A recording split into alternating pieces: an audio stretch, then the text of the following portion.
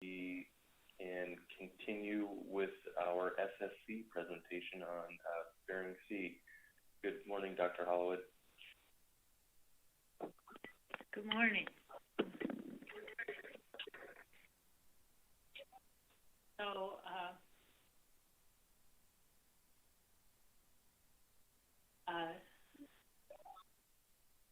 my last slide. So yes, thank you.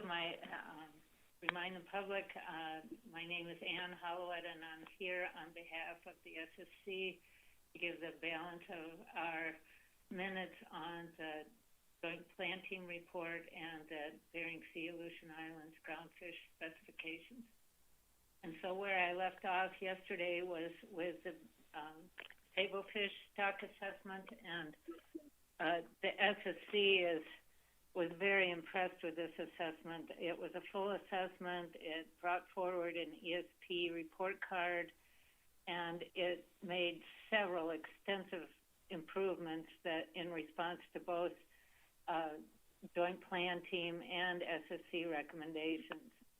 The improvements included things like the treatment of weighted age and lengthed age, new growth parameterization and maturity schedules, as well as the removal of catchability priors, changes in data weighting, and allowing a selectivity and catchability time block for the fishery and the survey. And all of these improvements, as you saw in the presentation by Dr. Iannelli on this assessment, have really brought it in line and alleviated a lot of the concerns that we had in previous years. The stock is estimated to be increasing rapidly and is currently projected to be in Tier 3A at the beginning of 2022. The SSC agrees with the plan team and the author on the use of Model 2112 and its associated ABC and OFL projections. And again, to remind the public, the numbers I present here are for 2022, and they, of course, with a Tier 3 or above, a Tier 1, 2, or 3 stock. There are also projections for 2023, and those are in Table 1 of our SSC minutes. The SSC agreed that no additional reduction from the maximum permissible ABC was needed, as improvements to the models that you saw in the presentation by Dr. Really largely address the major uncertainties. We're no longer overestimating the incoming recruitments, and the retrospective pattern has been improved substantially. The SSC supports the author's recommendation for the 50% stair step from 2021 for the area apportionments and moving toward the most recent survey-based estimates, extending the approach that we used in 2021. And again, if there are any, currently we are using the underlying, recommending using the underlying biomass for these area apportionments, but if there are other factors that the council wants us to consider, we welcome any input from the council. The SSC does recommend further investigation for allowing time-varying selectivity. In this assessment, they used a time block, and that certainly has, as I mentioned earlier, alleviated a lot of our concerns about the fit to the information that we have available for this stock. But by using time-varying selectivity, one can assess whether or not there has been a shift back to previous selectivity patterns, or whether this is the current selectivity pattern is continuing. We also have some a series of recommendations to continue the model development, and I'll go through these. Those are included in the assessment. In particular, we're suggesting that perhaps the author should explore the possibility of adding a pot gear type to the assessment in future iterations. So that is our comments on sablefish, and yes. Thank you, Dr. Hollowood. Ms. Campbell. Thank you, Mr. Chair. I'm having some technical difficulties. You can hear me, though? Yes. Yes, we can. Okay. Thank you. Thank you, Mr. Chair. I wanted to go back just a little bit to the apportionment, and I want to make sure that I fully understand the SSC's recommendation on this. So, Dr. Hollowood, what I'm taking away from this is that the SSC is comfortable with the approach that we're taking to stair step towards a biological apportionment to sort of bring our harvest, our TAC closer and or our ABC TAC closer and closer to the biological distribution of the stock. That the SSC, I don't want to put words in your mouth. I just want to make sure that I understand that you feel comfortable with that from a biological basis in terms of the harvest pressure on the stock and everything like that. So the only thing that would need to be addressed would be if the council wanted to incorporate something other than biology into the apportionment, such as industry stability or other socioeconomic factors. Do I have that right? That's right. Of course, we would have to consider them as you bring them forward to us, but this, as you know, this stock is an area-wide stock, and so the key, we are very comfortable in trying to align the apportionments with the underlying biology, the survey information that we have. But if there are other issues, we would like to consider them as you bring them forward to us, and we would evaluate them if the council wants to bring forward issues for us.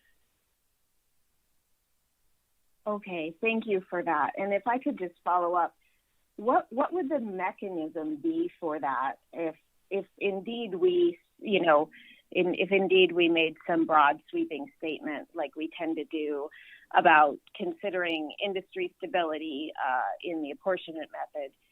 That doesn't likely help you much. So what would the process or what would need to be done if we wanted to incorporate other factors? I think that detailing what factors the council might be interested in would then be directed to the author to evaluate how that would play out in a management strategy evaluation, and the SSC would then examine that and assess whether or not there is any possibility that there could be localized depletion in one area. And so I think that would be the mechanism that would go forward. As you know, this stock is quite mobile, and so of course we would need to look at it, but that would be the process. Okay, thank you very much for going through that with me. I appreciate it. Thank you, Mr. Chair. I don't have any more questions. Great, thank you, Ms. Campbell. Mr. Merrill. Thank you, Mr. Chairman. Thank you, Dr. Hollowood. Following along the line of questioning from Ms. Campbell, my question was on the default 5-year survey apportionment method. And I was curious, is that weighted so that the average is more accommodates the more recent survey more strongly, or is it an equal weighting for each of the 5 surveys? Through the chair and Mr. Merrill, it was recommended that a 5-year non-exponentially weighted average survey apportionment method be adopted, and so that is the approach that we're taking. It was based on a 2020 simulation analysis on the apportionment that was presented. Thank you, Dr. Hollowood. No further questions. Thank you, Mr. Chairman. Thank you, Mr. Merrill. Any further questions before we move on? Dr. Holloway. Okay. Now we're going to shift to the Bering Sea and Aleutian Islands C4 discussions, and we have an overview that you saw from Dr. Barbeau yesterday. We had 8 full assessments, 9 partials, and then with the Gulf of Alaska stocks that you'll receive information on later on today, that we had 15 full assessments and 4 partials. And I should note that there were several stocks that are, for which there were no assessments. They were off years for these, and the ABC and OFLs for those were rolled over from the previous year, and those are outlined in Table 1 for the Bering Sea and Table 2 for the Gulf of Alaska. And it's important to note that no stocks in the Bering Sea and Aleutian Islands were subject to overfishing. None were overfished, and none were approaching an overfished state. The SSC encourages the groundfish plan team to review methods for projecting catch in partial assessments. And this isn't a major criticism. It's just a recognition that different methods are used to evaluate what the catch will be in the income in the future years, and particularly, and if there is an ability for them to identify a guideline method for a standardized approach, that would be useful. And we recognize that the authors may need to deviate from this standardized approach with an appropriate justification, but some stability in how these catches are estimated would be useful. The choice of selectivity, what selectivity to use when assessments use time-varying selectivity, was also recognized by the joint plan teams, or the groundfish plan teams, and the SSC supports the groundfish plan team's recommendations to prioritize research on the best practices for specifying selectivity schedules. And we encourage the groundfish plan teams to develop guidance based on this research. And in particular, we'll get to it, but Bering Sea, Aleutian Islands, Atka mackerel might be a good case study. Also, the work that Jimmy and Ellie did in the Bering Sea assessment might be useful. So speaking of the Bering Sea and Dr. Iannelli's walleye pollock assessment, as you heard yesterday from Dr. Barbeau, or Dr. Iannelli, this was a full assessment for 2021, and it was updated with new fisheries catches in 2021, the 2020 fish catch and weighted age, and the 2021 bottom trawl survey and age composition, as well as the 2021 AVO acoustic index from vessels of opportunity. And as you heard, there was a large drop in the survey biomass, but there was an increase in the AVO from 2019 to 2021. The projected female spawning biomass is now below BMSY, and the stock is classified in Tier 1 and is currently in Tier 1B. But in recent years, the ABC, and we recognize that in recent years, the ABC has been based on Tier 3 calculations that has resulted in a very large buffer. And so we have some comments that deviate from this past approach, and I'll get into them as we go forward. The SSC agrees with the author and the plan team on the use of Model 20C, and this model uses the previous accepted model, but also includes the 2021 length composition and preliminary ages derived from the age length key to address the anomalous size distributions that you saw in the BCs and in the fishery and in the survey. And based on the outcome of that model, we accept the author and the plan team's recommendations for the OFL, and this is the 2022 OFL. And as I mentioned, we adopted the plan team's recommendation and the author's recommendation for the 11% reduction from max ABC. And this is based on the Tier 2 calculation. And this is a deviation from using that Tier 3 process that was used in the previous year. We feel that this reduction is necessary based on the risk table considerations that SSC concludes that I think you saw yesterday that there was an increase in the retrospective bias. But also there was considerable uncertainty in the spawner-recruit relationship. And of course, there was evidence of environmentally driven variability in recruitments. Thus, we felt that it was a buffer was still warranted.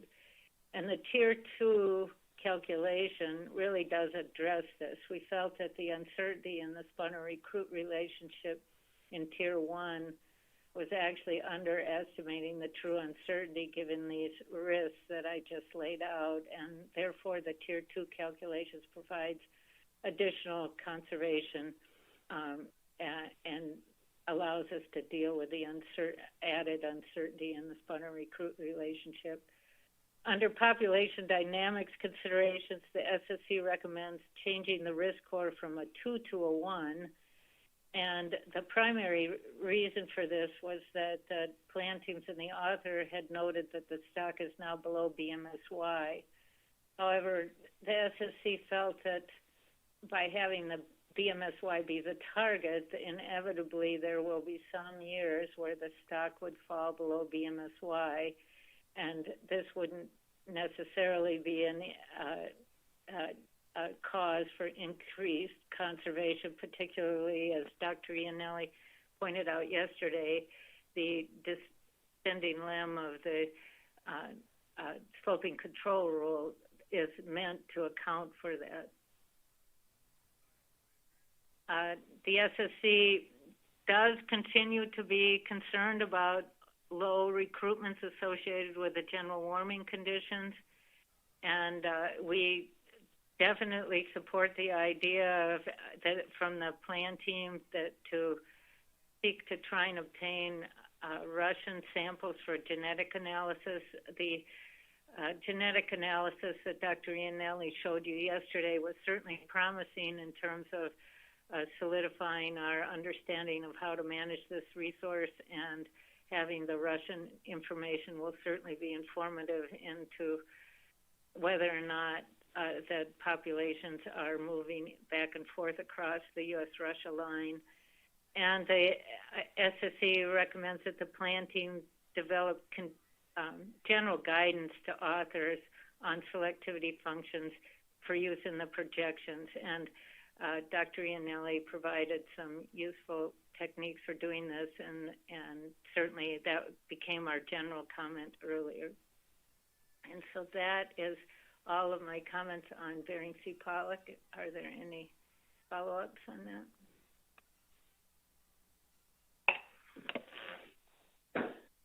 Thanks, Dr. Hollowood. I don't see any.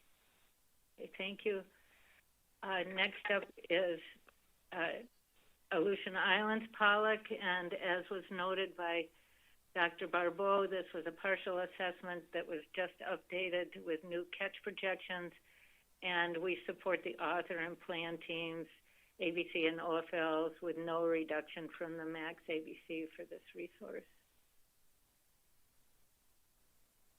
Our next assessment was the EBS Pacific cod stock, and this was a full assessment in 2021, and it was updated with a variety of new sources of information, the new fisheries catch data and size compositions through 2021, the Eastern Bering Sea and Northern Bering Sea NIMS Bottom Trawl Vast Abundance Index, the Eastern Bering Sea and Northern Bering Sea Survey Index Size Compositions through 2021, and the Eastern Bering Sea and Northern Bering Sea Survey Age Compositions through 2019, and finally the vast fishery CPUE index that was used in Model 21.2. And we should highlight that the work of the groundfish assessment program was really truly the work that goes forward every year for completing these surveys for the Bering Sea. The spawning stock biomass has declined since 2018. The projected 2022 spawning stock biomass is below B40 but above B35, and that places the stock in Tier 3B. We appreciated the bridging exercise that Dr. Thompson produced using Model 1912A. This really helped us understand how we could have a declining spawning stock biomass and an increase in the projected ABC and OFL. The main sources of this were due to the 2021 EBS and Northern Bering Sea Bottom Trawl Survey Index and the composition information that came with it and the associated model constructs that came from that. The SSC agreed with the author in the planting recommendations to use the base 2021 to base the 2021 assessment on an ensemble, and we really thank both Dr. Thompson's efforts as well as that of the CIE in allowing us to bring forward this ensemble approach for this very valuable stock. The ensemble included models 1912A, that was the current base model, as well as a model that included time-varying survey catchability, a model that included dome-shaped survey selectivity, and then model 21.2, which included the vast estimate of fishery CPUE. And the SSC supports the ensemble member weighting, and it was very useful to have the CIE help to identify the weights for the different models. And the scoring, we accept the scoring that was derived from that CIE review. Of course, it was adjusted. The CIE had recommended a 5-member ensemble, and in our October meeting, the SSC requested a 4-member ensemble weighting, so those scores were reassessed. The SSC provided support for the ensemble on the fact that there was a tractable set of alternative models with a clear incremental change at each partitioning between the different models. There was a transparent scoring criteria that was used by, in this case, by the Center of Independent Experts, and we felt that it's possible that this ensemble approach will provide some stability over time. So using that ensemble approach, the projections for the 22 max ABC and the OFL are here, and of course the 2023 values are in Table 1.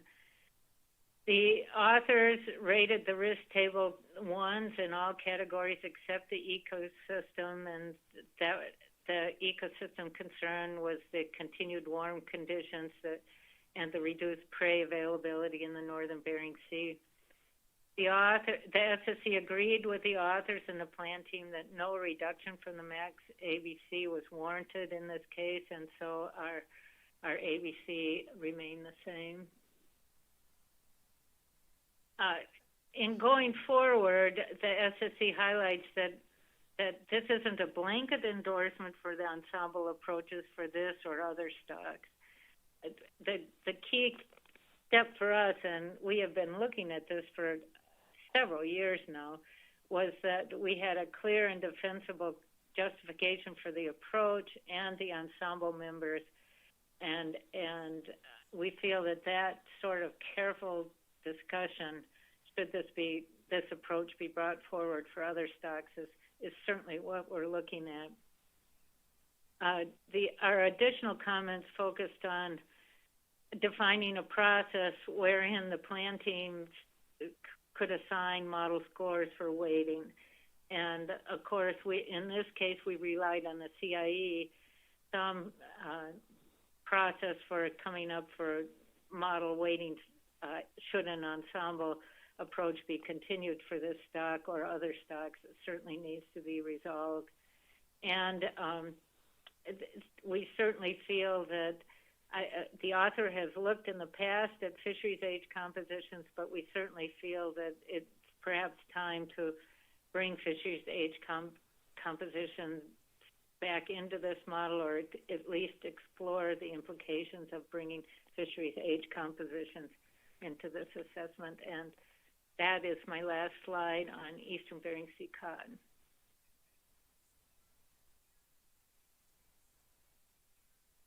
Through the chair, not seeing any more questions, I'm going to move on. So the next stock up was the Aleutian Islands Pacific cod stock, and as you heard from Dr. Barbeau yesterday, this was a full assessment. It explored the historical Tier 5 designation and analytical approach for this, setting the ABCs and OFLs, as well as 3 Tier 3 model alternatives.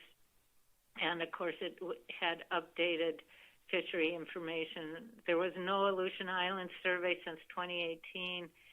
And as I have stated earlier in the general comments, the SSC strongly recommends that the Aleutian Islands Bottom Trawl Survey is conducted in 2022. It is critical for us, the conservation-minded management of stocks in this region. The author recommended a new model with observer-collected maturity data and a higher value for natural mortality. And the SSC considered this. One of the issues was that there was no new survey information for which the SSC and the plan teams could carefully evaluate the model fit for this proposed new modeling approach. And therefore, the SSC disagreed with the author, but agreed with the groundfish plan team to use the base model 13.4 that used the Tier 5 analytical approaches.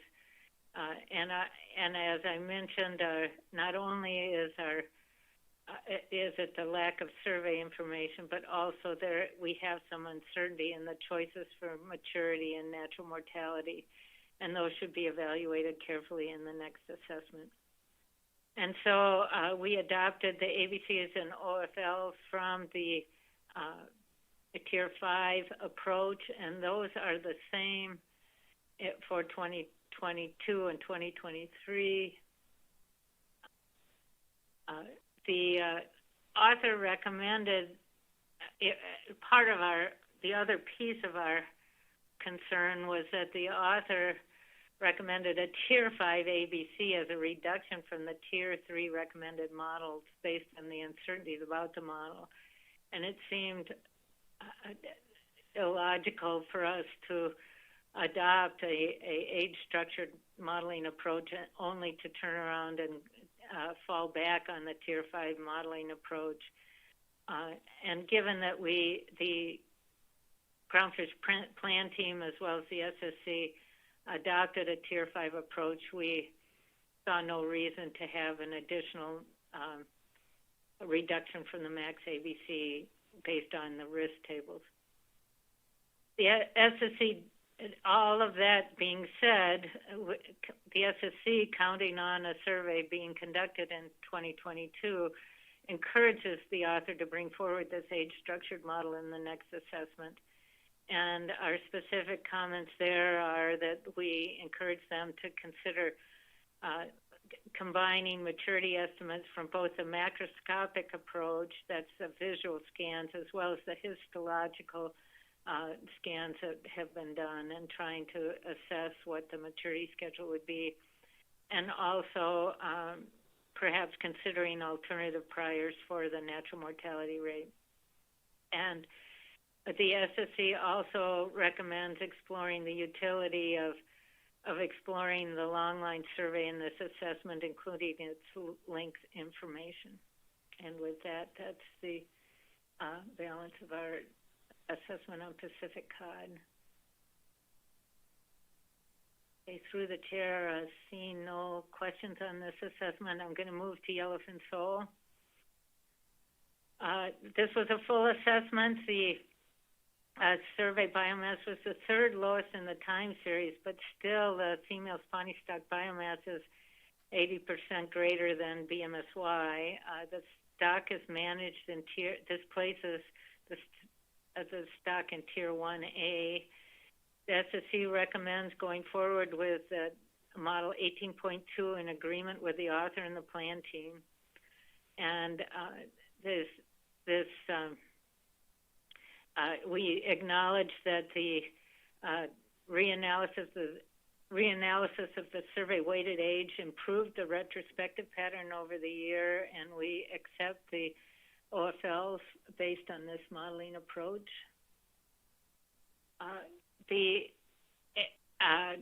In our case, the author and the plan team recommended a reduction from max ABC, and the SSC disagreed here with the plan team and the author.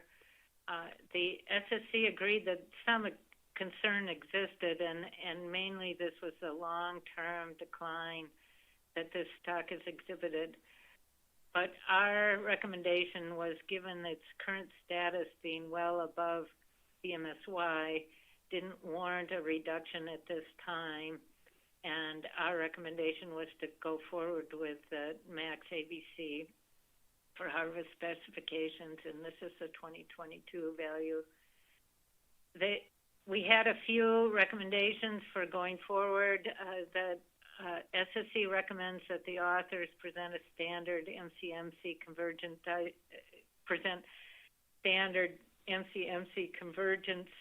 diagnostics for this stock. We feel that this would be helpful to ensure that the model has converged. The SSC also recommends that the authors bring forward models 18.2A and 18.2B, similar to or something similar to it next year, and the authors seek input from the industry to examine the potential effects of the adoption of Amendment 80 on the fishery catch compositions, whether or not that's changed the size selected by this resource. And I'll stop there. I'm not seeing any questions through the chair. I'll continue. The next series of these are partial assessments, and I'll move relatively quickly through them and maybe stop at the end to see if there were any questions. The first one up is Greenland turbot, and as I said, this was a partial assessment. The stock has been exhibiting a long-term decline. The exploitation rate is low, and the stock is currently in Tier 3A with the spawning stock biomass being above B40. The SSC concurs with the 2022-2023 plan team and author recommended OFLs and ABC, and the no reduction from the max ABC, as well as the apportionment between the Bering Sea and the Aleutian Islands based on the last 4 years of overlap with the trawl surveys on the slope and the Aleutian Islands. The next up is the arrowtooth flounder partial assessment. The stock biomass continues to increase since 2013. The exploitation rate is low. It's managed in Tier 3 with the spawning stock biomass being well above B40. The SSC concurs with the author and the plan team's recommendations for ABC and the use of max ABC for the OFLs, and the author and plan team's recommendation for using max ABC. Next up is Kamchatka flounder. This was a partial assessment. It's on a biennial cycle. The stock biomass is stable with a slow increase since 2014. The exploitation rate is low. The stock is currently in 3A with the spawning stock biomass being above B40. The SSC concurs with the author and plan team recommended ABC and OFL for this stock and no reduction in the maximum ABC. Next one for this is the partial assessment for Northern Rock Sole. The model shows a large incoming 2015 to 2018 H1 recruit classes. The exploitation rates have been decreasing, and the catch is well above below the ABC. The stock is currently in Tier 1A, and female spawning stock biomass is above BMSY. And the SSC concurs with the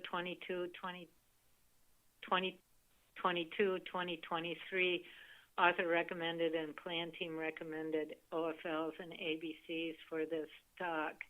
And we should note here, these are a substantial increase from the previous years. However, those large increases are substantiated by the large incoming year classes in that I noted above, these 2015 through 2018 year classes. So we're anticipating incoming recruitment.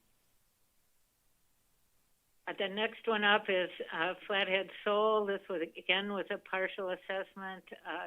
We should note that this is a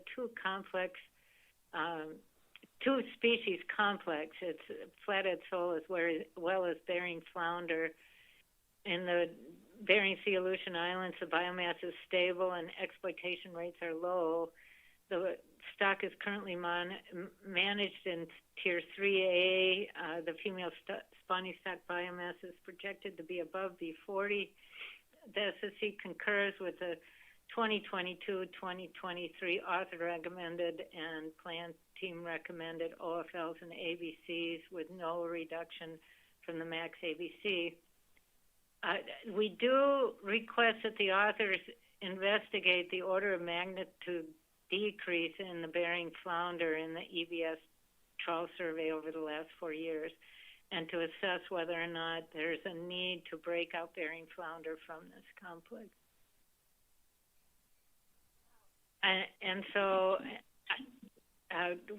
That concludes all the partial assessments. The next one up is a full assessment, so I'll just pause here to see if there were any questions on those partial assessments.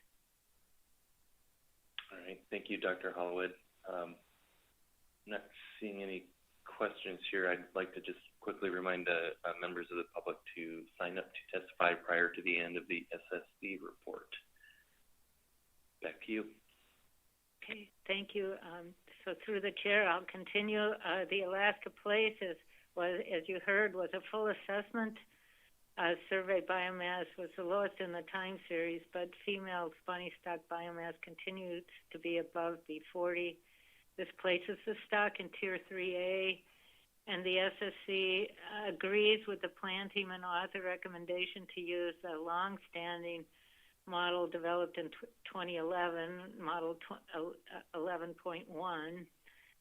This model continues to perform well, and we accept the plan team and authors recommended OFL for this stock, as well as the ABC with no reduction from max ABC. The SSC recommends examining new models that include the Northern Bering Sea. If you remember from Dr. Barbeau's presentation yesterday, the biomass in the Northern Bering Sea for Alaska Place is now larger than the biomass in the Eastern Bering Sea portion of the region, and therefore exploring a combined EBS and Northern Bering Sea vast model estimate similar to what is done for Pacific cod is probably a fruitful exercise for this resource. SSC also suggested that the authors examine estimating Q rather than relying on a fixed value for this resource. Okay, that ends our discussion of flatfish assessments, and so I'll go into a series of rockfish assessments. There were several partials, and I'll move relatively quickly through these as I did with the partials for flatfish. So Pacific Ocean perch was a partial assessment. Exploitation rates have been increasing steadily since 2004. The projected spawning biomass is above B35. The stock is managed in Tier 3A. The SSC recommends the projected harvest specification use the max ABC in agreement with the authors and the plan teams, and the SSC accepts the author and plan team recommended area apportionments for Pacific Ocean perch. The Northern Rockfish assessment was a full assessment, and it was last assessed in 2019. As was the case for Aleutian Islands cod, the stock is limited by the fact that there was no Aleutian Islands survey since 2018. There has been, as you saw, if you remember the plot of the time series of catch from Dr. Barbeau's presentation yesterday, there's been an increase in the catch of northern rockfish, and this included some directed targeting of northern rockfish in recent years. The new models explored the point at which the selectivity curve, the asymptotic selectivity curve reached neared the value of 1, and the author moved that to allow that to occur around age 30, and that provided a substantial improvement to the model. And so the SSC agreed with the plan team and the authors that this new approach to modeling, which was Model 21 for harvest specifications, should go forward. This asymptotic survey selectivity shape is really reasonable for this stock, given that they relaxed the assumption with an alternative model, and it continued to go an asymptotic pattern. And this, of course, aligns with how other selectivity for other rockfishes are modeled. The results from Model 21 places stock in Tier 3A. The OFL, we accept the OFLs for 2022 and 2023. The SSC recommends the use of max ABC for this resource in agreement with the authors and the plan team. And we did highlight that the risk table considerations did have a score of 2 for assessment considerations due to the negative retrospective pattern and the need for the restrictive prior on selectivity. However, these pieces did not constitute enough concern for us to deviate from the max permissible ABC.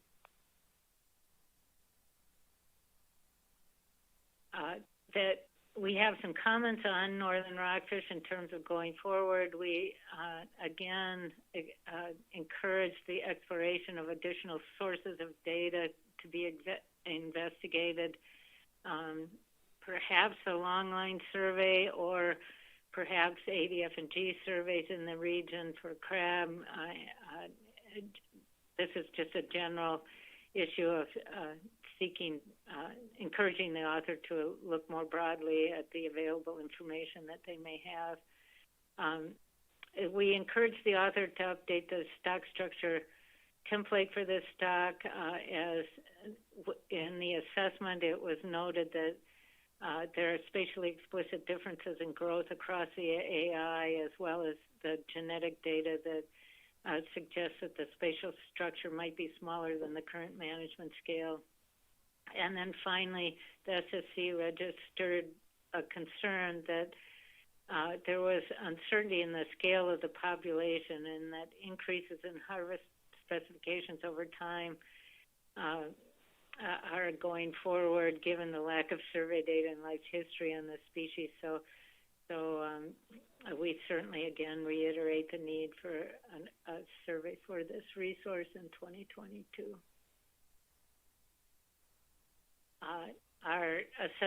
We evaluated the partial assessment for black-spotted and rough-eye. The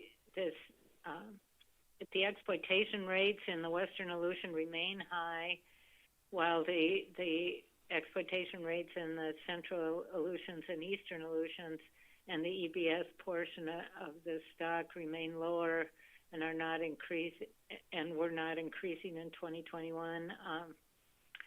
The SSC accepts the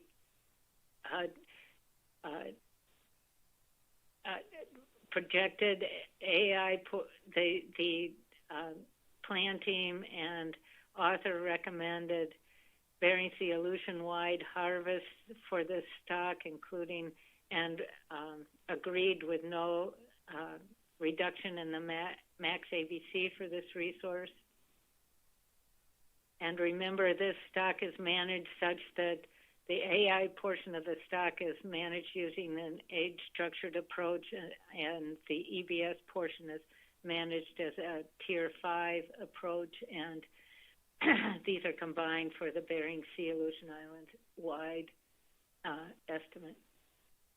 The SSC accepts the area apportionments in addition to the maximum sub-area species catch for the Western Aleutians, Central Aleutians, and Central Aleutians in agreement with the authors and the plan team.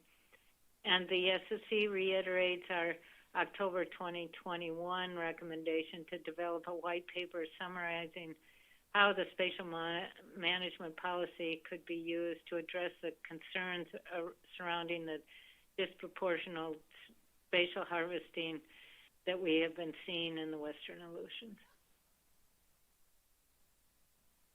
And that ends the discussion of rockfish stocks. I'm happy to answer any questions on the Bering Sea Aleutian Island rockfish stocks. Seeing no questions, I'll move on to Atka Mackerel. As you heard yesterday, this was a full assessment using the base model with no changes but updated fishery data. Again, there was no bottom trout survey to inform this assessment.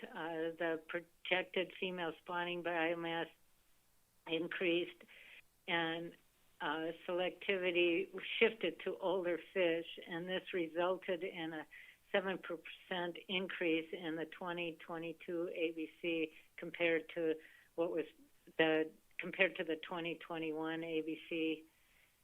We agree with the author and the plan team that this stock should be managed in Tier 3B, and that spawning stock biomass is very close to B40. It's at B39%.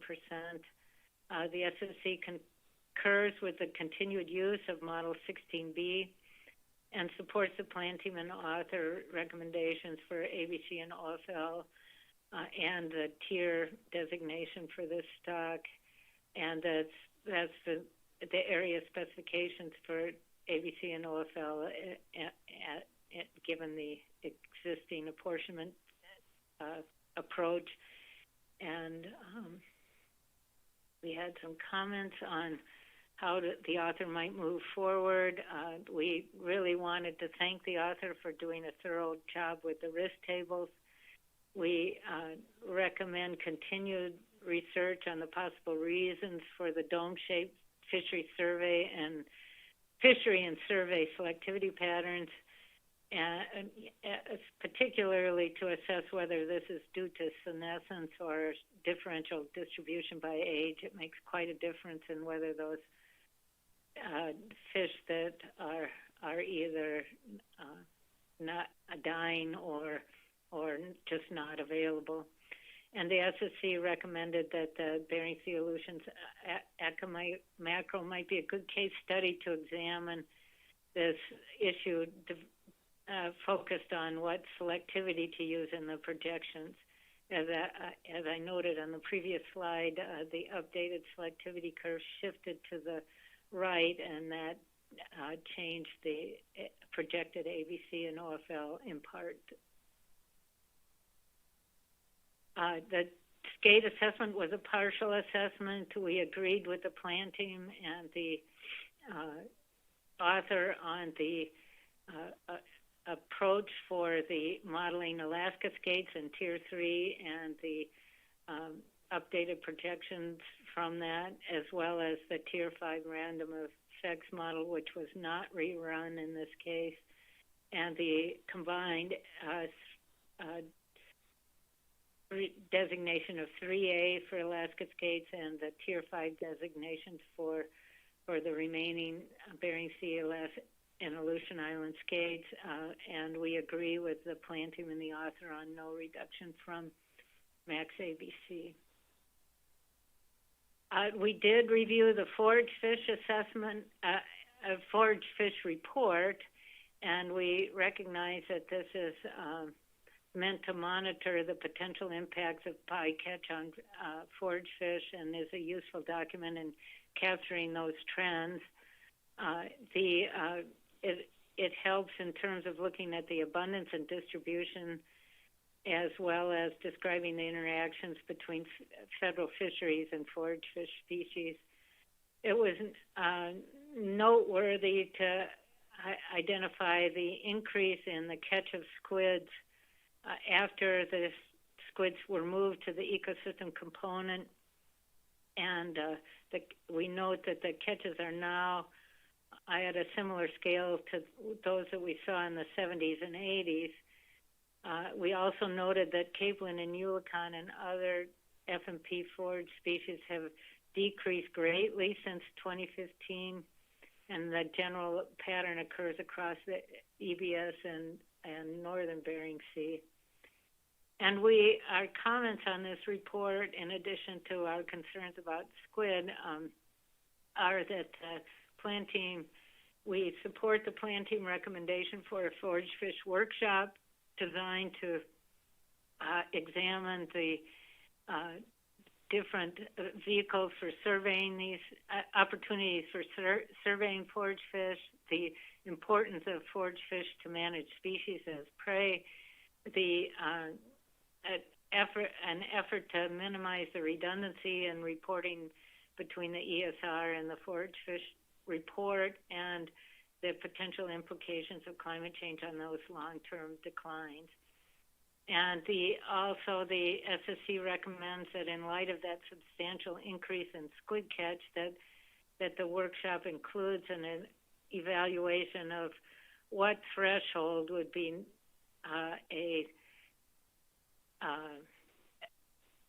would trigger reconsideration of whether or not squid should be moved back into the fishery.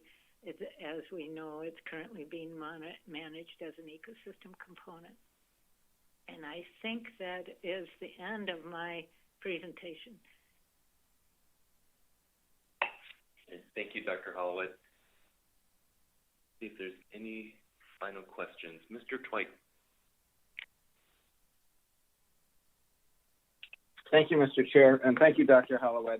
This isn't a question. I just listening to both during the SSC, but then also during your report, pretty closely to the SSC discussions about use of our new risk management tools that have been developed both to make the process of addressing risk much more transparent and as well as more sort of systematic and predictable.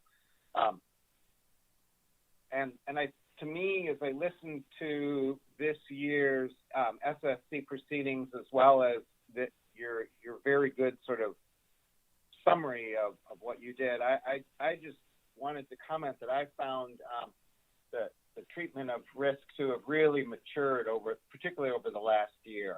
I think as everybody has begun to understand the use of the tools better, I think it's achieving our desired benefits. And for us, this is really new territory. So I'm impressed that it's come together as quickly as it has. I don't want to sound like we've addressed all of the issues or that we don't have further work to do on this. But I do want to acknowledge that I think with this report, the SSC has built a really solid foundation for how we're going to use these tools into the future.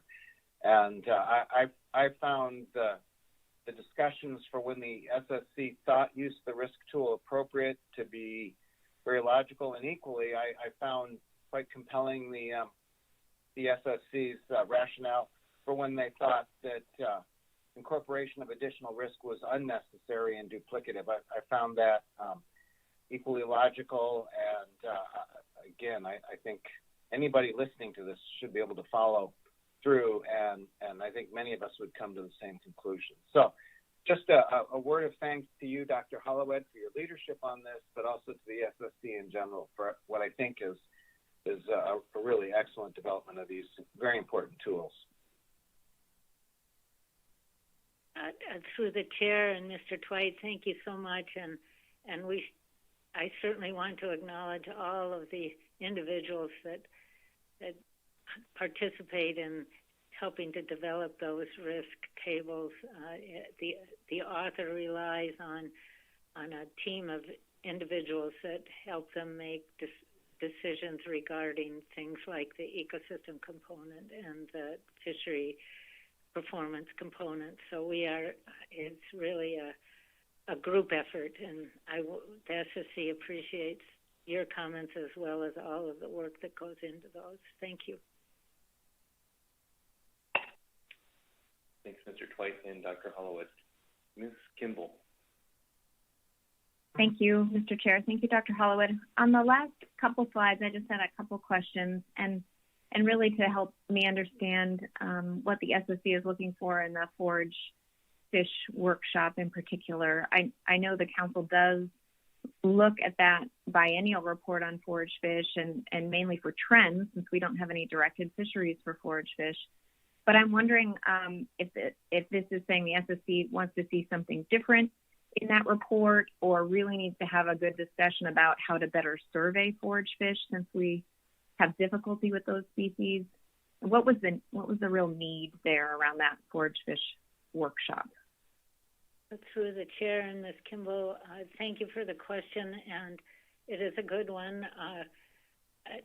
This recommendation came, of course, from the plan team, but the SSC certainly concurs with it. The issue is that there are multiple lines of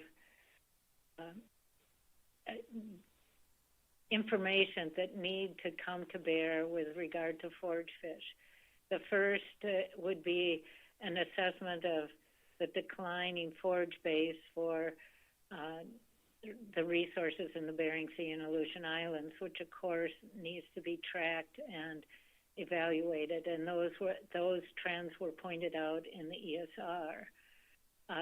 Those would inform products from those types of surveys might inform models like Seattle that bring forward the implications of changing forage base on the natural mortality rate, perhaps of Pacific cod or Bering Sea pollock.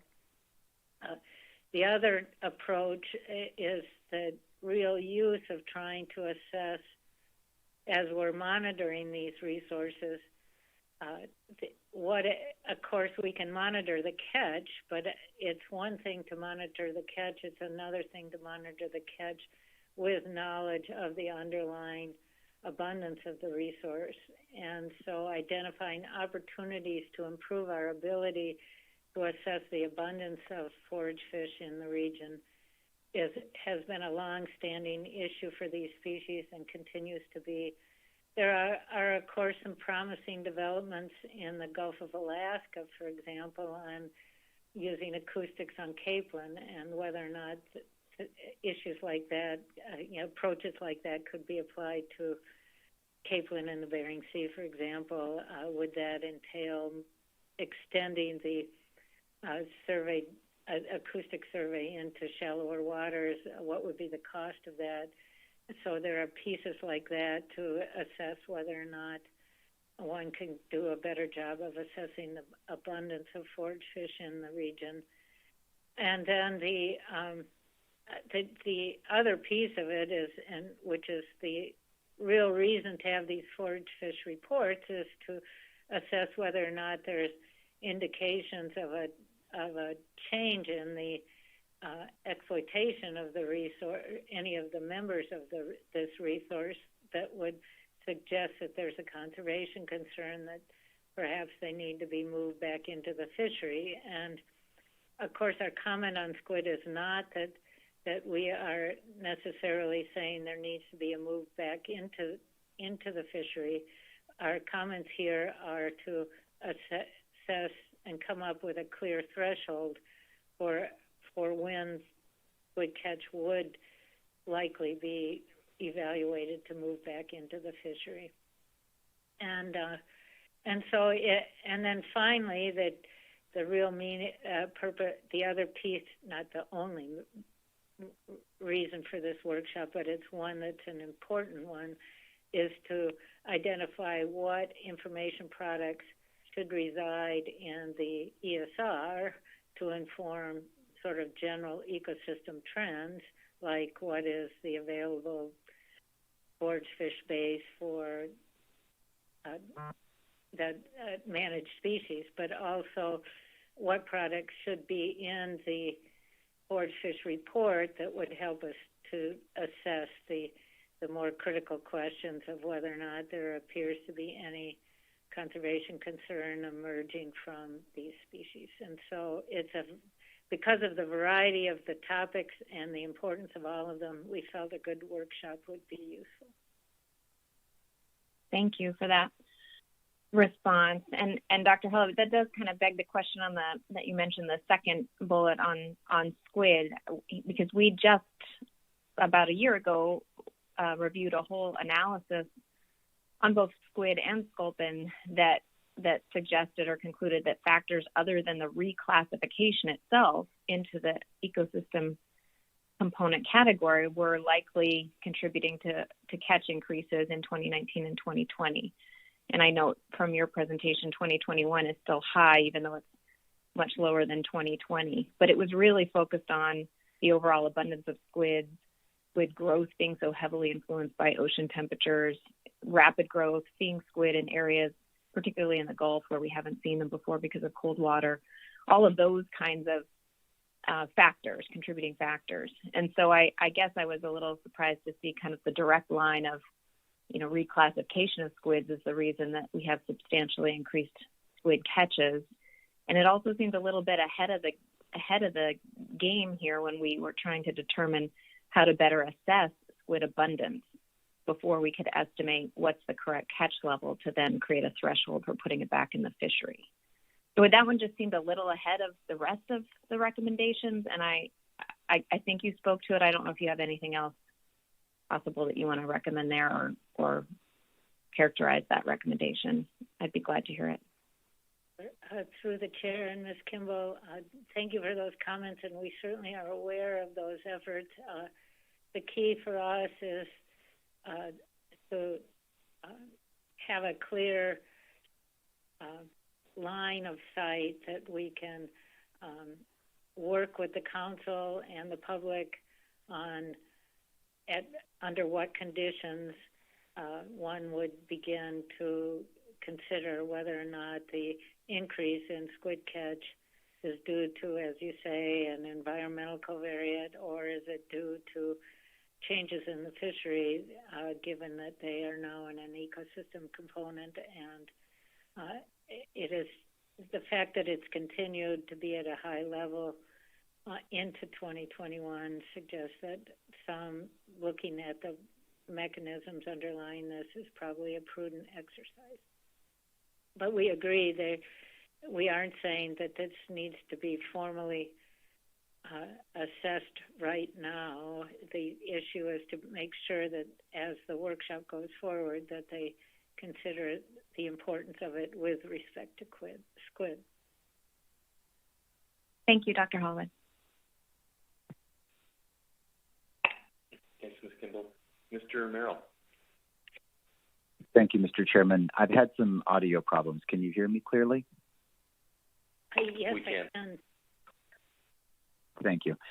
Thank you, Dr. Hollywood. Following on some of the line of questioning from Ms. Kimball, I guess I'm curious about whether or not some of this research regarding foraged species is already captured within the AFSC's strategic plan for the next few years, and sort of what would be the research endeavors you would be undertaking, regardless of whether or not there is a workshop or not.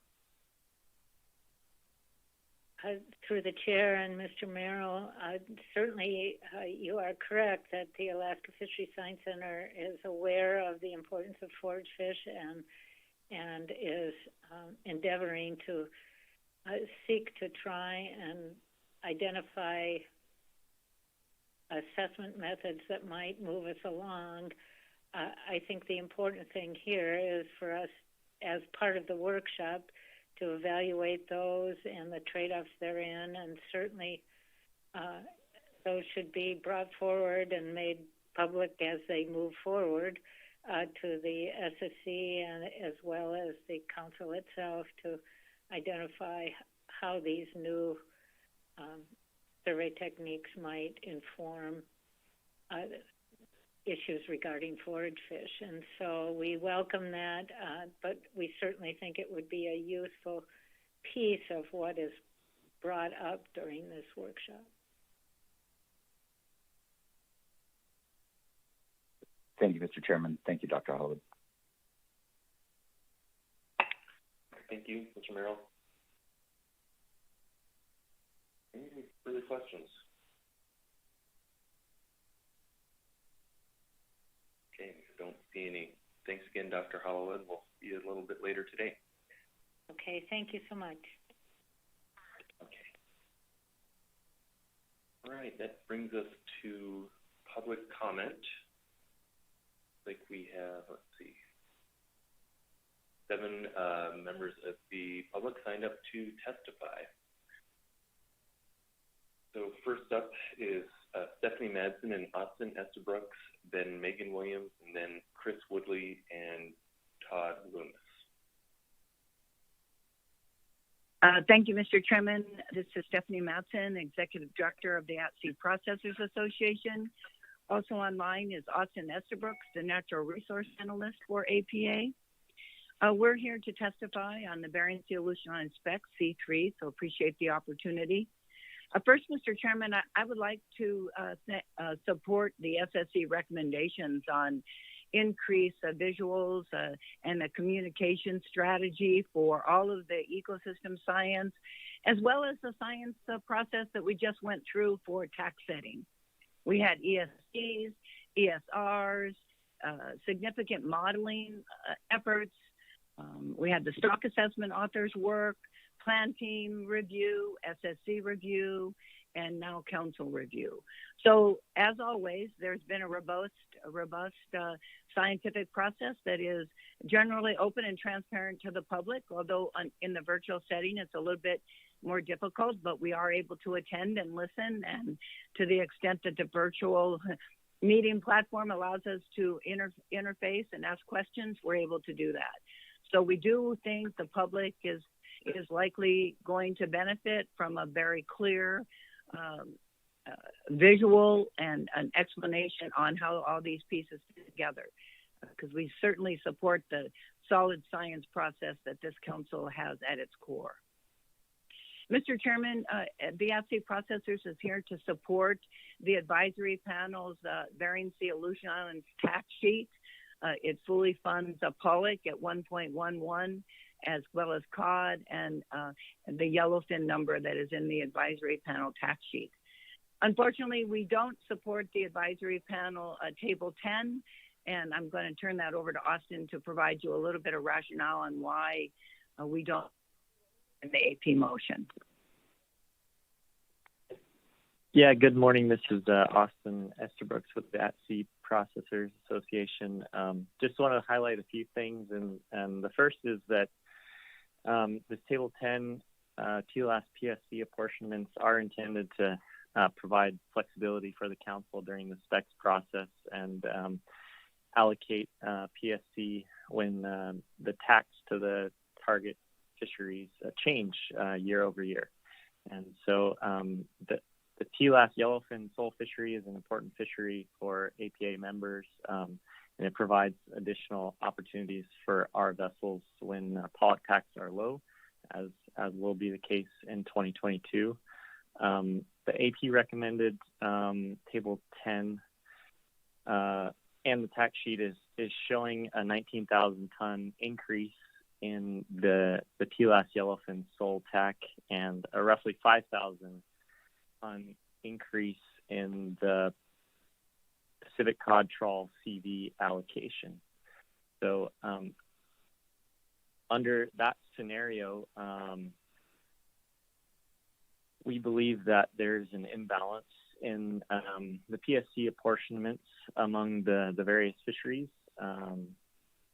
And the AP motion has 215 tons of halibut for TLAS, yellowfin sole, and 350 tons for the Pacific cod trawl CV fishery. So this, at these allocations, it would allow the trawl CV sector to harvest their full allocation at a maximum rate of 11.8 kilograms per ton of halibut per target fishery, and it would force the yellowfin sole fishery to harvest their allocation at just 4 kilograms per ton.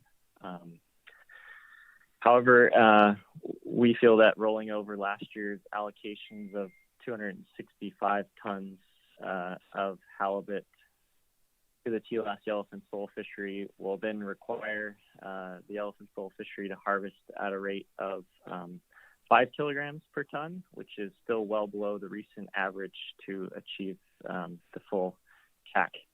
And allocating 300 tons of halibut to the cod fishery in 2022 will allow that fishery to harvest all of their cod with a halibut bycatch rate that's double what the yellowfin sole fishery has at 10 kilograms per ton. And so, therefore, just in conclusion, we support reducing this PSC imbalance that was created by the AP recommended Table 10 and recommend setting the halibut PSC apportionment consistent with 2021, which had yellowfin sole at 265, rockfish at 5 metric tons, cod at 300, and the pollock, Atka mackerel, other category at 175. And that's all I had. Happy for any questions. And Mr. Chairman, real briefly, I can't go without thanking Dr. Hollowood and all the rest of the Alaska Fisheries Science Center and SFC members that are retiring. Dr. Hollowood has been around my whole career, and I have looked to her as a leader and a person that is able to describe things in language that I understand, and her patience is amazing. So sure wanted to acknowledge all of her contributions and wish her well in her next endeavor. Mr. Chairman, that concludes our comments. Okay. Thank you, Ms. Madsen and Mr. Estabrooks. Are there any questions?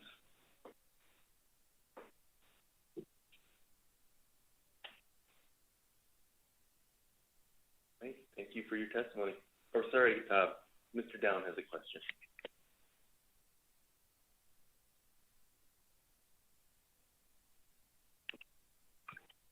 Thank you, Mr. Chairman.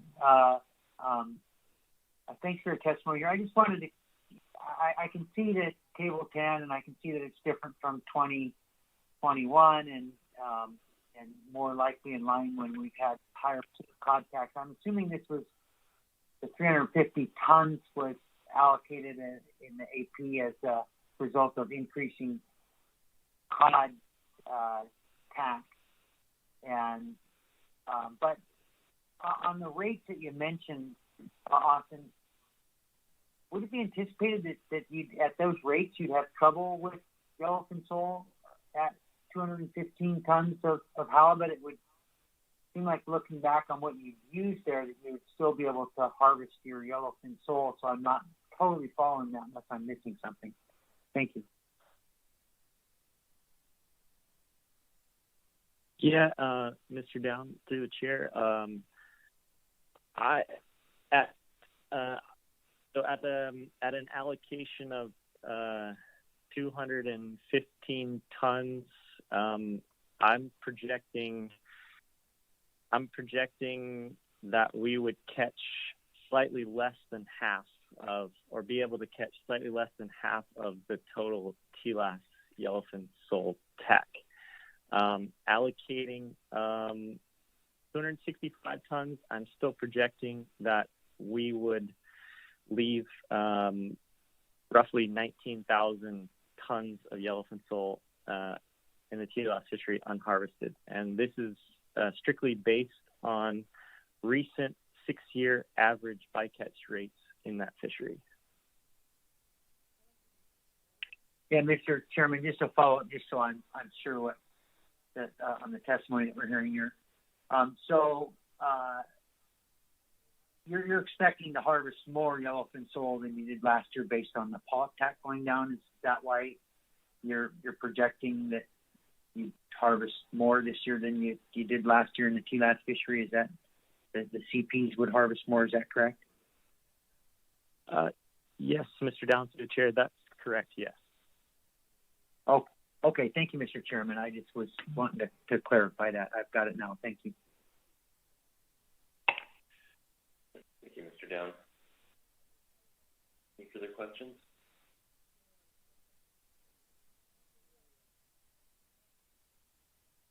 Thank you for your testimony. Thank you. Right, next up is Megan Williams. Good morning. Quick sound check. Loud and clear. Good morning. Hi there. Thank you for your time today. My name is Dr. Williams, and I am a fisheries scientist here representing Ocean Conservancy. And I'm also presenting written comments submitted jointly by the Alaska Longline Fishermen's Association, Alaska Marine Conservation Council, COERIC, and Ocean Conservancy. And as you are all well aware, climate change is dramatically altering Bering Sea ecosystems. You heard again yesterday in the ESR report that there are a number of signals in the eastern Bering Sea and the northern Bering Sea that the ecosystems are in distress potentially, and that overall productivity is reduced. We must therefore be proactive in fishery management to enhance climate resilience, and we have to develop systematic and transparent ways to incorporate a broader suite of ecosystem considerations and subsistence impacts across our fishery management system. And this includes tax setting. And we have heard the calls for this and the need for this type of work, including the Council's October 2021 motion that the output of various climate and ecosystem research efforts be linked to the Council process and management actions. So today I'm presenting a science-based example on-ramp to show how we could go about incorporating a broader suite of ecosystem considerations into management. So I'd like to draw your attention to the written comments that are submitted as an attachment to this testimony today. And at the end of the day, this really is a stakeholder attempt to bring proposed solutions and a concept to the table in what can hopefully represent a collaborative and inclusive approach going forward to advance ecosystem-based fishery management and climate readiness in the region. And as we all definitely acknowledge, every year the Council receives and processes excellent ecosystem information via the ecosystem status reports and more recently some of the early output of the ACLIM project. However, we continue to face the problem of how does the ecosystem and climate information translate to action in tax setting at the Council level. We are also faced with the reality that the determination of ABCs and therefore tax is primarily based on a single species approach. And while we absolutely feel the ABC process is doing a strong job capturing risk and uncertainty at the single species level, the tax setting process in particular can be improved to be more in line with the Council's ecosystem approach by considering fishery impacts to subsistence, community, and climate, as well as associated bycatch and predator species. And so this is what this concept on-ramp, or what we've called the ecosystem matrix, is geared to do. It utilizes a science-based, indicator-based qualitative approach that evaluates associated predator and bycatch species trends, as well as subsistence, community, and climate considerations for 3 data-rich Bering Sea Aleutian Islands groundfish target fisheries: pollock, Pacific cod, and yellowfin sole. Now, these fisheries were selected because they are, as I said, very data-rich, and they also constitute the majority of the removals in the BSAI, but this concept could and should be extended to other fisheries. The matrix itself is informed by ecosystem status reports, stock assessments, and scientific and tribal publications, all of which were studied and synthesized to construct the matrix.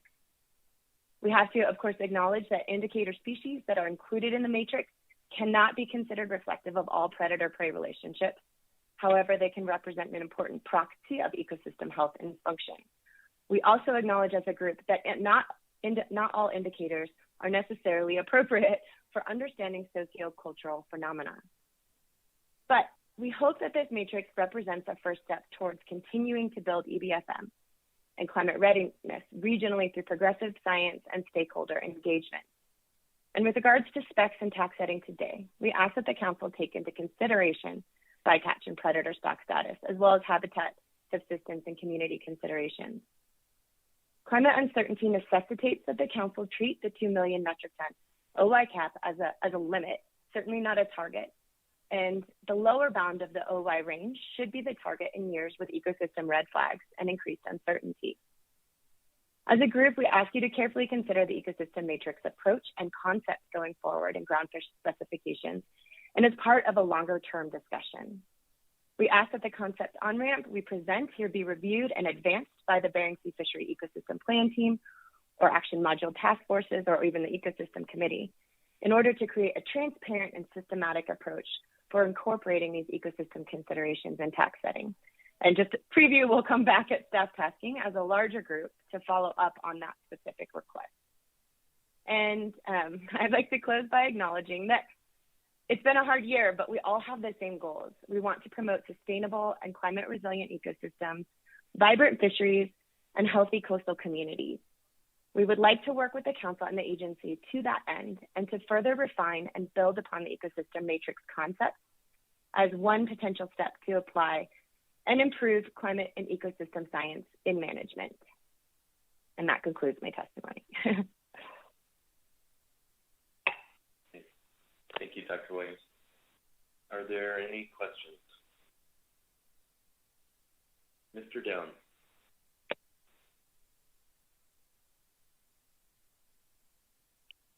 Thank you, Mr. Chairman.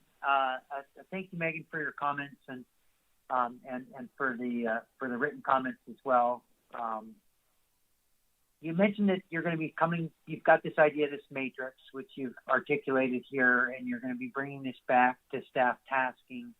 I mean, are you able to give us a little more heads up on what it is you're going to be asking for? You've mentioned a broader conversation about this is necessary, but what is it that you're asking the Council to do here? And if you would rather I wait for your presentation staff tasking, I'm willing to do that too, but I'm just curious on that piece. Thank you.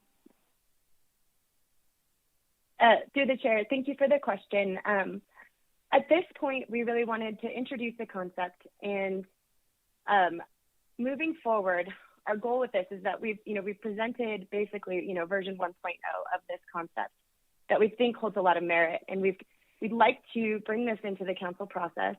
And the most logical avenues we saw for that would be potentially the Ecosystem Committee or the Bering Sea Fishery Ecosystem Plan Team or Action Module Task Forces, in such a way that this could become a broader effort that includes a larger diversity of stakeholders, that can include some agency input. We've had conversations with the agency about this concept and got really positive feedback about how long-term this could feed into the council and how long-term this could feed into some of the more advanced sort of integrated ecosystem modeling frameworks. So we think there's a lot of potential, but we're hoping that the council is willing to take this up and kind of as one of these sort of potential management actions that bridges this gap between the science. And we do think that the ecosystem committee or the FEP plan teams would be a logical place, but we're really bringing this to you and hoping to hear back where this can go and how best to do that. Okay, well, thank you very much for that. Actually, Mr. Chairman, but I see Ann and Nicole have their hands up. I'm going to wait, and I think they'll quite likely ask one of my questions. So thank you. Thanks, Mr. Dunn. Ms. Vanderhoven. Thank you, Mr. Chair. Thank you, Ms. Williams. I spent some time looking at this last night. I'm glad it was attached to your sign up for public comment. There's a lot of information in here, and I'm just trying to understand a little bit how you're looking to have us potentially use this going forward. And so I noticed that the species are all partitioned, but then when you get to the bottom, potential outcome is singular, and that's one block. And so I'm trying to understand, is it the intention that for the stocks in the table in the tax setting process, we would modify in some uniform manner across those stocks that are in the matrix, or is that not the case? Through the chair, that is an excellent question. That is not the case. So we are thinking about this on a individual target fishery basis. And so, as you work down through the matrix, there will be different potential outcomes. The reason we generalized the potential outcome is because we're not trying to overstep and say, hey, this is the conclusion. This is intended to inform a TAC modification or no TAC modification by target fishery. So, there should be in 3 boxes. Specifically, it would be done by target fishery, and we could extend into other fisheries, and in many cases there would be no changes. But it's a great synthesis, that's and a tool that council could use to kind of look at the broader implications associated with each individual target fishery, so you could make decisions that way. Okay, thank you for that clarification. And a second question, Mr. Chair, if I may. I saw a little head nod, I think, there.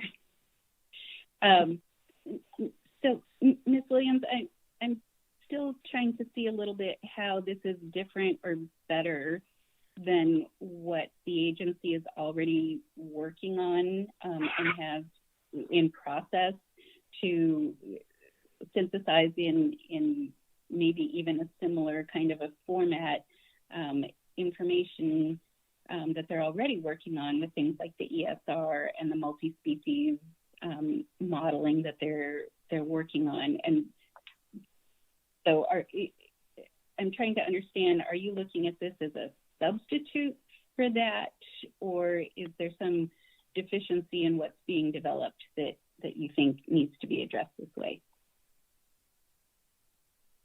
Through the chair, thanks again for the question.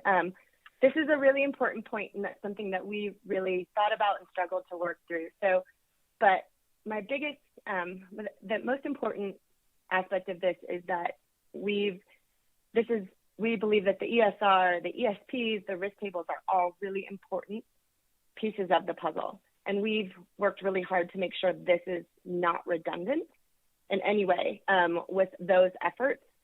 This does use some information from the ESR. This also does use some recent output from ACLIM. But it looks at it, instead of saying, for instance, what are the potential impacts to a stock status, like for instance, stablefish stock status, this is saying what are the impacts of the fishery on the ecosystem. And it takes it it's a completely different direction in which we're really looking at this information. And this is solely geared to inform the tax setting process So it's quite different, whereas, the risk tables are really are to inform ABCs and are doing a fantastic job at, as we said before, quantifying risk qualitatively and quantitatively. This is taking a different approach and looking at some of the impacts associated with the fishery that's in operation.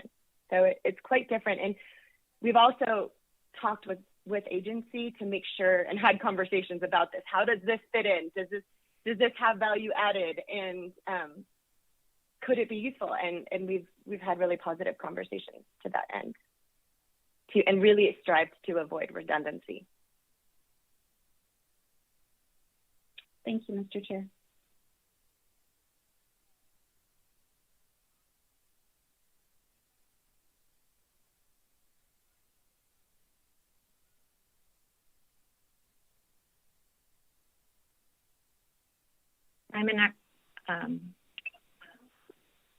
I think We're not the chair asking me to ask my questions, I think.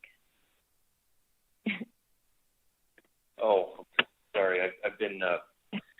I've lost audio several times this morning, and I guess it put me back on mute when I just called in. So I apologize for that. I was double muted. Okay, Ms. Kimball. Thank you, Mr. Chair. And thank you for this testimony. And I think the previous questions were really helpful, Megan, in trying to get to how this might be used. And maybe I should hold my question and just think a little harder about how it might be used. But there are a couple things I still want to ask. And it does seem like this might look like an example. And tell me if that's how this is intended. Like, here's a draft of how you could put together something fairly accessible that talks about potential indicators for various species to try to get us to more of an ecosystem-based approach to tax setting. And I ask that as an example, and I focus on that because there just seem to be some really tenuous connections between some of the indicators and then the target species chosen.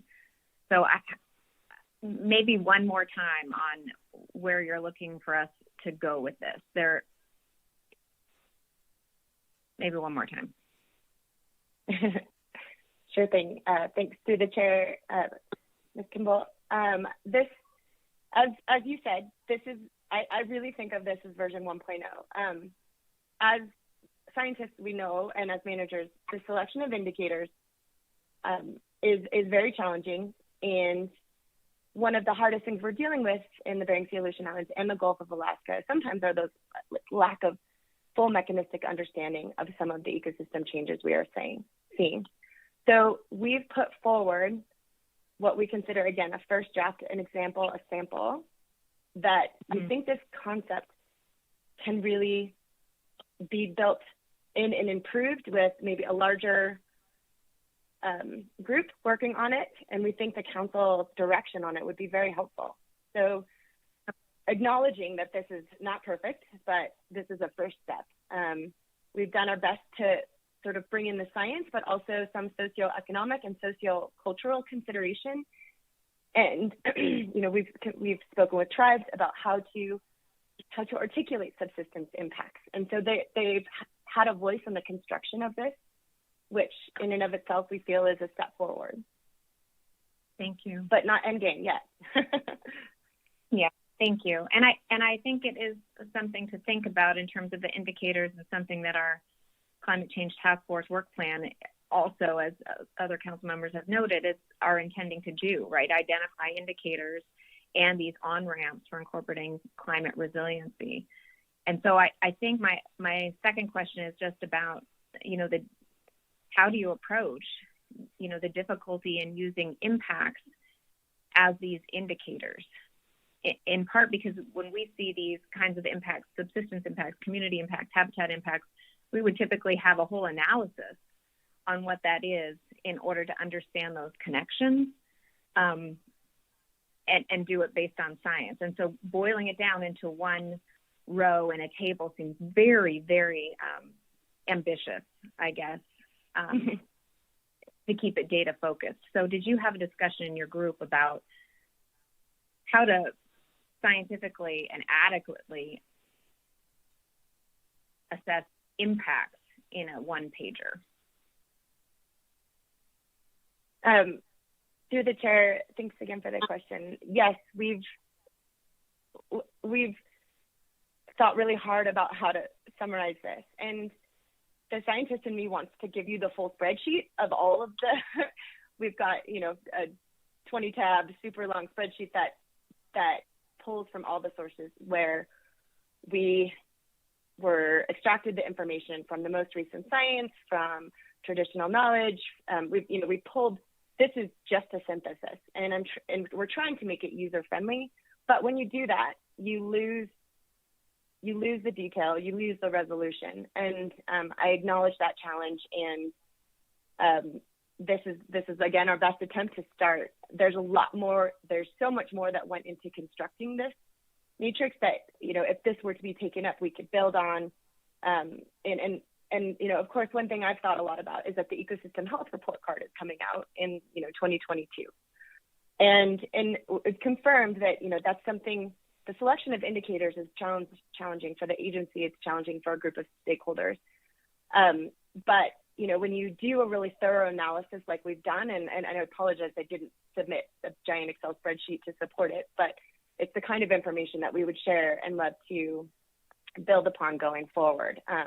The Ecosystem Health Report Card is also going to be a really positive step, but it's again at a different level than what we're trying to do.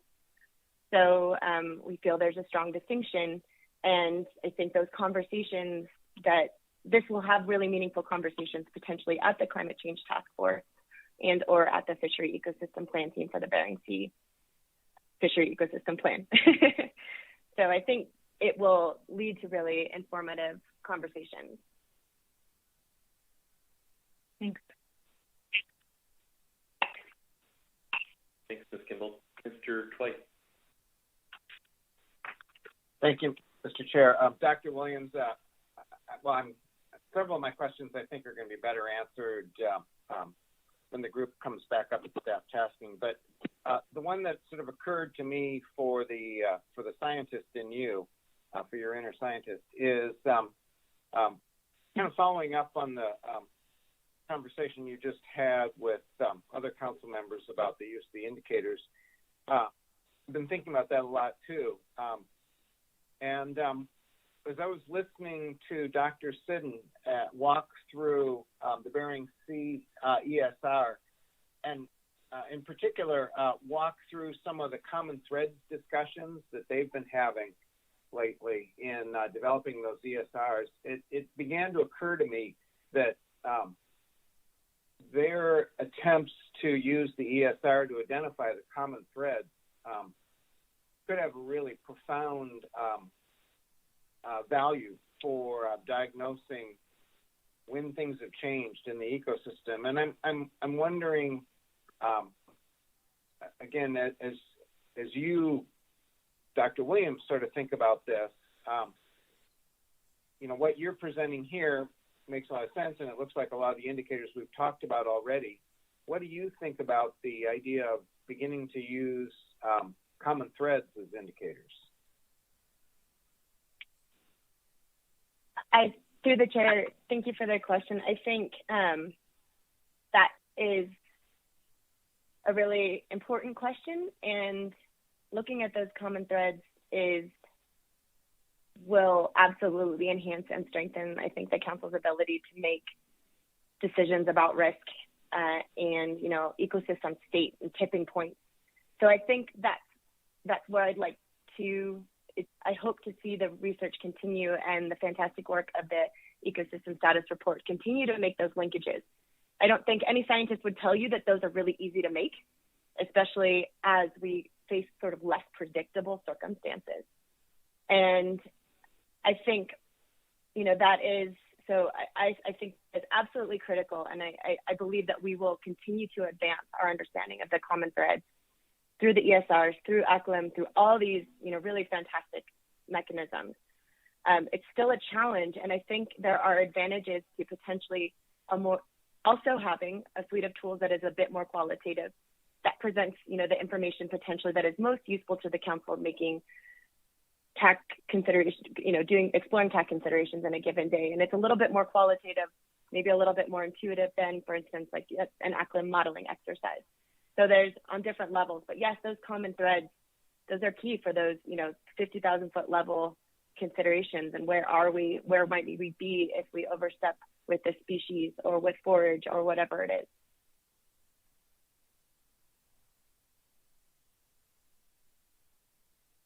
Thank you.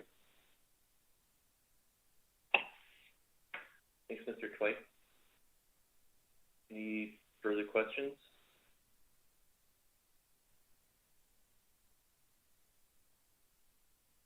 Okay, don't see any. Thank you again, Dr. Williams. Thank you. Okay, council, it's getting on in the morning here. Let's go ahead and take a break, come back in 15 minutes, and we will conclude with public comment. So that's just a little bit before 10, Alaska time.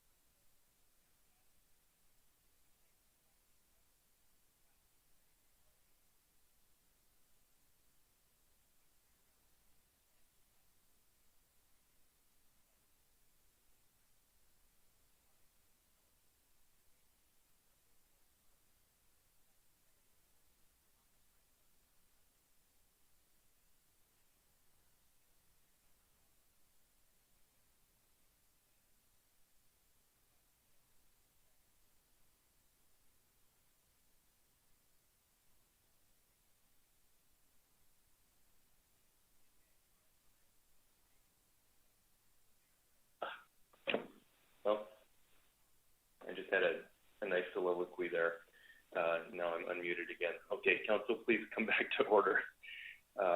Audio challenges this morning.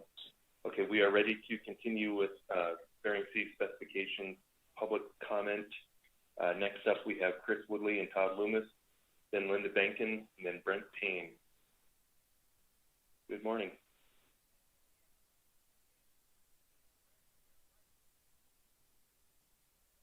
Good morning, Mr. Chairman. Chris, are you with us?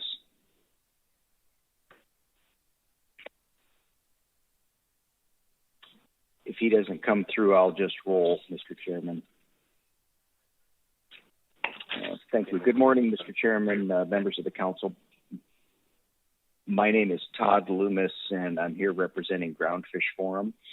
So we would like to support the tax sheet that was put forward by the advisory panel.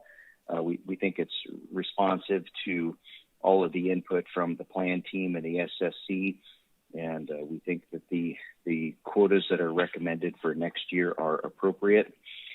I'd also like to speak briefly to Table 7 through 12, and we support, we also have members that participate in the limited access fisheries with catcher vessels, and we would like to support the comments made by APA and return to the PSC levels in Table 10 for the 2022 fisheries. And then as a final comment, I'd just like to speak to some of the management measures for black spotted and rough-eye. And I'll note in 2021, catch levels in the central and western Aleutians were actually down a little bit, but what we saw was an increase in the Bering Sea and Aleutian Islands. And our sector has tried numerous things over the years, the hot spots, trying to make better informed fishing depth choices, communicating with some of the other sectors, and of course in-season management to try to avoid black spotted rough-eye as best we can. And what we're seeing the last couple of years is an influx of small fish. We used to have some success by fishing shallower, avoiding the larger rough-eye, but now we're seeing smaller rough-eye in places where we fish things like Atka mackerel, which are at a shallower depth than POP. And I'll also note that it appears that the fixed gear sector has perhaps seen some of the same things the last couple of years. Their catch bumped up slightly in 2020 and 2022. So I just wanted to mention this to the council and inform you that we are going to, I guess, redouble our efforts at rough-eye and black-spotted avoidance, and we'll be working with the folks at in-season management to that end. Thank you, Mr. Chairman.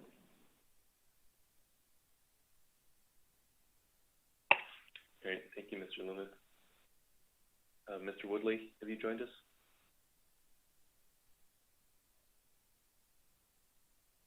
Okay. All right. Thank you for your testimony, Mr. Loomis. Ms. Kimball has a question. I just had thank you, Mr. Chair. A quick one for clarification, Mr. Loomis. I mean, we're not, the tables that you mentioned, those are, PSC allowances that are fixed in regulation that vary species abundance, go up and down, species biomass goes up and down, as to rolling over the same apportionments among different fishery categories from last year. Is that correct? Thank you. Through the chair, Ms. Kimball, you broke up a little bit, but I think I got the gist of your question. So yes, we would recommend rolling over the apportionments from the fishery categories from 2021 to 2022. And those are the numbers that APA spoke to. Thank you. Further questions for Mr. Loomis?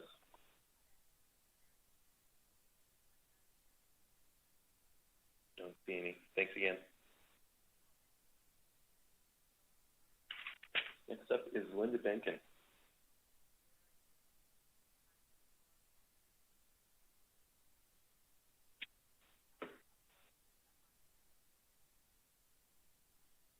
Ms. Benkin, if you're with us, we are not hearing you. Maybe try a *6.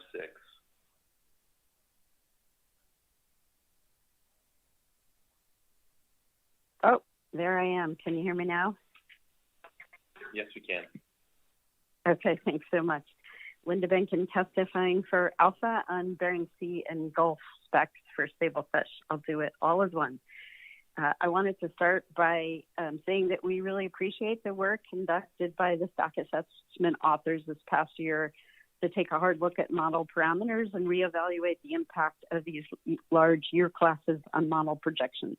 We understand this work has increased confidence in model results and resulted in a lower sablefish overfishing level. We're relieved to see the more conservative overfishing level. We continue to be concerned that we're fishing too hard on these juvenile fish and that model outputs are not adequately conservative given the poor stock structure of sablefish and the heavy dependence of future projections on what are still largely juvenile fish. To quote the analysis, the model projects that the 2014 to 18 year classes will comprise upwards of 50% of total spawning stock biomass in 2022, despite being only partially mature. Unfortunately, the Council's harvest control rules do not recognize the potential importance of a well-distributed age composition in the population. The quote goes on, but I'll end there. We would note that the history of sablefish management in the North Pacific includes a repeating theme of increased exploitation in response to above-average recruitment, with the model pressure driving the spawning stock biomass ever lower. I provided a handout attached. Hopefully you have a chance to take a look at that. We've heard for the past 2 years that the model has predicted that this year the spawning stock biomass will reach the B40 target, and yet the stock was still below B40 in 2021. Given the value of the resource and Alaska's unique position in the worldwide sablefish market, our organization maintains that Alaska has everything to gain by being conservative while these year classes of sablefish mature, particularly when considering the climate change wildcard. To again quote the analysis or the assessment, given the long-lived nature of sablefish, over-reliance on only a few young year classes can be problematic if survivorship to fully mature ages is low or decreases over the cohort lifespan, e.g. due to high fishing mortality, density-dependent condition factors, or declining ecosystem health. End quote. Again, from our perspective, the industry has everything to gain from being conservative while these large year classes grow up and repopulate all areas of the North Pacific. Our membership voted to support no increase in TACs over last year's TACs across all areas. In other words, to be extra conservative and let these fish grow. With that in mind, Alpha supports further development of alternative harvest control rules for sablefish, as is discussed in the assessment.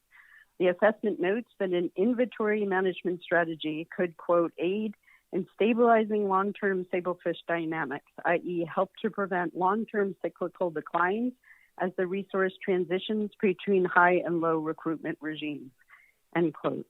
Such an approach seems appropriate to a species as long-lived as sablefish and may stop the cyclical but overall steady downward trend of the sablefish stock that has worried us for years. Finally, we would note that the new apportionment strategy, which averages 5 years without weighting towards recent years, weighting towards only the mature biomass, or incorporating the commercial catch per unit effort, has the potential to lag behind stock distribution shifts, allow unprecedented pressure on juvenile fish, and distribute harvest opportunity very differently from the apportionment in place when fishermen purchase quota. Sablefish is very much like halibut, one stock that moves a lot. A few years ago, the SSC established an overfishing level for the entire North Pacific, which we believe speaks to their confidence that this is one stock. While it's certainly important to base apportionment on biology, we believe there's also room to consider various aspects of that biology and the socioeconomic impacts to the industry. In the past, we've asked that some alternative apportionment strategies be explored. We continue to support that, although we do support the 50% stair step from the fixed to the 5-year average apportionment that's been recommended to you by the stock assessment authors, the SSC, and the AP for this year. And thank you all in there, and happy to answer any questions. Thank you, Ms. Benkin. Ms. Vanderhoven. Thank you, Mr. Chair. Thank you, Ms. Benkin. Linda, you testified that the stock may be above B40 next year, and I was trying to pull up, but my connection's a little slow. I thought at the plan team, the stock assessment author said at the beginning of 2022, he anticipated it to be at B42. And with B40 being a trigger point, and since I couldn't find that, can you clarify that?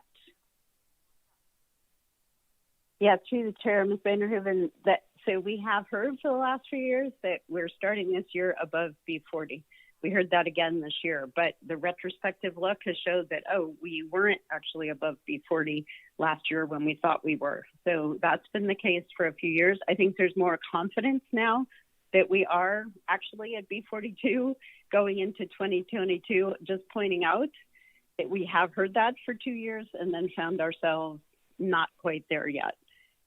So from our perspective, it's just one more data point and the rationale for being conservative with the stock at this point. I guess I would also add from Dr. Iannelli's presentation that they're seeing poor body condition on small sablefish, sort of lower growth rates in these small fish, which could be associated with there being lots of little fish or environmental conditions. It's just hard to say what all is going on with the population and what to expect from these year classes moving forward. Okay, that helps. Thanks. Thanks, Ms. Vanderhoeven. Mr. Down. Thank you, Mr. Chairman. Thank you, Ms. Benkin. Getting away from your TAC recommendations, on this idea of supporting the expiration of harvest control rules for age-structured modeling, and listening to Dr. Holloway's presentation and reading the SSC minutes, particularly page 14 and 15, I'm just trying to decipher, and also Ms. Campbell's questions to Dr. Holloway at her presentation.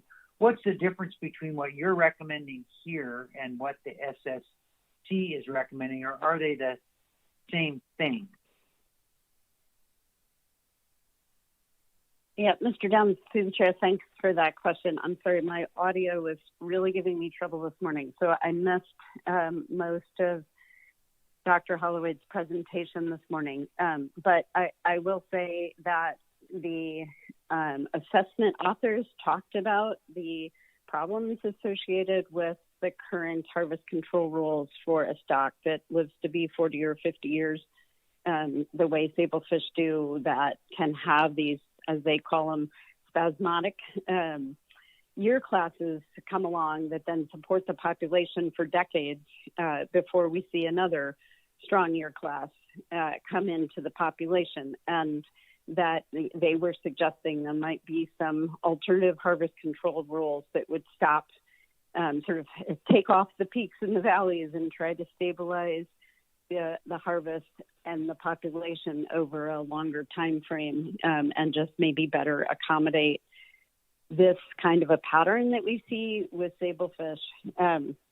And I know that was discussed at the SSC and that there was interest in giving the stock assessment authors the opportunity to take a look at and bring some ideas back. And we're just supporting that, not saying there's any action for the council to take necessarily, but just recognize that we think there may be another approach that's better suited to this stock, given its life history characteristics.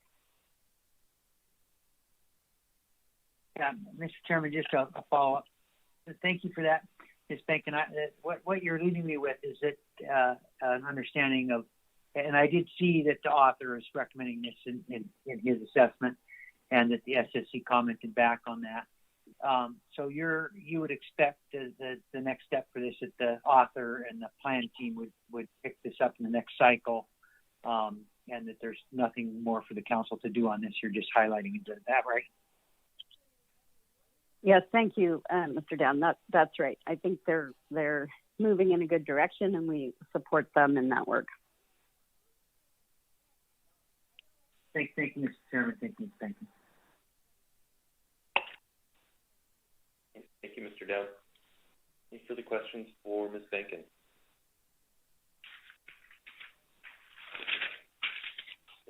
Thanks again for your testimony. Thank you, Mr. Chairman. Next up is Brent Payne.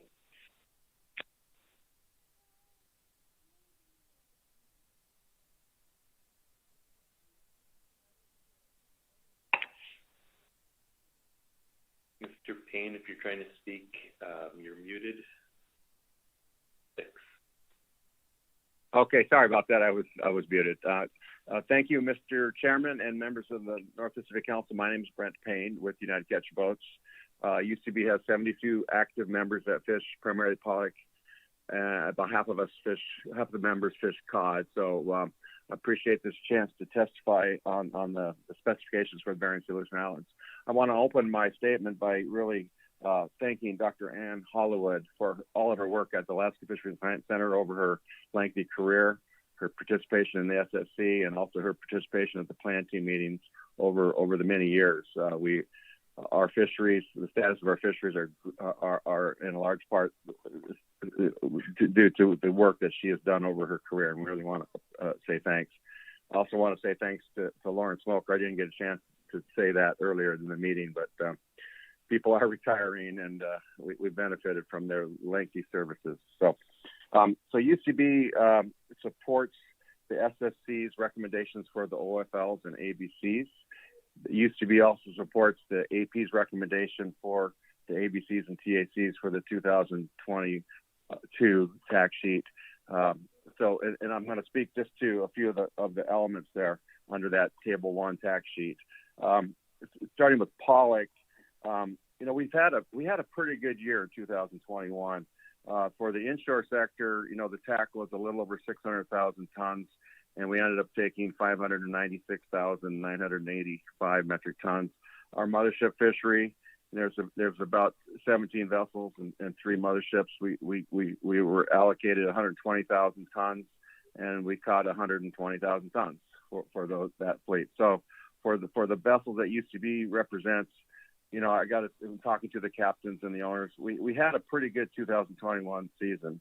I'm looking at some of Dr. Ian Ellie's presentations and his overheads that he presented to you. And, our A season, I think he's captured that pretty well, that we have pretty large size fish, about 750 gram average. We're pretty quick fishery. When we moved into our B season, however, fishery started out pretty slow. And Dr. Yanelli is correct. The fish size was quite a bit smaller in the B season than the A season. However, the last co-op that was fishing into almost into the middle of October, we started to experience some very large size fish, and so they felt pretty positive. So, looking at that information from the fishing grounds and Dr. Yanelli's assessment, we did listen closely to the SSC's discussion about the risk of, the use of the risk table and the selection of the tier 2B rather than the max tier. I guess we just would agree with the precautionary approach that the SSC has taken and the plan team has taken. I think the good news that we look at, though, is if you look at your column, your ABC and OFL column for the recommended 2023 pollock number, you'll see that ABC number is going back up quite a bit.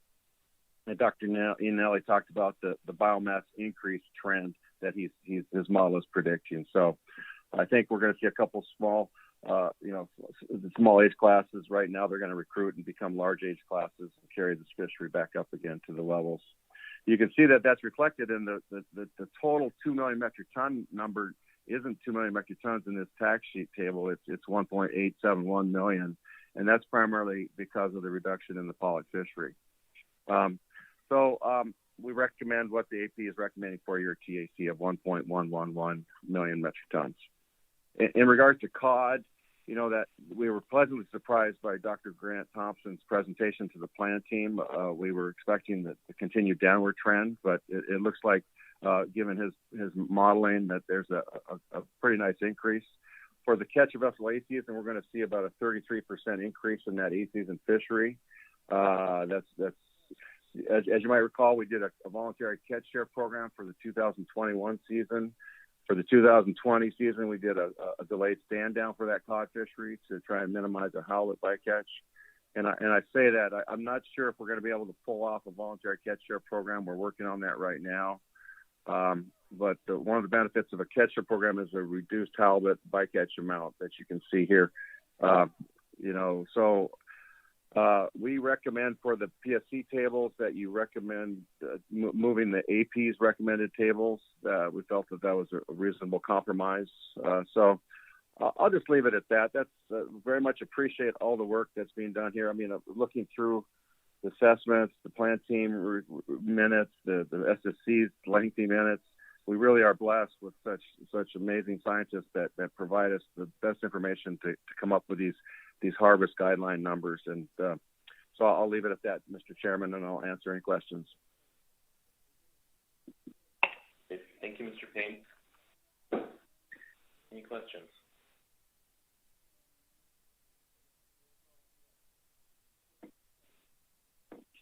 Okay, thank you for your testimony. Thank you. Okay, next up is Mike Hyde, and then last up will be Heather Mann.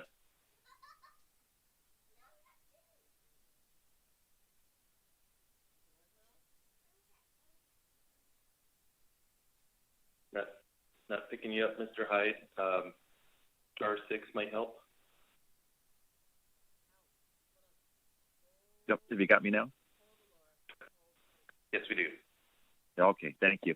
Well, I actually tried to cancel my sign up, but I didn't succeed. So I'll just speak real briefly to the topics I had in mind. They're both process issues. The first is I know the council has struggled with the issue of when to get back to live meetings, and wanted to point out my perspective on how critical those meetings are, not just at the council level, but all the way down to the plan team and SSC levels. This year, I think there were a lot of questions and comments that the general public might have had in both those settings.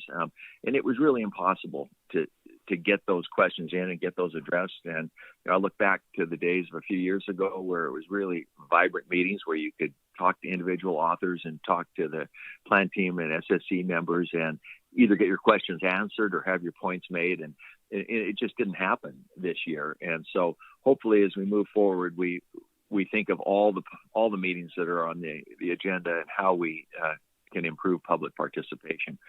The only other comment I wanted to make was with respect to the risk tables. Again, I personally find the application of those tables incredibly frustrating. As you can see this year, there were only 2 authors that chose to have a reduction. With yellowfin, it had no difference because the ABC was still well above whatever the TAC would be set at. But it may have had $100 million difference in pollock, and it was hard for me as a general public member to be able to see kind of the formula that got you there. We use such a precise mathematical formula to generate a model output, and then all of a sudden we just go to this thing that looks to me to be incredibly subjective and maybe to others. When Dr. Iannelli testified at the SSC, kind of the last thing he said was that he said, this model is sufficiently precautionary that it already accounts for the risks that we've been talking about. And yet that's not where we are. We're down, from 1.25 to 1.11 without a clear reason to me exactly why we got there. So hopefully people will give a little more attention to how this risk table gets used and exactly what it means. If you identify risk, does it mean you should have a 5% reduction or a 20% reduction? It seems that part of what's otherwise a very scientific process is relatively arbitrary. That's my comment today. Thank you. Thank you, Mr. Hyde. Any questions?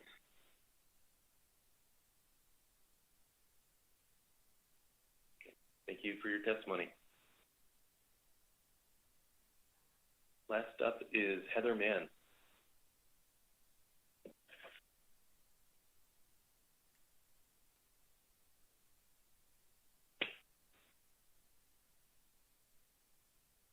Ms. Mann, you may need to hit star 6. I thought I was doing that. Can you hear me now? Yes, we can. Good morning, Mr. Chairman, council members. I'm Heather Mann. I'm the Executive Director of the Midwater Trawlers Cooperative. MTC represents 29 trawl catcher vessels, and we participate in fisheries both in the Gulf of Alaska and the Bering Sea. First off, I want to lend my strong support for the AP recommendation on this agenda item. I think it's somewhat unusual these days to have a unanimous or near unanimous recommendation from the AP. So I do believe it's important to consider what the AP has recommended. I'd also like to align MTC's comments with those of Brent Payne and United Catcher Boats. You know, for all the reasons that he stated, MTC also supports the apportionment of halibut for the cod fishery that the AP is recommending. This week, we've heard a lot of the phrase, no good deed goes unpunished. And I'd have to agree with that. The trawl catcher vessel cod fishery did really well last year with the incidental catch of halibut, but last year was unique. We had a voluntary catcher program, a delayed start, and we had COVID interruptions. And so, you know, as we discussed in October, we really don't want this to be considered the norm. We're still working on getting a voluntary agreement in place for this year, and I'm hopeful that we will. And when the cod stock went down, we did agree to transfer halibut to other sectors. But we had an expectation of getting some of that back if cod ever went back up. So I guess I would ask the council, if you don't agree with the AP recommendation, maybe consider a compromise, a number somewhere between what APA and Amendment 80 fleet are asking for and what the AP recommended.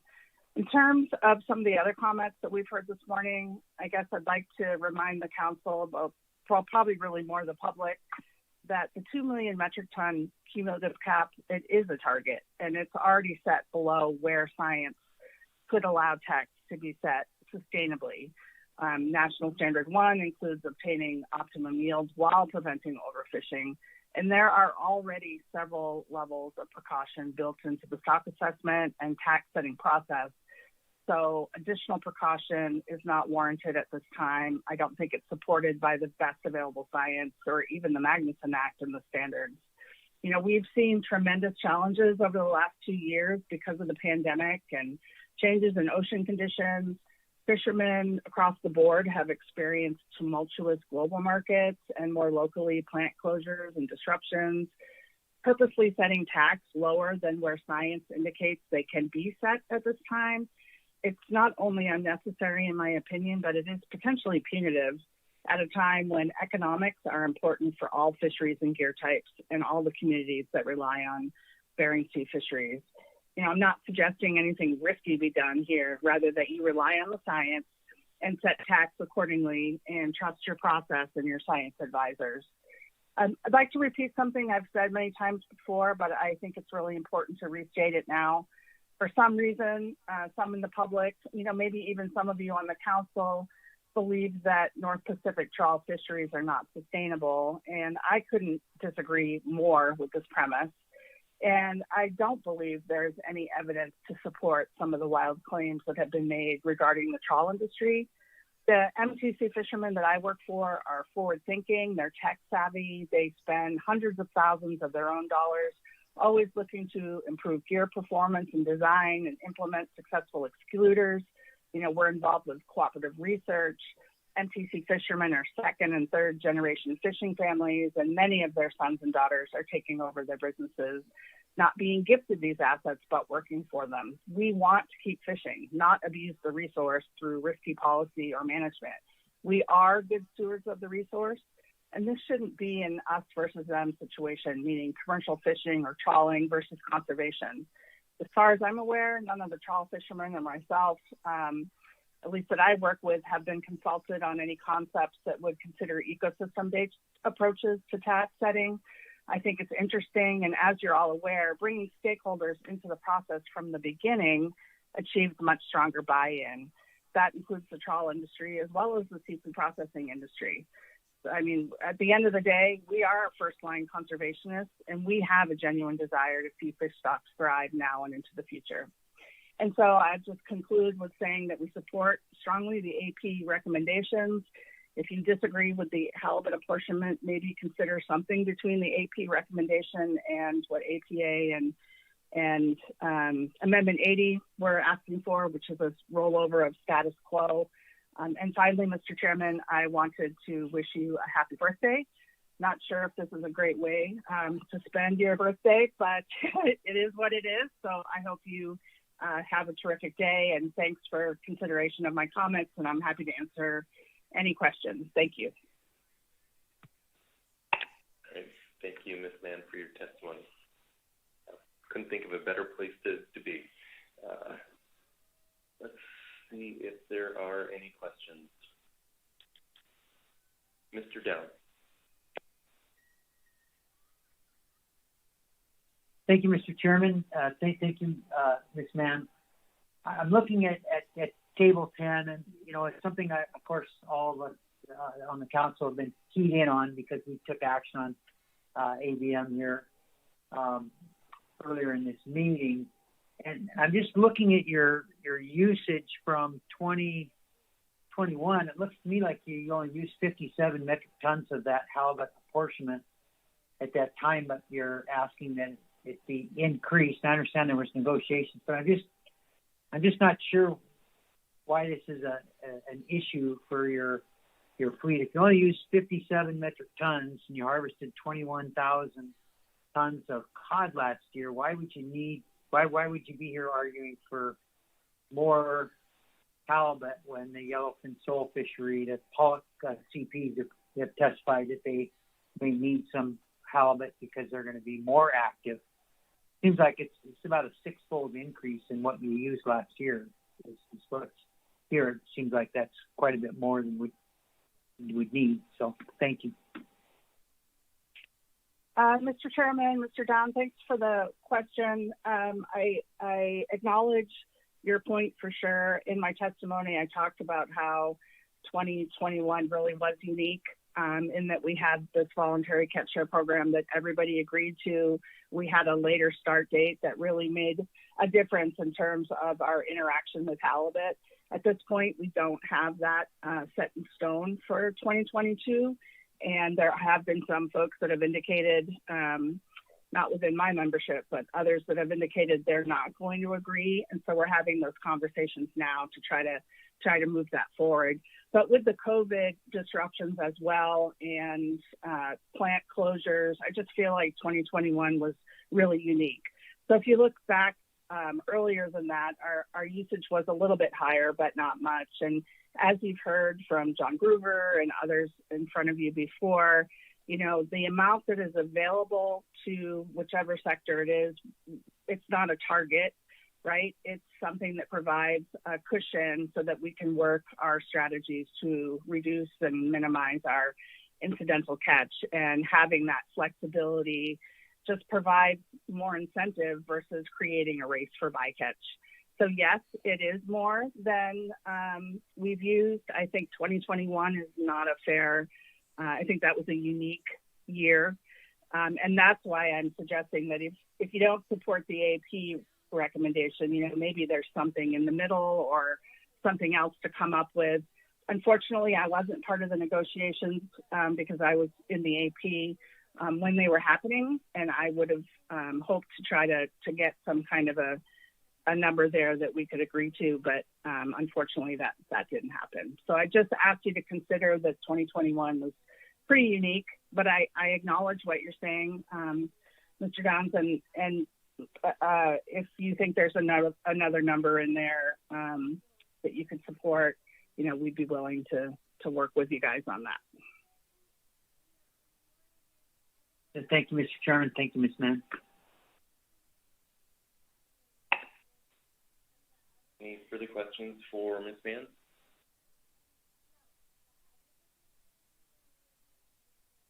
All right. Thank you again for your testimony. Thank you. All right. That concludes public comment. Let's stand down for 5 minutes and we'll come back and see what action council would like to take.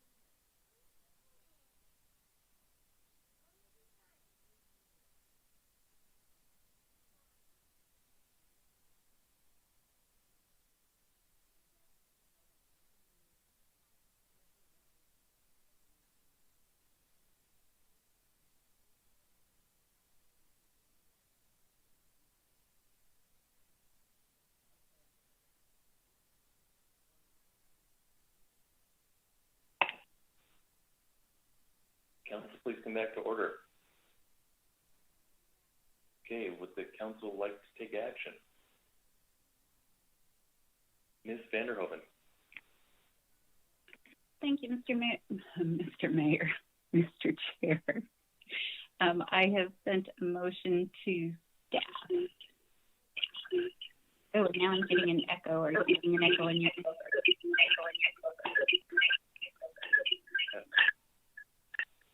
Wonder if your computer might need to be muted. My computer is muted. Oh, I think we're good now. So just wait for the motion to load, and whenever you are ready.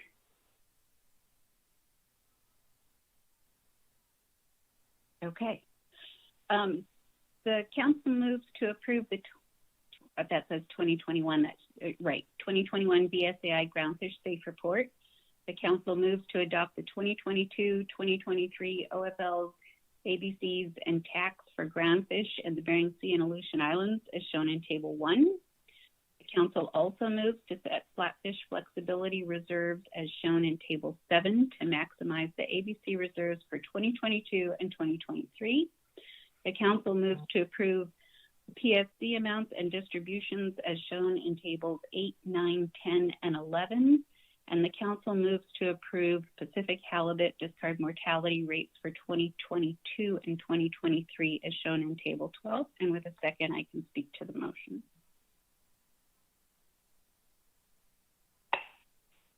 Ms. Vanderhoven, is there a second?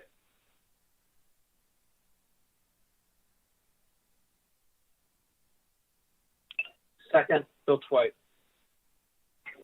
Thank you, Mr. Twite. Ms. Vanderhoven. Thank you. I, of course, would like to start by thanking council and agency staff, the stock assessment authors, the plan team, SSC, and AP for their thorough review of this year's SAFE document. I'd also like to thank Dr. Grant Thompson for his many years in the process and for helping to make stock assessments more accessible to all of us. The values in these tables represent the best scientific information available on the biological condition of the groundfish stocks and have been vetted by the stock assessment authors, plan team, SSC, and AP. Council and agency staff have reviewed them for accuracy. And ABCs are precautionary by the nature of the tier system and consideration of any additional precautionary reductions to account for factors not already addressed within each stock assessment.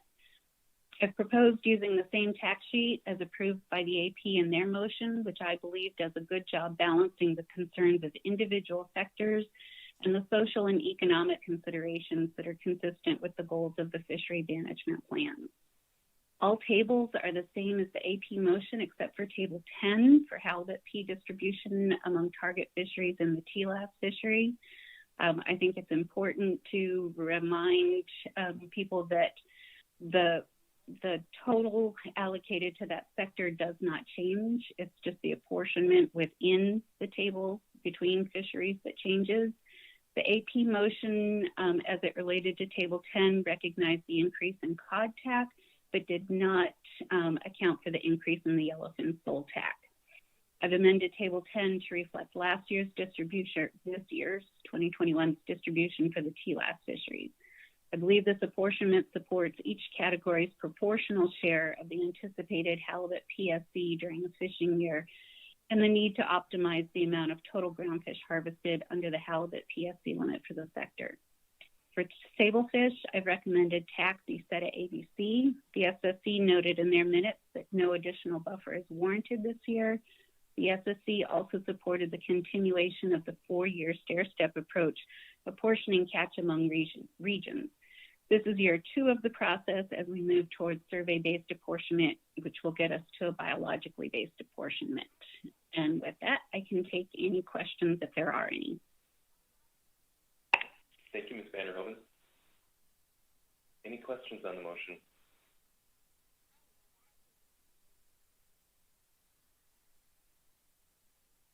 Or Mr. Marks. Thanks, Mr. Chair. Thanks, Ms. Vanderhoven. Just to follow up on some of the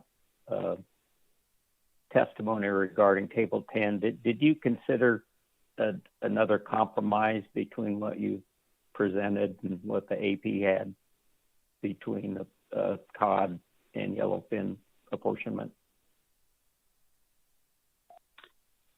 Thank you for the question, Mr. Marks, through the chair. I did consider, I did not go that route. I did not have any good way to land on a different number, and not anticipating these limits in the table as proposed to be constraining to either fishery. I opted to suggest we roll over the 2021 numbers this year. Thank you. Thanks, Mr. Marks. Any additional questions?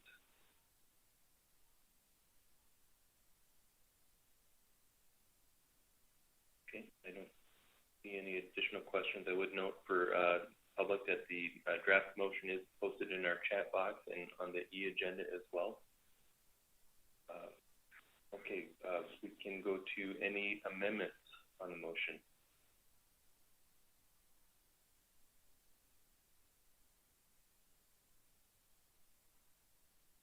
Mr. Marks, I believe that's it. Okay. All right. All right. If there are no amendments to the motion, any comments on the motion?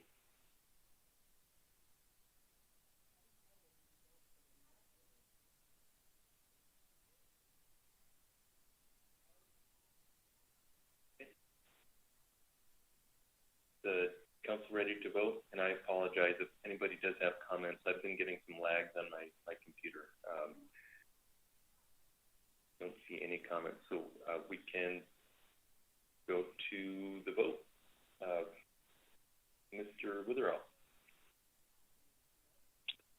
Okay, calling the roll on the motion for 2022 and 2023 Bering Sea harvest specifications.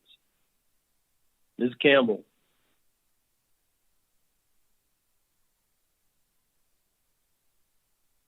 Yes. Mr. Down. Yes. Mr. Jensen. Yes. Ms. Kimball. Yes. Mr. Marks. Yes. Mr. Mesereau.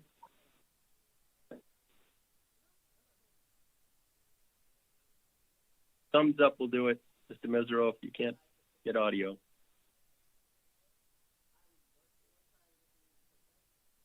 Got it. Mr. Twite. Yes. Ms. Vanderhoven. Yes. And Mr. Merrill. Yes. Ms. Baker. Yes. Mr. Canine. Yes.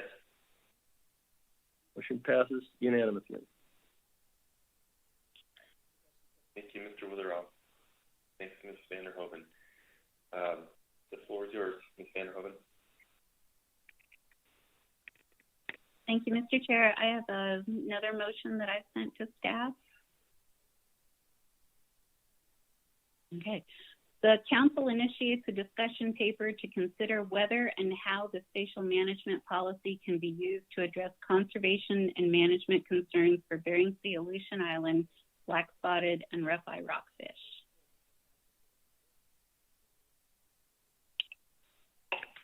Is there a second? Second from Kenny Down. All right. Thank you, Mr. Down. Ms. Vanderhoven. Thank you, Mr. Chair.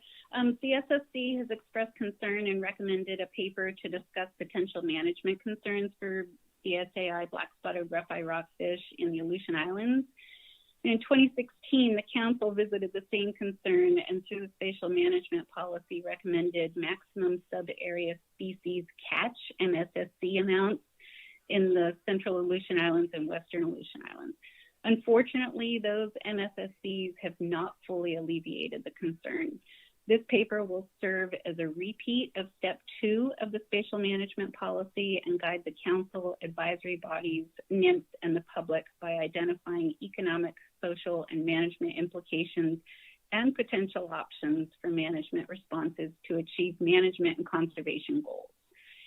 As we heard in public comment, industry has indicated that they intend to increase communication within their fleet and use hotspot avoidance measures in 2022 to mitigate their impacts. The SSC had included this concern in their October minutes, and it should have been picked up there, and I apologize that we didn't catch it at that point. Thank you.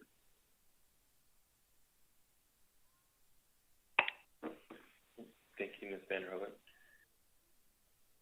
Any questions on the motion?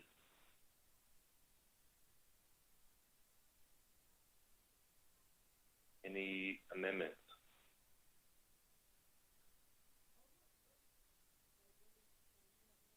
Or comments on the motion?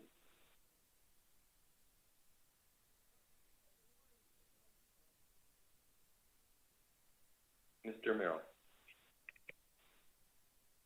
Thank you, Mr. Chairman. Can you hear me? Okay. Perhaps I should have gotten this under the question section of this, but Ms. Vanderhoven, do you have a specific timing in mind for this and how this would unfold with our planting process? Mr. Merrill, thank you for the question. I do not have any specific timing in mind for this. I'm not 100% sure even which staff would be available, would be involved, and what their availability is too. No, I don't have any specific timing in mind. Thank you.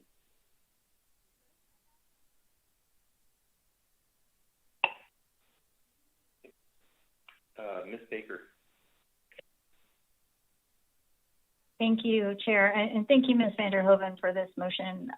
Just really quickly, I do think it's important for the council to be responsive to the concerns raised by the SSC, and I think we have struggled for a while in the council process in terms of dealing with this particular species. So this seems like an appropriate and helpful path forward. So thank you for this motion. I'll support it.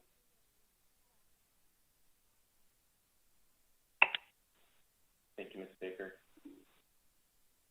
Any further comments? Mr. Mesereau.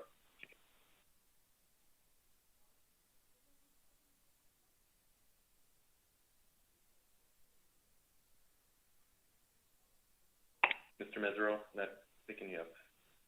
Mr. Mesereau?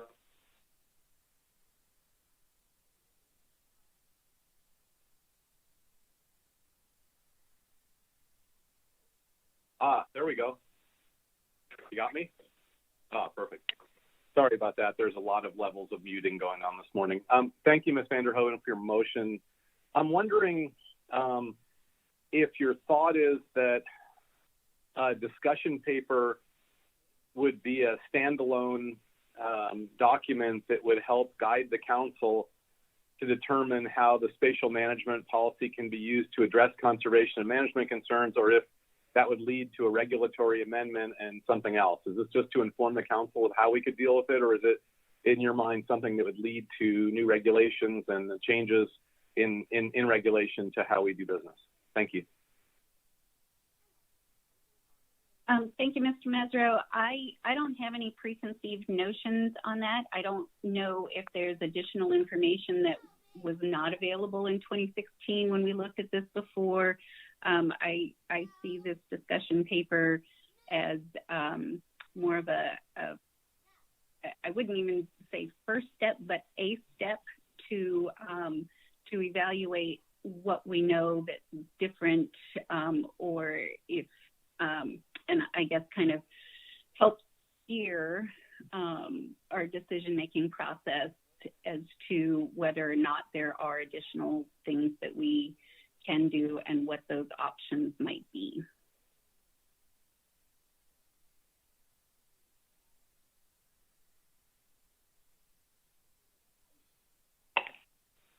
Mr. Merrill. Thank you, Mr. Chairman. And following along Mr. Mesereau's line of questioning, I just wanted to clarify the wording of this motion, as I read it at least, wouldn't presuppose changing the spatial management policy itself, that policy would be the same. It's just the application of that policy specifically as it relates to Bering Sea, Aleutian Islands, black-spotted, and rough-eye. Is that correct, Ms. Vanderhoven?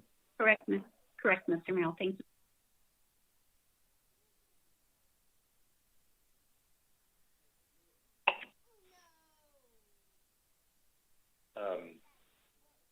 Further comments or questions? Ms. Kimball.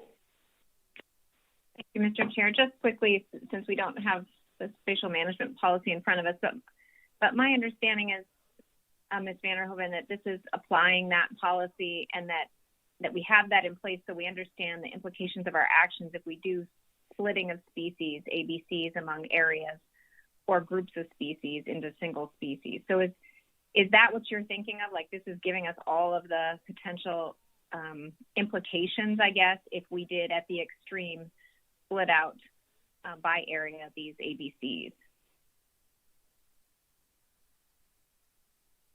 Thank you, Ms. Kimball. Yes, and it's been a while since I looked at the policy specifically, so if you have any specific questions about those details, I might need to have staff help me out with that. Thank you. Thank you, Mr. Chair. We could do that if you think necessary. I don't. I think we have a really nice name, spatial management policy, for our process that just really helps us understand what it is we're doing when we start to split tax or ABCs. So we're not doing that blindly. So I don't need further clarification, but I sure welcome that from staff if others need that.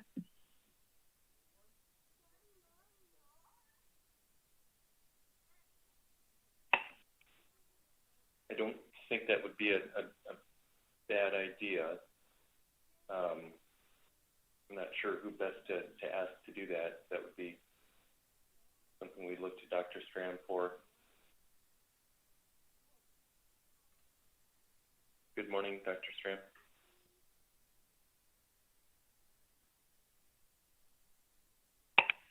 And it looks like you've got a mute symbol on your phone.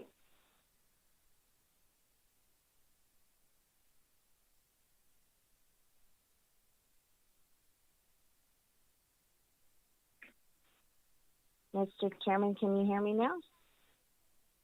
Yes, we can. Okay. Apologies. Good morning, Mr. Chairman, members of the council. This is an issue that we've addressed before, as Ms. Vanderhoven discussed, and we had a workshop in 2016 and codified the maximum sub-area species catch in lieu of an area-specific ABC. We've grappled with this multiple times, looking at different issues in the assessment of localized depletion. I think the idea of a discussion paper is timely because, as you heard in Dr. Barbeau's report, it was a partial assessment in this year, and next year would be a full assessment. And absent any direction otherwise from the council, my understanding of this would be more of a discussion paper to the plan team in September, when we usually look at issues that are slightly outside of the overall assessment basis, in which we would try to go back to the tools that are available in addition to the MSSC area-specific ABCs, as well as different tax levels and target fisheries for which black-spotted rough-eye is caught as bycatch. As you saw in your report, the overall ABC, the catch levels were higher this year. So I know that the fleet's aware of it. I think you heard that in public comment from Mr. Loomis. And I think that the fleet is going to be looking at other communication and targeting tools as well. So I think what we would be doing as staff would be working with them, as well as the assessment author and the regional office, to pull together information to the plan team. If the council would like a specific discussion paper to the council, we can certainly provide that at the October meeting as well, or we can fold it into the larger discussions at the plan team meetings and recommendations from the Bering Sea Regional Plan Team back to the Council in conjunction with your specifications report in October. Thank you, Dr. Stram. Any questions for Dr. Stram?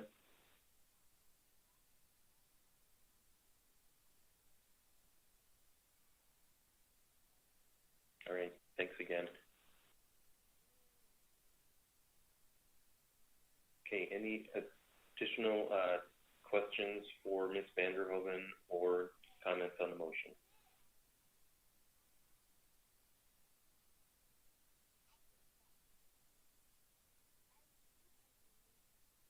Okay. Not, and we are ready to vote. Is there any opposition?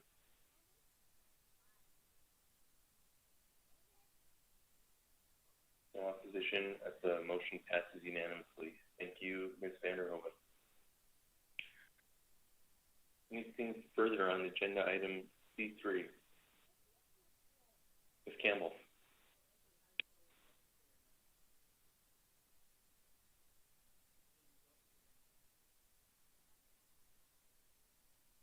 Mr. Chair, I may have missed it if you acknowledged me. My audio is really 2 thumbs up this morning. Okay, thank you.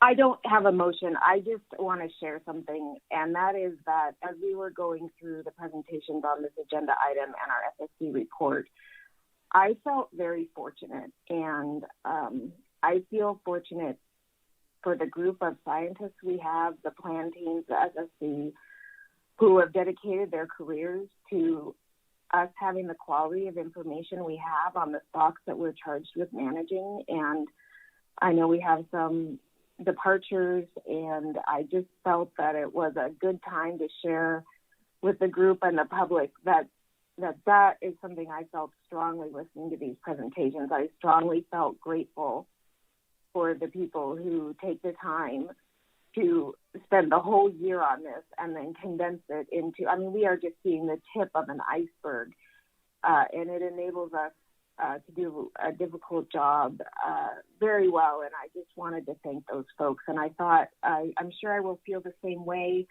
when we get into the Gulf. So I thought I would just tuck it in between the Bering Sea and the Gulf and just acknowledge our excellent, excellent scientific support. Thank you, Ms. Campbell. That was very well said. The amount of work that it goes into putting these presentations together to put before us that culminates in a motion that takes hardly any discussion whatsoever.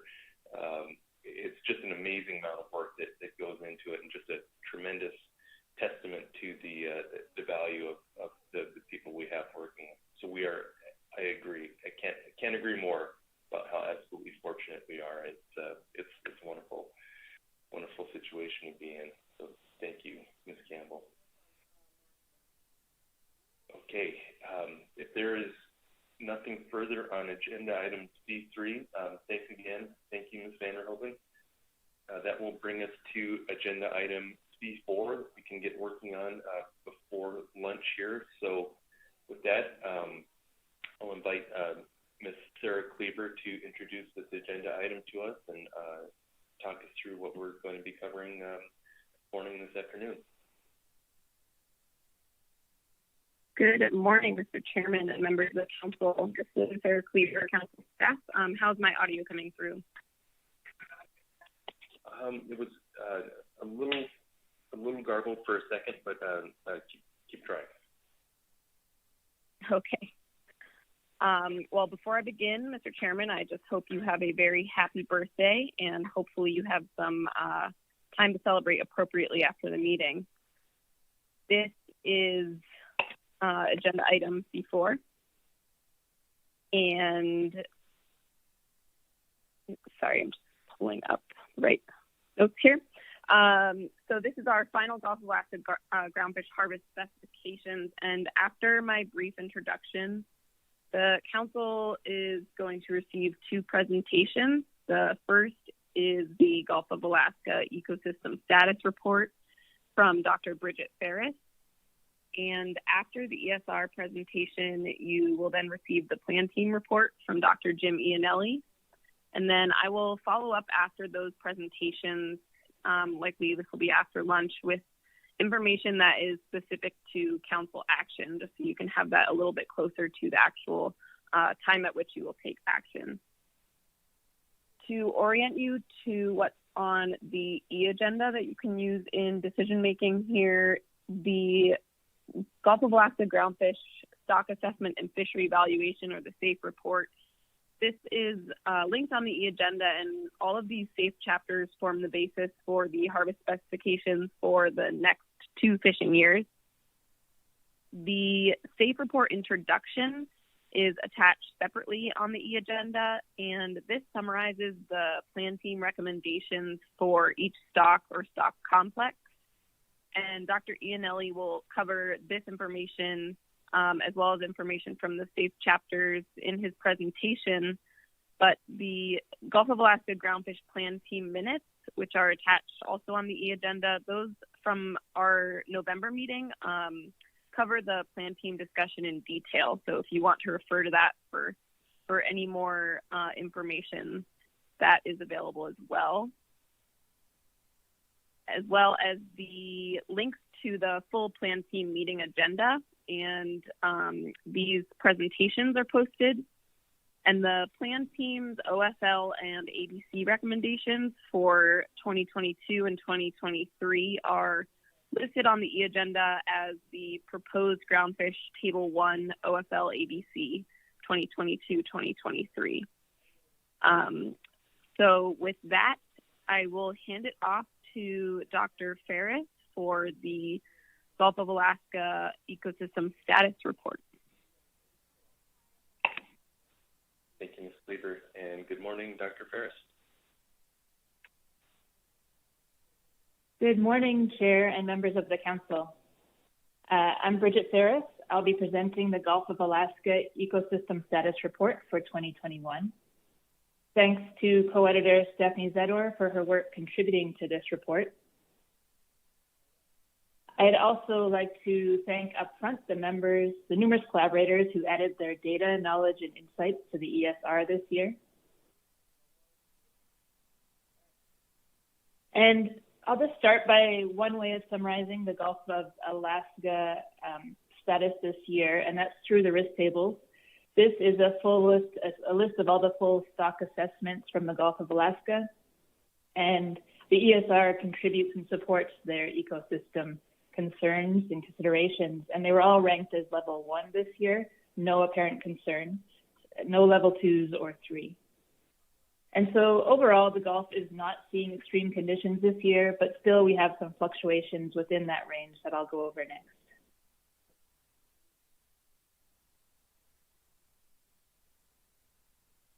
So this is a summary of some of the key messages, the key status for the Gulf this year in a little more detail. Some of the take-home messages here are that it's the second consecutive non-marine heat wave year with temperatures at surface and depth around the long-term means.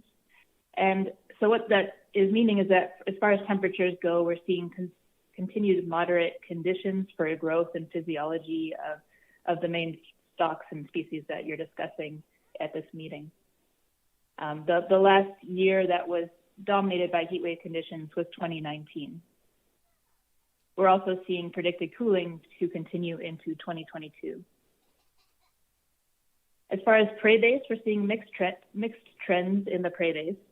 Zooplankton is below average to average and varied spatially.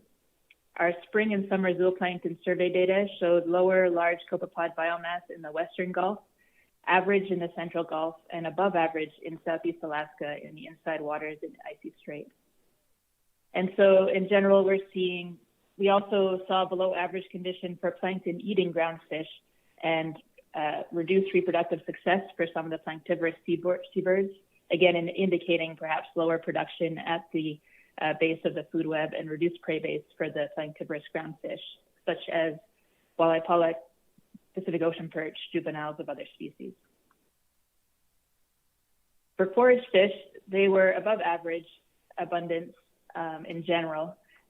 So this implies an improved prey base for piscivorous groundfish such as Pacific cod, arrowtooth flounder, stablefish, and some rockfish, and also for fish-eating seabirds such as murres and puffins. In general, they were eating a more diverse suite of species, including increased herring, a larger cohort of H1 pollock, moderate sand lance, and reduced populations of Cape Linstill. For salmon, the returns for salmon this year improved from the lows of 2020, largely driven by pink salmon. And with that comes potential evidence of food web impacts in the Western Gulf. Pink salmon feed on zooplankton, squid, and small fish, which can lead to reduced abundance of large copepods and thus increased large diatoms through variation in grazing pressure, and also competition, say, with black-legged kittiwakes, and we see some reduced reproductive success. And then for number 4 there, multi-year trends, I have another slide on that, so I won't go into the details there. But that was just one overview of a lot of detail that is in the report, and also I'll show some links at the end, as the other ESR presentation did as well, of a more full presentation that we gave to the SSC if you'd like more details. Also, there's more slides at the end of this presentation that I won't go into now. But I will touch on a couple of other details from our report, some noteworthy events this year. For one, we had a seabird die-off on Middleton Island, largely black-legged kittiwakes. Middleton Island is an island along the shelf edge south of Prince William Sound in Central Gulf.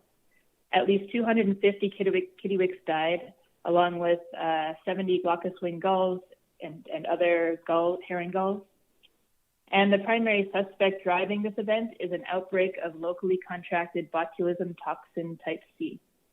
This is a bacterium that's found in brackish, stagnant waters. Birds are exposed to this by feeding on filter-feeding aquatic invertebrates or bathing in these pools, presumably on Middleton Island. And so as a result, this mortality event seems to be less connected to the health of the Gulf ecosystem, for example, prey availability or ocean temperature, and more an isolated event on Middleton Island. Also, the second point there were 4 right whales observed this year during the dedicated large whale survey this summer in the Gulf.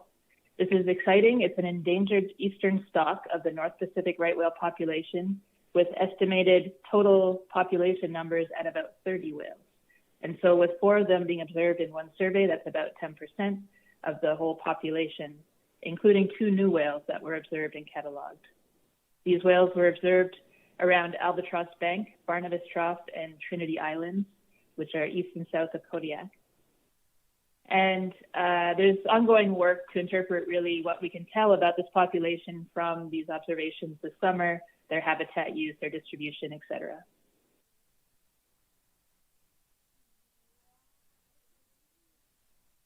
And then we also had a NIMS bottom trawl survey this year. And with that, we could add some data points to some longer-term trend lines, some longer-term data sets, and also take a slightly broader picture at some of the groundfish community. And so I'll just highlight some trends here. This one, we're seeing a continued reduced biomass of groundfish apex predators. So of the groundfish in the system that feed on other fish. And so with this reduced predation pressure, largely because their populations have been lower in the past number of years, that can enable other species to increase their abundance because there's lower predation pressure, but also may reflect also a continued lower system productivity and prey availability. And so we're seeing this, the top plots there are from the bottom trawl survey. And you can see in aggregate, the biomass of largely arrowtooth flounder, Pacific cod, and halibut added together are still about 1 standard deviation below that long-term mean, which is the dashed line. We also, in the bottom plot, these are some model outputs from a new model in the Gulf. We have a Seattle model now in the Gulf, which is a climate-enhanced model, climate-enhanced age-based model with temperature-specific trophic linkages and energetics. That's the acronym.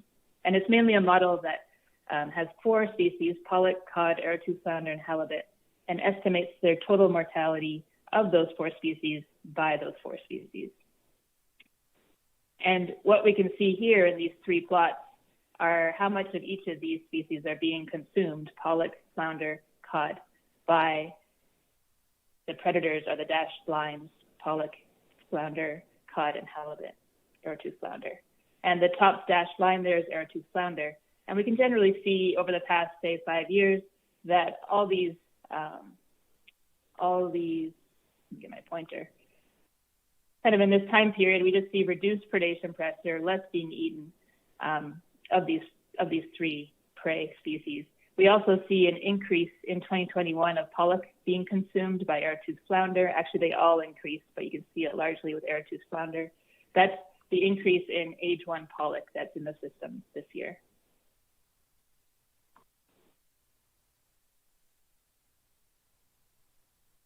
Another trend we're seeing in some of these data sets are approximate 7-year decline in structural epifauna, or sponges in particular. And again, we're seeing this in two different data sources. The top plot are the NMFS bottom trawl data. The bottom are observer data of non-target species, both showing a general decline. The bottom trawl data on the top is also divided by region, and we can see that sponges are caught in the Shumagon region, and we're seeing a decline in the Shumagans and Kodiak region.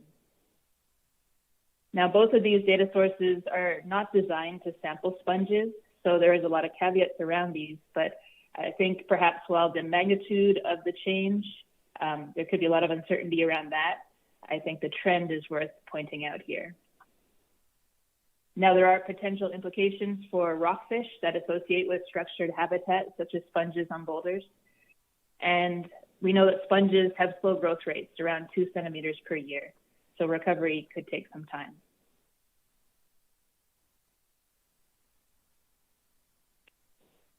And then going even bigger picture here, this slide speaks to some long-term trends at the species level, which is the top part, and the groundfish community level, which is the bottom half.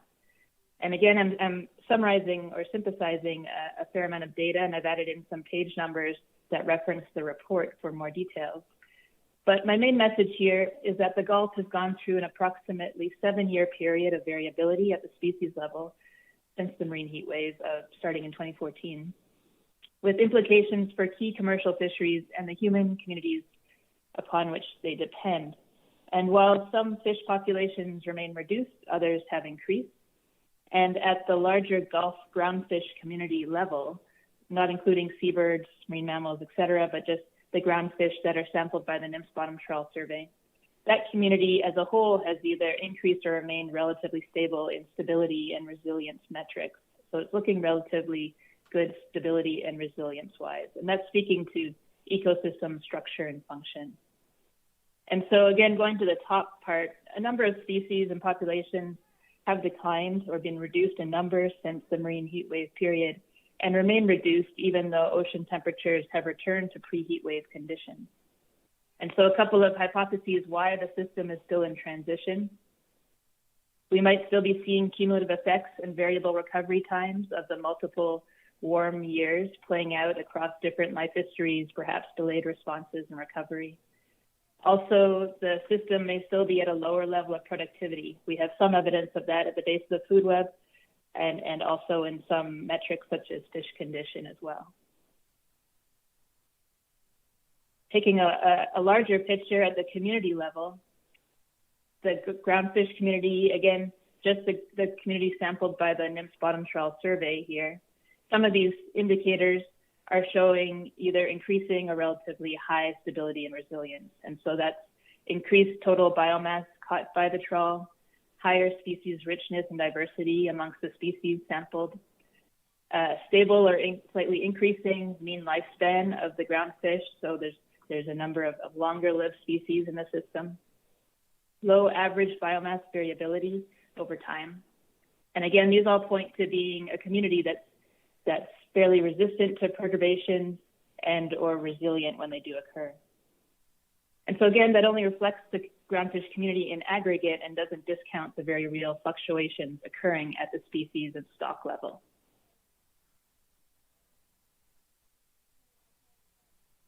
So my last data slide here, looking ahead, at predictions for the coming 2022 for the climate and oceanography. Climate models are predicting that for winter 2022, December through February, the Gulf, you can see the light blue in the Gulf there. So we're predicting average to cooler temperatures this coming winter, along with the La Nina conditions. That'll be following last year's La Nina. We're having a second one predicted for this year, for this winter. And then in the spring, which is the bottom map there in the Gulf, you can see slightly darker blue. So again, cooler, that means cooler sea surface temperatures are predicted for the spring as well.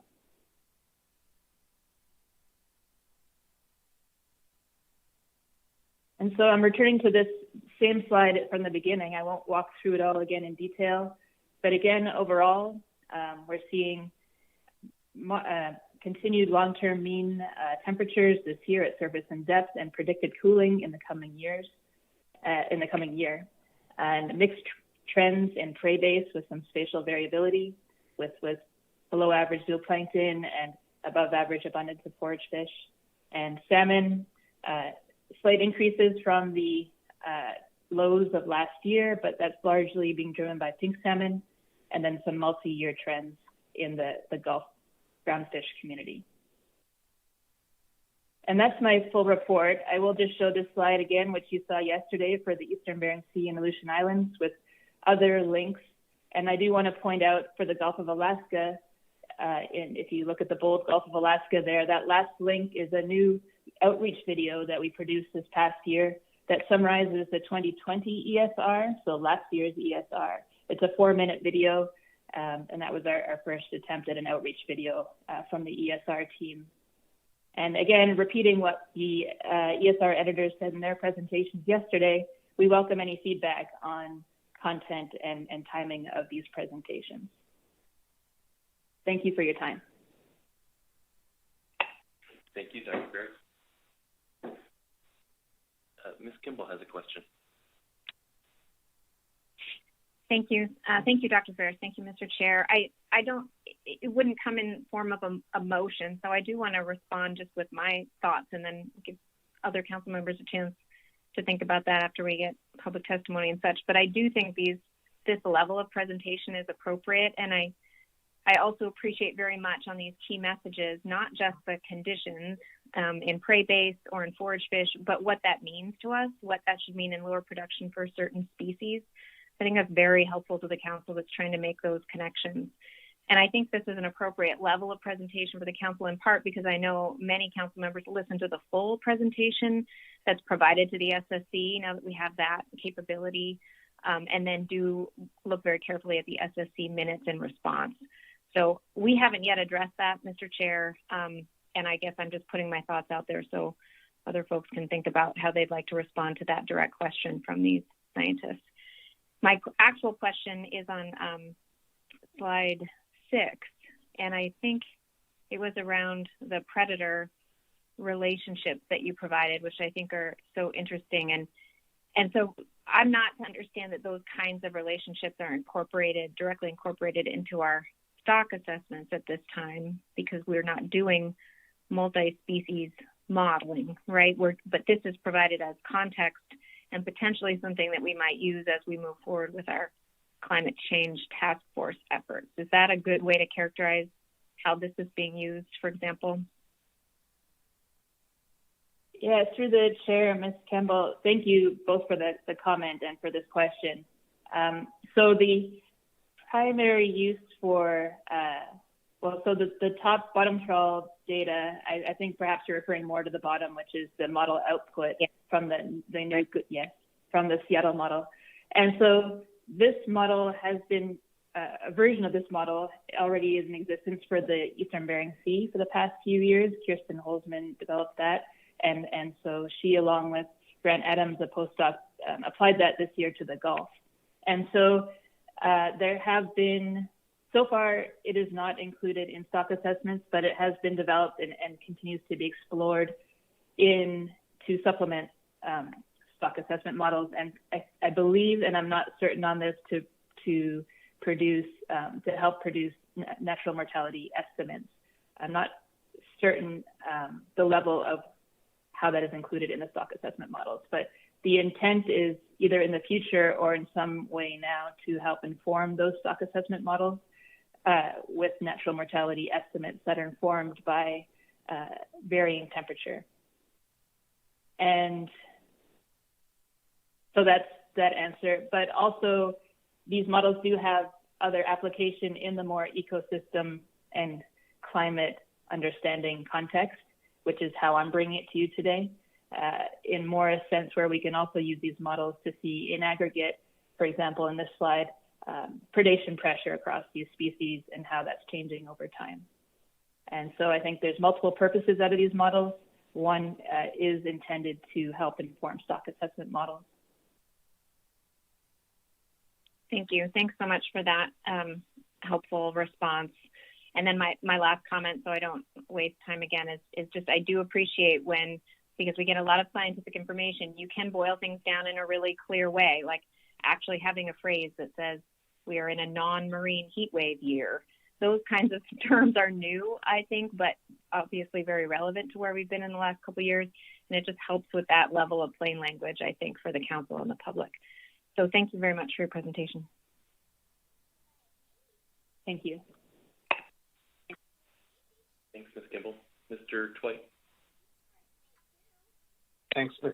Chair. I agree with Ms. Kimball's thoughts on presentation as well as the use of plain language. Just elaborated at a couple of points. Dr. Ortiz had suggested as well that one of the ways that they prioritized what they were going to present to us was focusing some on issues that the plan teams or the SSC had really sort of wrestled with as well. And I think that's a great criteria also. Just if it's an area that's still under significant scientific discussion, I think finding a way to at least flag that for us is a useful criteria as well. Initially, several years ago, it seemed to me that how this was presented at the council also had a lot of importance to our stakeholders in general. But now that you and others have been working with a range of communication tools for these ESRs, and this is no longer our stakeholders' best opportunity to be exposed to this information. I think that also sort of is another reason to, I think, support Ms. Kimball's thoughts about that this is a good current level, because again, there's such a broad range of ways of accessing this information now, either through the more in-depth, if we want to track it through the SSC, or through the abstracts that are put together for stakeholder consumption. I think that gives us a tremendous number of ways, as council members, gives us a tremendous number of ways to access this information as well. So this feels like the right balance at present. I agree with Ms. Kimball. Thank you. Thanks, Mr. Twite.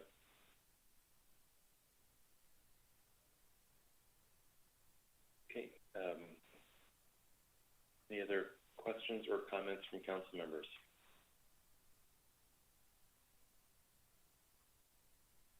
Okay, and that concludes your presentation, Dr. Ferris? Yes, thank you.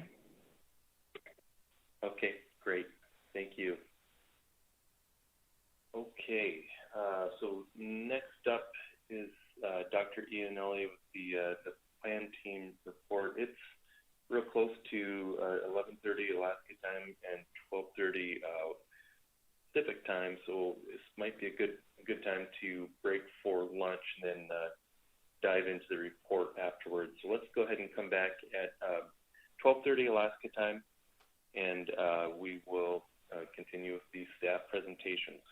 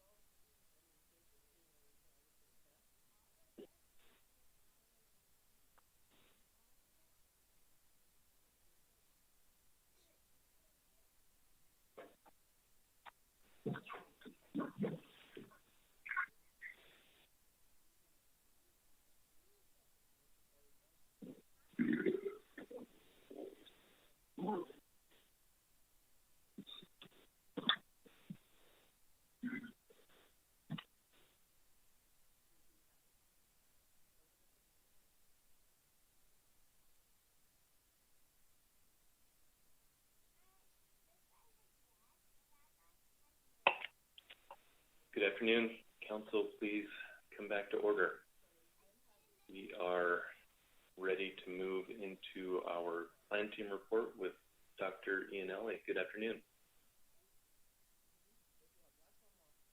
Oh, looks like Dr. Iannelli may be having connection issues, so I'm sure staff can help out with that. You may need to just dial in directly.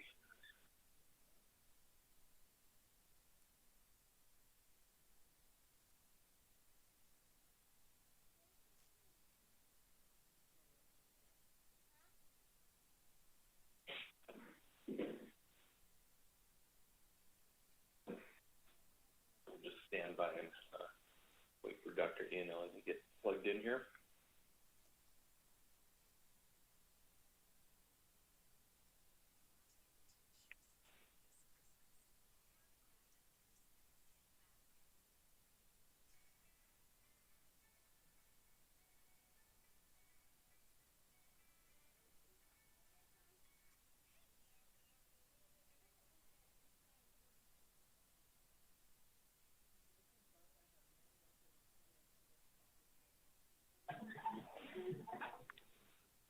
Chair, can you hear me now? Yes, we can. Good afternoon. Great, thanks. Just dialed in. Good afternoon, Chair, members of the Council. My name's Jim Iannelli. I work at the Alaska Science Center, and I'm a co-chair of the Groundfish Plan Team for the Gulf of Alaska, along with Chris Lunsford.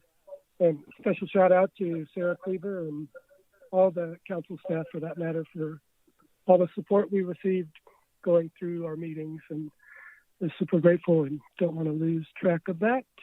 I know you may be worried about the number of slides that you see. I promise it won't be as painful, but I will go through several of them pretty quickly. Here, just the list of members, and as I noted in the joint team, we do have some vacancies which we would love to have filled. The expertise on these matters are obviously important for a number of reasons.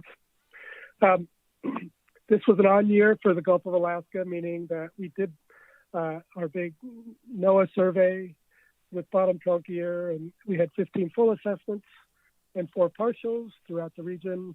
I won't read this, but just wanted to reflect on the ecosystem consideration, which is part of our plan team introductory section, in addition to all the other places it occurs within individual SAFE chapter reports. And we're very grateful to have this, and these are the summary for the Western Gulf, and we have a summary for the Eastern and Central as well as part of our intro. And this is just to highlight that, and you're invited to please have a look at that as a summary section. And based on our September plan team meeting, we also had some other ecosystem related activities, namely the Alaska Fisheries Science Center's regional action plan that was led by Martin Dorn, and then a new COA climb project, which is similar to the ACCLIMB project that you know about in the Bering Sea, but it's sitting up on being set up for the Gulf of Alaska, and a lot of promising research going there. And please stop me if my voice fails or the audio fails at any time. So this is a list of stocks we're going to be going through quickly here. The tiers that they fall in, and whether they were full assessments or not, the partial, the 4 there, and then the few that are no update, and updating the ABCs and OFLs are based on last year's projections. So that's where they come from. And a couple of other kind of intro slides. This is just pointing out the number of places to navigate to from the intro up here on the right that we provide prior to this meeting, and then it'll be finalized after this meeting.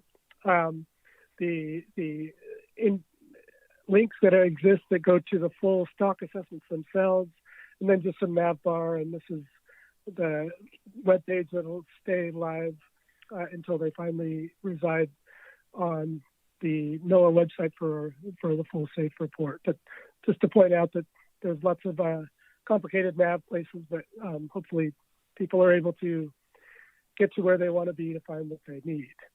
Another part of the intro section is the economic summary. It's updated through last year, and this is just showing the revenue in millions of dollars in the Gulf of Alaska. And then we also, as Steve Barbeau presented, show the relative quantity change from one year to the next, in this case from 2019 to 2020, and how much the price changed. For example, pollock price between that period increased, but the quantity went down, hence the net effect is still negative relative to 2019 through the last year. And then that's for all the other stock categories here. So that's kind of the change in trends and price and that. And this was a figure I made in the process of setting up this presentation, which I thought was interesting. It's just the history of Gulf of Alaska ABCs, and we're trying to get a little more comprehensive view of ABCs versus TACs and OFLs and biomass levels.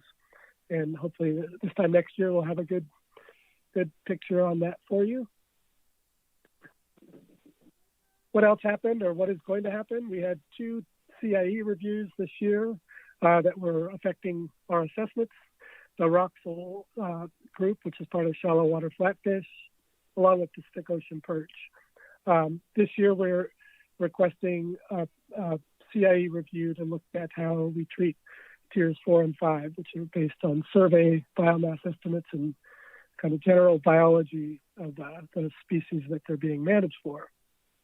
Now to look at some of the changes in the ABCs, kind of in big picture, we see that our recommendations from the plan team resulted in a 30,000 ton increase over last year's, or this current year's ABC, so 2022, some decrease in flatfish and an overall increase of about 23,000 tons.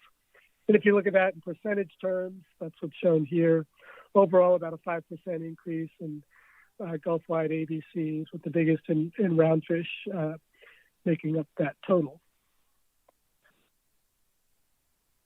If you rank them by which stock or complex had the biggest change, rough-eye and black-spotted rockfish had the biggest change from this year's ABC into next. And we also show that 5% here just for perspective for the total. The biggest increases were in relative terms, Roxel and pollock for the Gulf of Alaska. And then a similar look, but comparing what the catches are like as well. This was last year to this year change in ABC, and then this year to next year. So there's that pollock increase, a little bit of an increase in cod, and then even though the catches are low, some changes in flatfish and arrowtooth, and pretty flat for the others. So another overall picture of what the changes are like. Pollock this year was about 25% of the ABC, and our projection for next year means that it'll take up about 29% with a reduction in arrowtooth flounder and some others. And then these were ABCs that were below the FMP maximum permissible. So the FMP, you define the tier that the stock or stock complex is in, and then you compute the maximum permissible, and if there's any reduction from that, that's done here. We just have the dusky rockfish was a stair-step process the SSC employed last year, and then the sablefish is due to whale depredation here, so that's the difference that we see here, which is included. The overarching picture of all the stocks that are managed where we know that reference points for biomass and fishing mortality. We see that FMSY, all the stocks are well below FMSY levels for the Gulf. That was this year's result, but last year's result for this year, and this is our projection from this assessment period to next, where we think the biomass will be relative to their target BMSY levels, which in most cases, all cases here, is a proxy, but it's still a consistent reference point across years. Pacific cod is in between the region. We see that it's been closer to half last year, but this year it's improving. And now that's kind of the big picture summary side of our introductory report, or our introduction. And then within the introduction, we have all of the individual stocks, the OFLs and ABCs relative to catches. And as far as this presentation goes, I'm going to basically focus on the highlights of the assessment, the change, what the trend is, and then what our recommendations are going forward. So that's just a background check. And when you see this slide, it just means I'm probably switching between stocks or groups of stocks. So you'll see this a number of times in this presentation. But this is the introductory slide for pollock. You can see up 25% for the main regions, and those are the ABC increases relative to the 2021 catch, which I believe is through November 6th in all cases. So the pollock assessment, what do you want to know? What do you need to know? Well, it's driven by a lot of data. We've got a new author. The age comps are shown here in green, the fishery, the catch values, relative magnitude of the catch is shown by the circle size. We've got two acoustic surveys, one that's in the summer, one that's in the winter, Shelikoff, and the data that are available for those are indicated here through time. And then we have two bottom trawl surveys, the ADFMG, which is now a quite long time series, and then the NIMS full Gulf of Alaska survey that's done, and the data that are used in this year's assessment. So we had an odd year, which meant we get 4 surveys for pollock this year. All of them showed an increase except for the summer acoustic, which had a 26% decline from the 2019 value.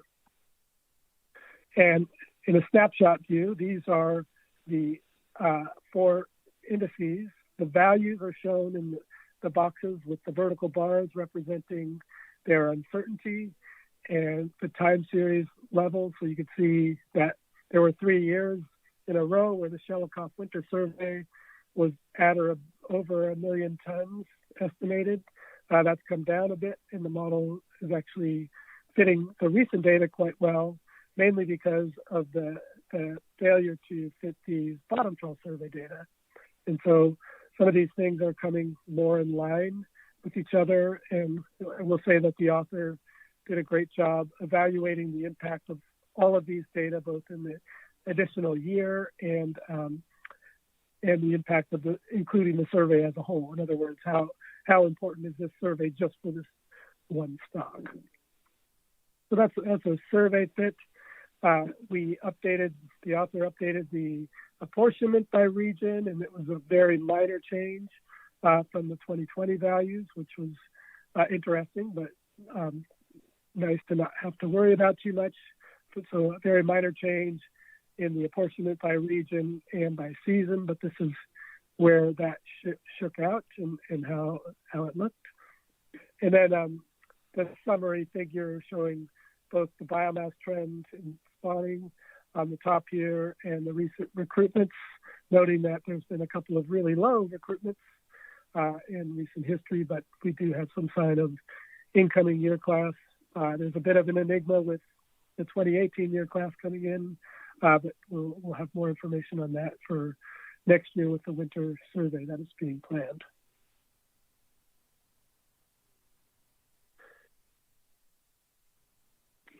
So, as you know, there's no trawling in the Eastern Gulf, and it's quite far removed from where the fishing occurs, so we've traditionally treated it as a Tier 5 assessment, and so it's based on survey data.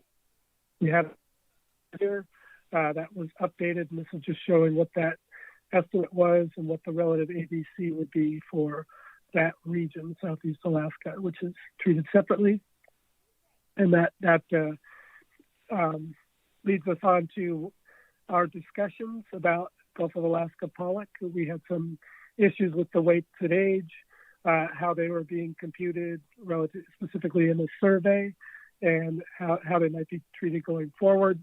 We also noted the author's research on how survey catchability is treated and had some technical advice on that. And the new author, Cole Monahan, had quite a good list of research topics, and we look forward to seeing that next year.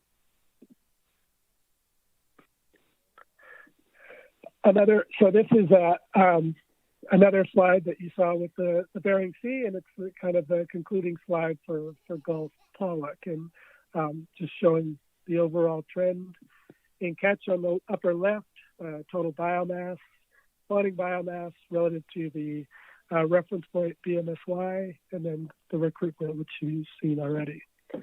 So I'm going to continue on unless there's no questions. That's it for pollock. I can move into Pacific cod next. This was done by Dr. Steve Barbeau. He developed a full set of models in September, presented them to us, and was reviewed by the October SSC meeting.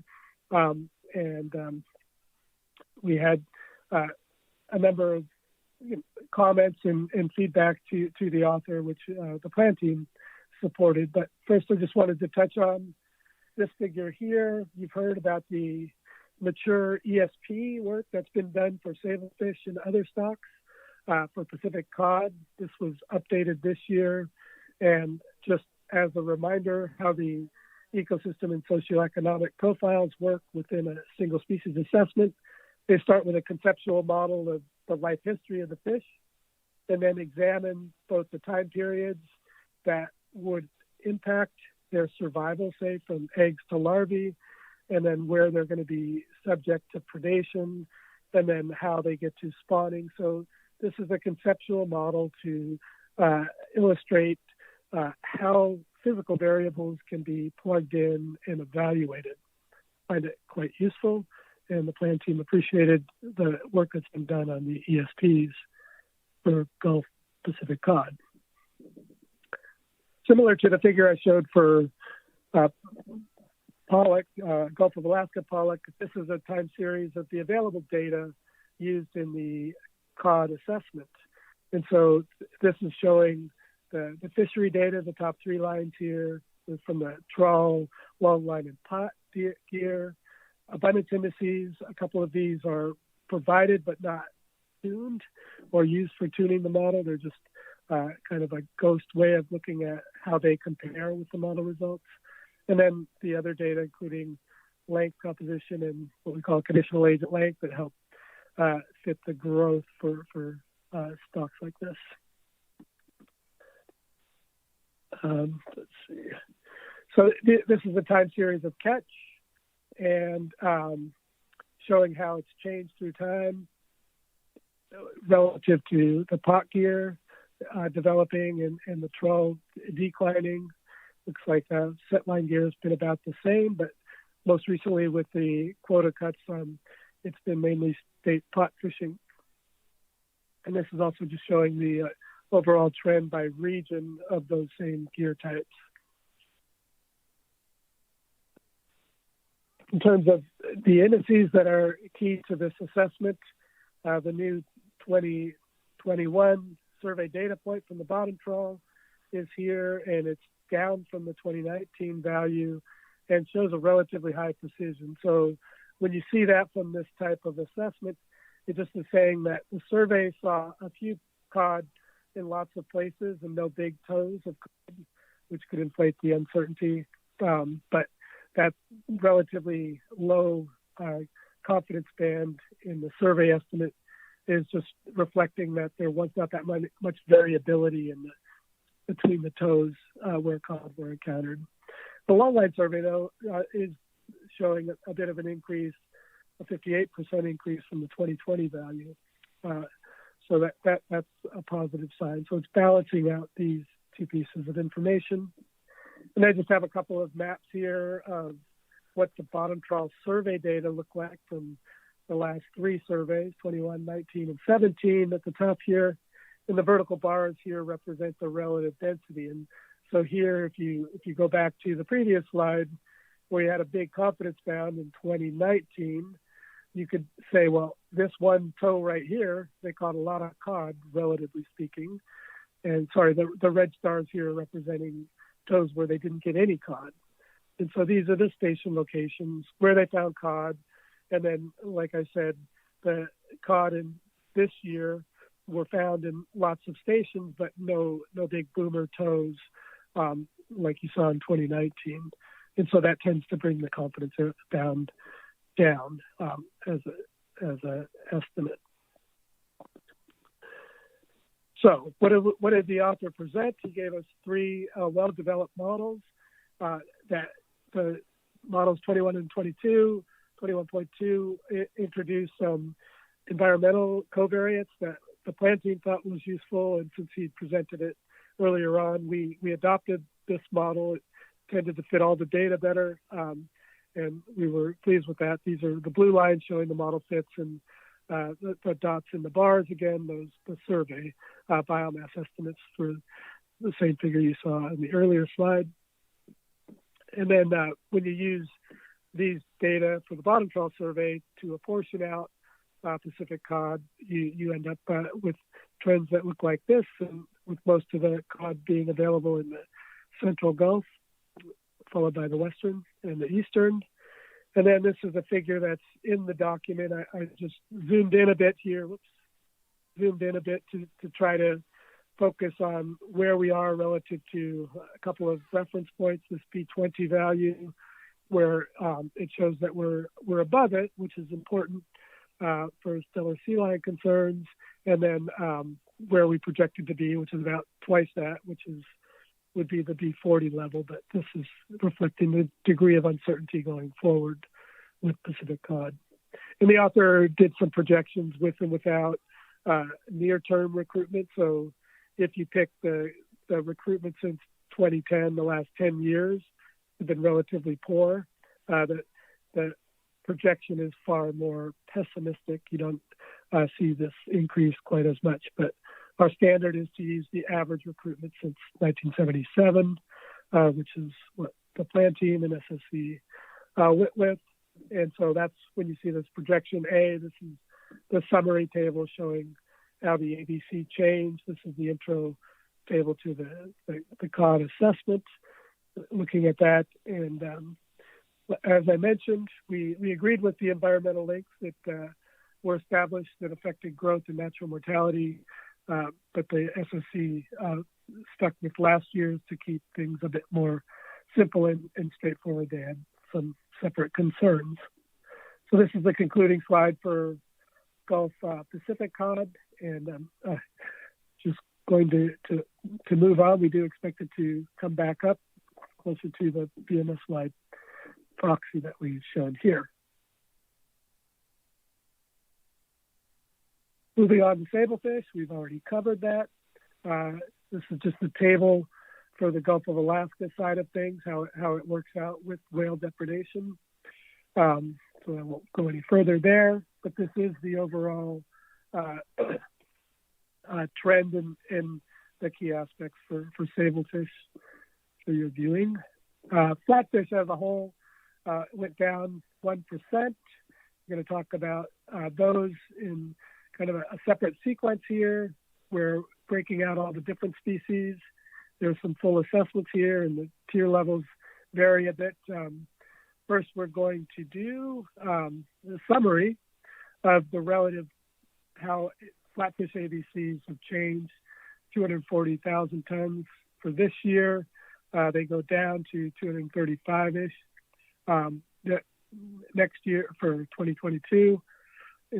most of that decreases in arrow tooth being the lion's share.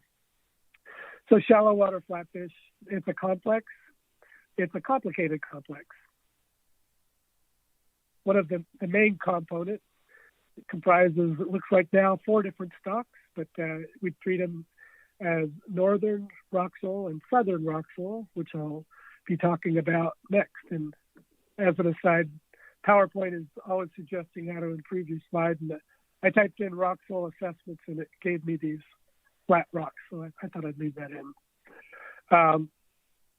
In terms of these rock sole assessments, what's very interesting and appreciated much by the plan team was the degree of detail that the author went in discerning the growth differences both by sex.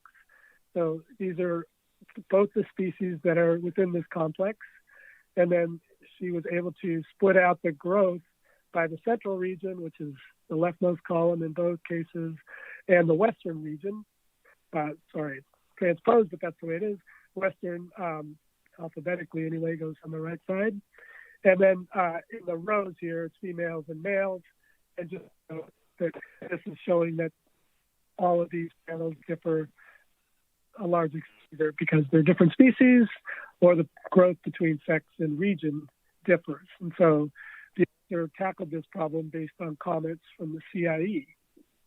In terms of the overall biomass trends, interestingly, they're very similar for both the southern and northern rock sole species, with a 29% increase relative to the 2019 value. So this is just the raw survey data showing that. And overall, the author was able to go through. Northern rock sole had the biggest issues related to it. Southern rock sole seemed to be a little bit more well-behaved, but both had similar growth patterns, and won't go into any more of the details for you all, but we agreed with her choice. And again, she developed these and presented the ideas in September, and we accepted them, and the SSC also accepted our recommendations, which arose from hers. And so now I can't show one of these figures because this is the central Gulf for northern rock sole, and if I toggle to the next one, it'll be the western Gulf, and they all have their own BMSY values in a relative sense. And then southern rock sole, kind of the same thing. So we got 4 summary slides for this one subcomponent of the shallow water flatfish. Anyway, we greatly appreciated all of that work, and just note that they are all relatively lightly exploited, and we'll see a little bit different depiction of another flatfish stock that has a similar pattern by region and sex. But to fill out the stat sheet on our shallow water flatfish, which we're still on, there's many other species that are in the complex, and these are managed on a tier 5 basis. And what we noticed at the plan team was the time series of the survey data here for Alaska plains, butter sole, English sole, yellowfin sole, and so on was interesting. English sole tends to be a more southerly distributed species, and it's moving seemingly further north or more abundantly in our surveys. Yellowfin sole might be thought of as a further, more northerly distributed species, and it seemed to be declining. And what we noted was, that's survey data, if you flip it over and look at the incidental catch, this is truly incidental, none of these are targeted, you see a similar pattern in the catch. So this is based on the observer data, where over the time series, you see a drop in yellowfin sole catch being incidentally caught and an increase in English sole. So just some interesting correspondence between our surveys and fishery data that seemed worthwhile. But overall, we see about a 1% increase in all of these components. And similarly, when you use those data to apportion things out, you see that some areas have bigger declines than others, and some are more noisy than others. This is just for area apportionment side. And we agreed with as I mentioned, the rock sole treatment, and component stocks seem to be consistent with survey and fishery. And so that's my shallow water flatfish summary. let's go deep with the deep water flatfish, which is tied to mainly Dover sole. We expect a full assessment in 2023. As far as what was done this year, there were mainly bookkeeping things that took place, and there's not much further to say about that. Very small decrease. For Rexall, we did have a pretty big increase, and that is one of the stocks where the catches have been quite low, and this year one of the lowest in record for Rexall in the Gulf. And then just to toggle through a couple of the maps of where the survey saw Rexall in 2021. Again, the stars represent toes where there were no Rexall. The vertical height is the density of Rexall at those stations. So that's 2021. Compare that to 2019 and 2017. Gives you some idea of the relative distribution and how they occur in our survey. As I mentioned, this is one of the stocks that has a very interesting growth pattern geographically. And without going into the details, what this shows is if you took an average growth across the whole Gulf of Alaska and said, oh, fish on the left side, the western side, have residuals that are positive. So they're basically bigger at age on average compared to the east side, which tend to be negative residuals, and they're smaller at age. And that's just an interesting way of looking at that. It was done by scientists at the Alaska Center, namely Das Nada. And then for Rexall, this again is a two-area model. There was some bridging that was done to improve over the last assessment that was done for this in 2017. And these were all considered improvements from the planting point of view. And those also resulted in pretty big increases in relative terms, plus biomass. And then all these other calculations were done area specific. I won't torture you with those, but we did have some recommendations at the plan team to encourage maturity studies, looking at aging error and alternative natural mortality rates. Okay, that's Rexall. We're getting over halfway. On to Arrowtooth. That was a full assessment this year. We had new survey data and some distribution plots showing the relative catch. The survey was up by 5%. The catches that were down in 2021 in relative sense, but still well below the ABCs.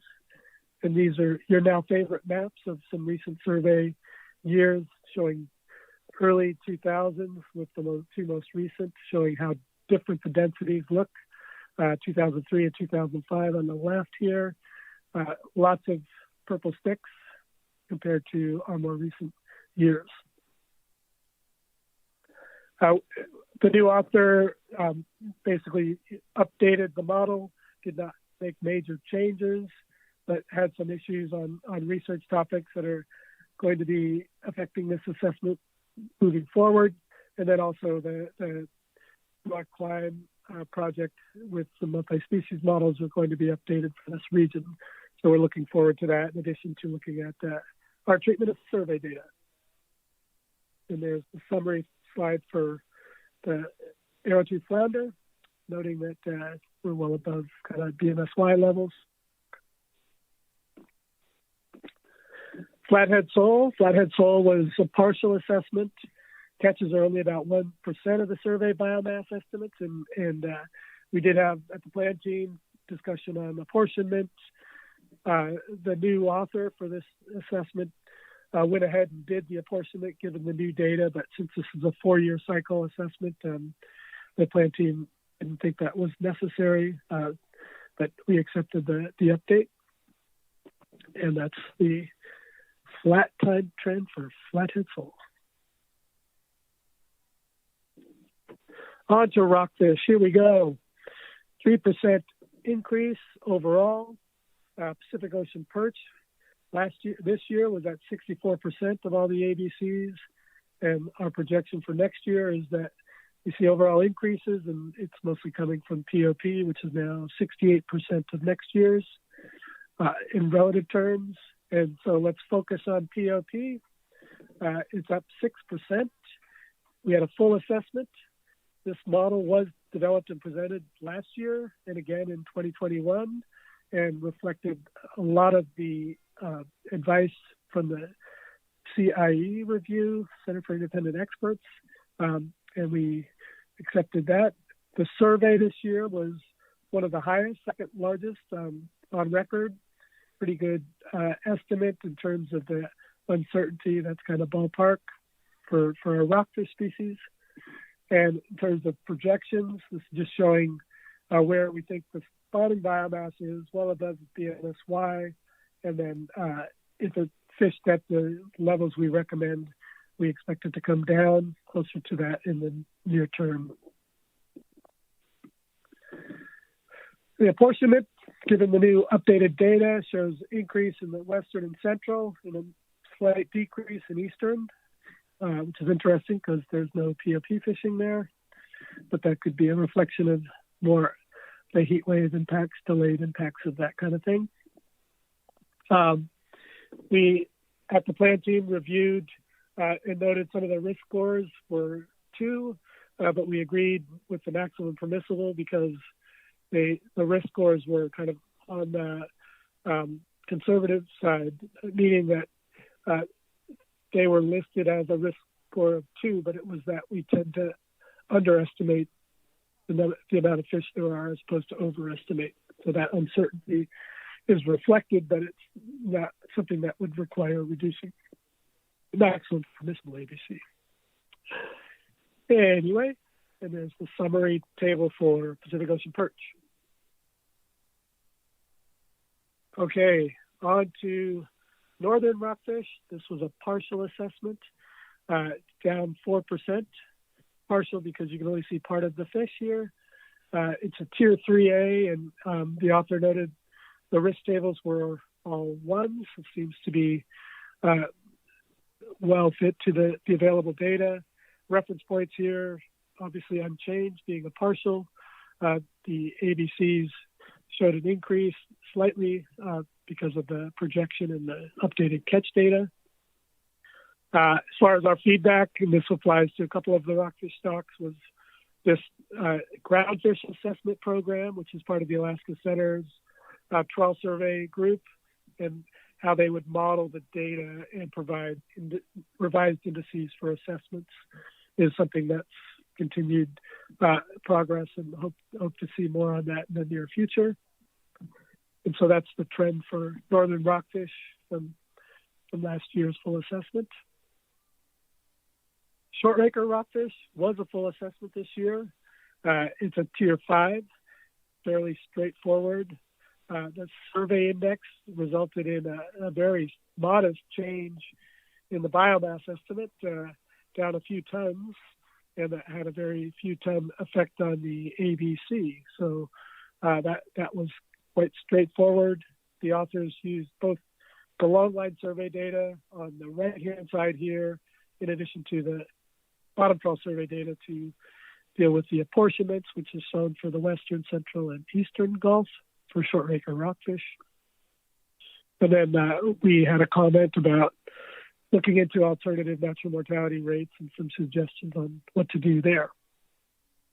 On to Duskies, another partial assessment, a change of 17 tons. So the survey data were not used. They will be completed next year when it's an off-year assessment, and so not a huge amount of change there. We had some discussion again about the groundfish assessment program and the vast treatment, and that we made our recommendations based on the SSC stair-step approach. And there's the time series for dusky rockfish. Rough-thigh and black-spotted rockfish turned out to be a pretty big change given the update of new information. This is a full assessment, tier 3. The model was basically the same as from 2015. It uses both the bottom trawl and long line data. And the new author from last year is Jane Sullivan with the Alaska Fisheries Science Center. The summary is that we had declines in both indices. There's some difficulty with scaling the population given the trends that we've seen both in age and size composition. And the other aspect, which is a concern, is that the retrospective pattern is pretty high. And so that's what's shown here is as you peel off years of data, the biomass estimates change relative to the terminal year by quite a bit. And that's always a concern. And so with those caveats and some advice we provided, you can see that resulted in significant drops in the ABCs and changed the OFLs, the reference point calculations as well. The author used both the bottom trawl survey now on the right-hand side and the long line survey to come up with an apportionment system for this complex. And that was done. And our discussions, we agreed with the author's recommendation, noting inconsistencies with the available data. We had some questions technically related on how data are treated and selectivity was modeled. And as always, we placed a high priority on identifying the relative species composition of this complex. They do tend to have slightly different life history traits or characteristics, and getting those right was considered important. And that's the time series figure for rough-eye black-spotted rough-eye. On to the demersal shelf. We only have a few more stocks, but this was one that the state of Alaska developed, and it's comprised of a number of species, 7 different ones, with yellow eye being the principal one that's based on a tier 4 assessment, meaning that there is a biomass estimate from it. The others are tier 6. And to come up with those biomass estimates, the state uses this remotely operated vehicle shown in the lower left, and each they rotate between regions to get a synopsis of where of the biomass. So they're treating these different southeast areas as strata and collecting biomass estimates, and that's what's shown here in terms of the density per kilometer squared of yellow eye by those regions. And then they come up with a precautionary ABC. The maximum permissible was 342. And the team agreed with the historical approach of coming up with a recommended ABC. And I'll just note here that the SSC delved much deeper than the plan team did into the historical calculations for this, and that's something that you might get more on when you hear the SSC's report. They did diverge from the plan team's recommendation, I believe. It's just a figure showing the relative catch of this complex by sector, where that exists from the thing. And our discussion was basically, this is in a 2-year cycle. We will be getting another one next year just to get this on the schedule that we wanted. The authors have been very diligent about providing an assessment in more years than we actually asked for it, but we appreciated that, and looking forward to getting an updated version, which they agreed to next year as well. We had some comments about using the IPAC data as far as the trend for yellow eye rockfish, and then they have a age-structured model that's been under development, and we look forward to seeing that again. There was no thorny head assessment, so nothing to say there. Other fish did take up a fair amount of our time.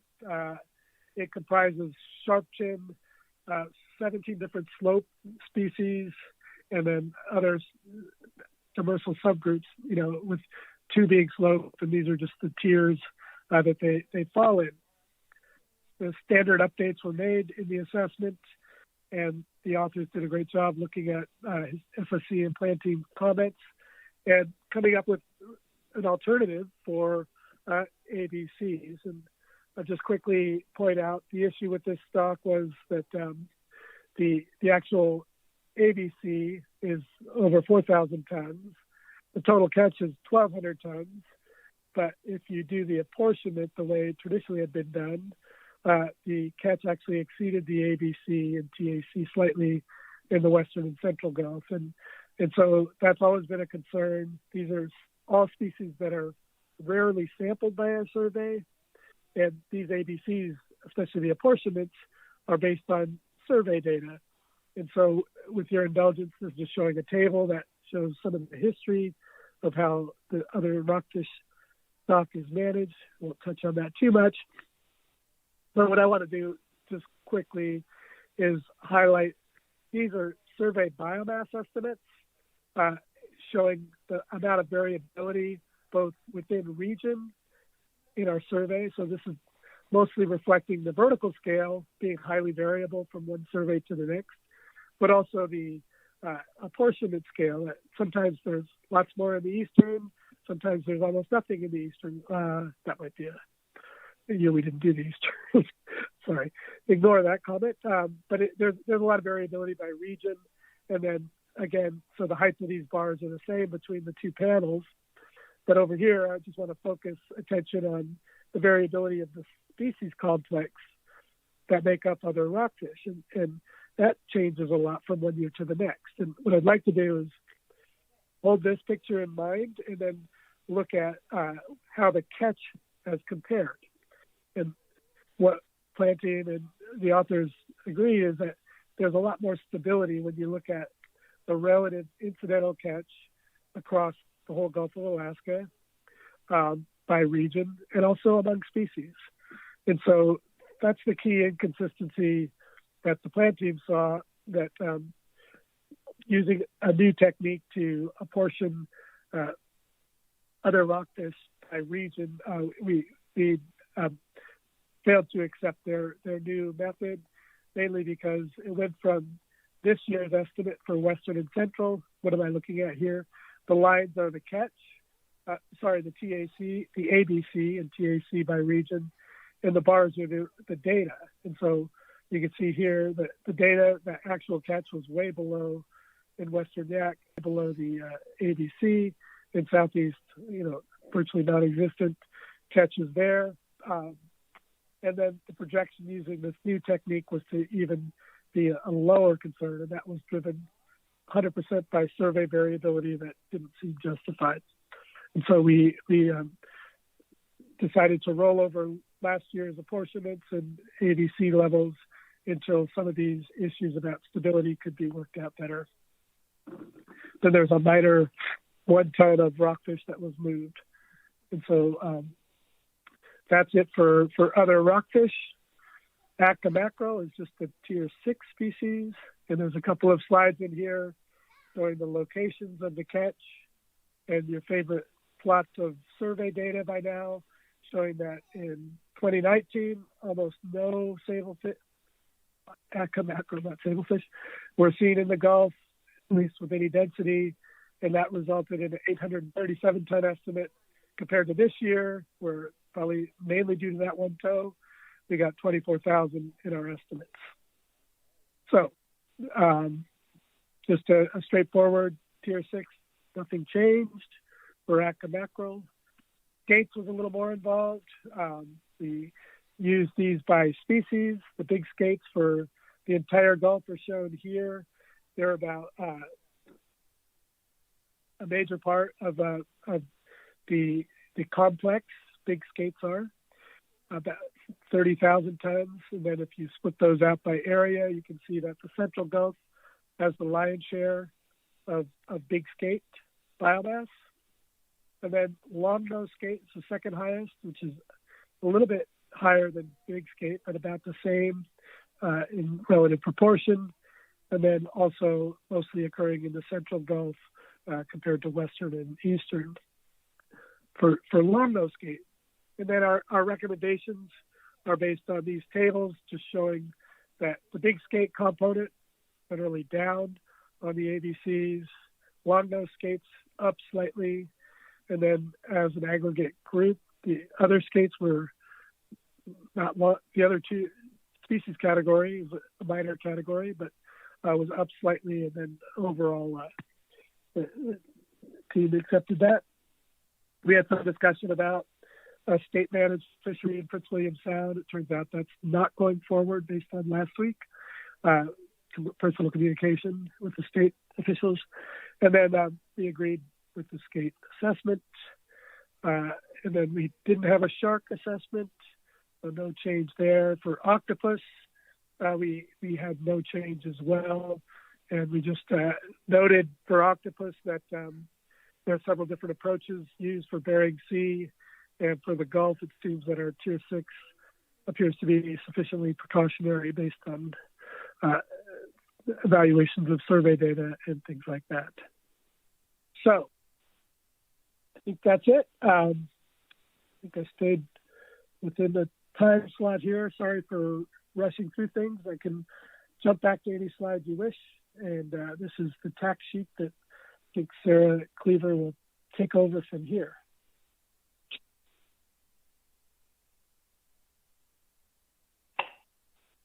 Thank you, Dr. Iannelli. Yeah, that was moving for 153 slides an hour, according to my rough calculations. Looks like we do have a question or two, Ms. Kimball. Yeah, happy birthday, Chair. Thank you, Dr. Iannelli. Mine was really, it's a general question, but it was kind of way back on some comments you had about Pacific cod, and just that the general policy or guidance from the plan team is to use average recruitment over a pretty long time period. And I feel like we have this discussion every year as we've seen Pacific cod react to the marine heat wave of recent years, and whether there's an interest or a need to change some of those variables based on those kind of environmental variables. And I just guess I need some discussion or help in understanding that kind of discussion does happen every year. So the plan team is well aware and the SSC is well aware of those decisions. But thus far, we've kind of kept the same types of inputs to that stock assessment. And we don't exclude those really high, like marine heat wave type years, but we don't weight them more heavily than we would other years in the average. Am I understanding basically how that's working? To the Chair, Ms. Kimball, thanks for the question. Super observant and a good point to clarify. As you heard from Dr. Holloway's presentation, I could answer it in two ways, hopefully helpful. One was referring to her comment about when you have something like a heat wave natural mortality event, how should that be treated in kind of the big picture scheme of things? In other words, if you have 20 years of pretty good data and there's evidence that in 3 out of those 20 years, natural mortality is going to be extraordinary, well, should you add that into the average of kind of expected natural mortality event, or should you just use it as a monitoring thing? And it's a big question. It's something that is a topic of concern. There's lots of different wrinkles that so there's no easy answer, I guess, would be my comment on that. But specific to the Pacific cod problem and what we were referring to in terms of reference years, Steve Barbeau did a good job basically saying that, okay, our FSD and the way we've agreed to standardly do projections is based on the full time series of recruitment. And it's been that way since a famous Jim Balsiger memo when he was at the center and said, let's use post-1977 regime for kind of average recruitment. And that hasn't changed. There's been lots of analyses looking at different potential regime changes from which to change reference points. And so we at the planning team appreciated Steve's looking at the question of saying, okay, well, if we're in the new normal, what's recruitment going to look like? I mean, we're in the new normal saying that, okay, well, we're going to get recruitment like you see here, are we ever going to rebuild to our target? And the answer is pretty clearly no. The second part of that question is, well, if this is the new normal, should the target change? By rule, it might, but that would be a pretty major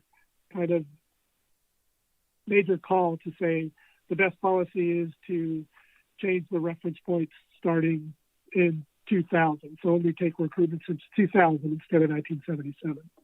So basically, our system is using reference points calculation with the implicit assumption that on average, we expect average recruitment that we've observed since 1977. That's our fallback implicit assumption on how this BMSY arises and things like that. If we're in a regime where we're never going to see that average again, then that's kind of a big question, and I think part of the Climate Change Task Force and others' concern. I mean, we're looking at carrying capacity changes in the Bering Sea, and the new Goa Climb project may help address some of those concerns. But the plan team felt that we didn't think it was necessarily a great idea to say, oh, let's just use the recent recruits to set the reference point, which would bring it way down. And then we would no longer be anywhere, we wouldn't be below BMSY anymore, we'd be above it if you took this pessimistic view of we're in the new normal. And so there are two parts to the question. It's like, well, what do we expect to see in the near term? And I think it's very useful to say we're going to just get this recent average in the near term going down, and it may take longer to rebuild to get above the target again. I don't know if that helps the question, Chair, but thanks for the comment. Thank you. Thank you, Dr. Iannelli. It does really help. I think those are exactly the kind of questions that we're interested in. I appreciate you reminding us of Dr. Barbeau's evaluation to think through those things each year. So I really appreciate the explanation. Thanks. Thank you, Ms. Kimball. Any further questions for Dr. Iannelli?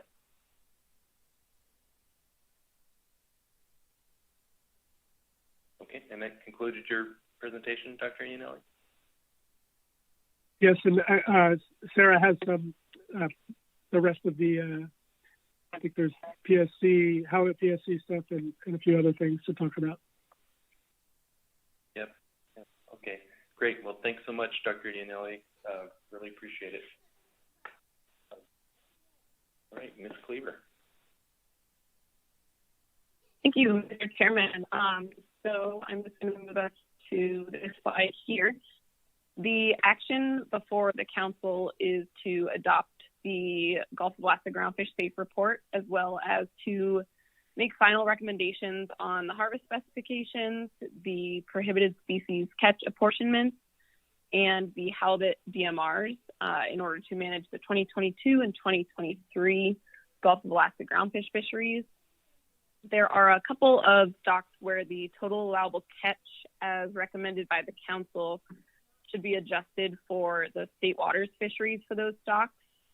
First, the established area apportionments for the next 2 years adjust the amount of Pacific cod ABC that's available for the federal TAC in each area, and the adjustments are shown under the Gulf of Alaska groundfish tables, specifically to Table 2 on the e-agenda. And the most updated version of that table is the one that actually uses the AP recommended tax, and that's in the AP motion, which is attached on the e-agenda. Second, the ABC available for the area-specific federal pollock tax is first reduced by 2.5%, as we do every year to provide for the Prince William Sound state GHL fishery, and the pollock tax in Table 1 reflects that accommodation. For the in the Gulf of Alaska, the PSC limits for halibut are apportioned annually by fishery, year, and season, and the PSC apportionments based on the plan team recommendations are attached under that Gulf of Alaska groundfish tables attachment, which is tables 14 through 16. And those tables sometimes change slightly as they go through our process from the plan team to the SSC. So that's why you see multiple versions of those tables up there. But the council will finalize those today.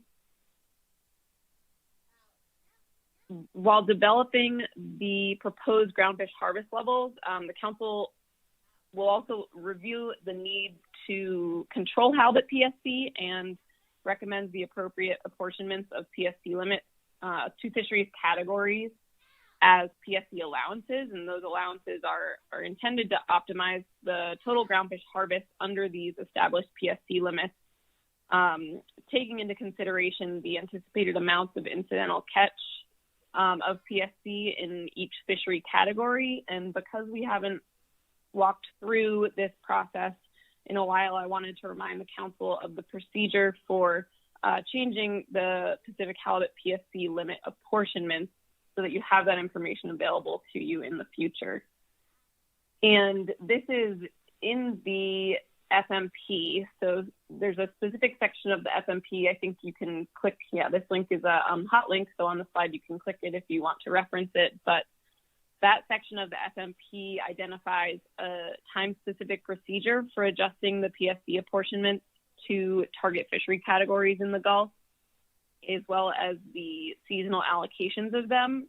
And this requires that information be provided for council review in October so that the council can set, if they choose to, set different apportionments in December. So to adjust apportionments, the council and NMFS must consider biological and socioeconomic factors about the halibut stock and the groundfish fisheries that intercept halibut as bycatch. And so this slide includes the types of information that the council would consider relevant to the seasonal allocation of PSC limits. And this is just pulled straight from that section in the FMP. So I'll note that at this time, there wasn't any additional information pertaining to Gulf of Alaska halibut PSC apportionments that was requested by the council in October. But we wanted to highlight this process for you as a reminder for the future if changes to the PSC apportionments are warranted. So lastly, the halibut DMRs, which I believe are on this slide here, these were reviewed by the SSC and the council at the October meeting. And this is in table, I know it says table 5 on the slides, that's from our plan team report, but it's table 17 in the groundfish tables attachment on the e-agenda. And this is the DMRs by gear and operation for final specifications. So upon publication in the Federal Register, the final harvest specifications for the next 2 years will replace the harvest specifications adopted last year for the start of the 2022 fisheries. And that concludes the staff report for this action. So I'm happy to take any questions if there are any. Thank you, Ms. Cleaver. Any questions?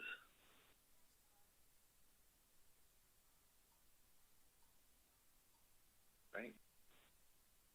Great. Well, thank you. Great job. See, that will bring us to our SSC report. Good afternoon, Dr. Hollywood. Good afternoon, and for the public, my name is Ann Hollywood, and I'm here on behalf of the SSC to give our comments and recommendations on the Gulf ESR report as well as the groundfish specifications.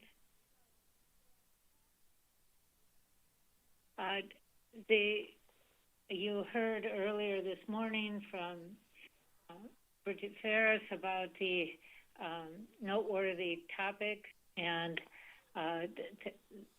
of those, there was the mid-July die-off of kittiwakes and gulls on Middleton Island, And we appreciated the careful look in terms of whether or not this was a localized event or something broader, and the conclusion that this was due to birds ingesting organisms while bathing in a small pond was really quite helpful for us.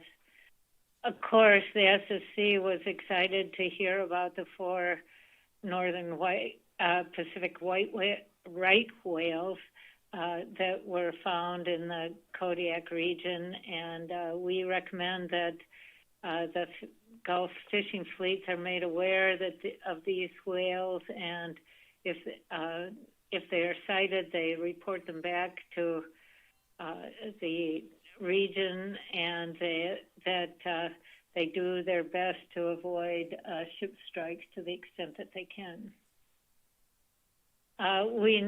The report includes several metrics of stability in the groundfish community that are primarily derived from the bottom trawl survey, and many of these look promising.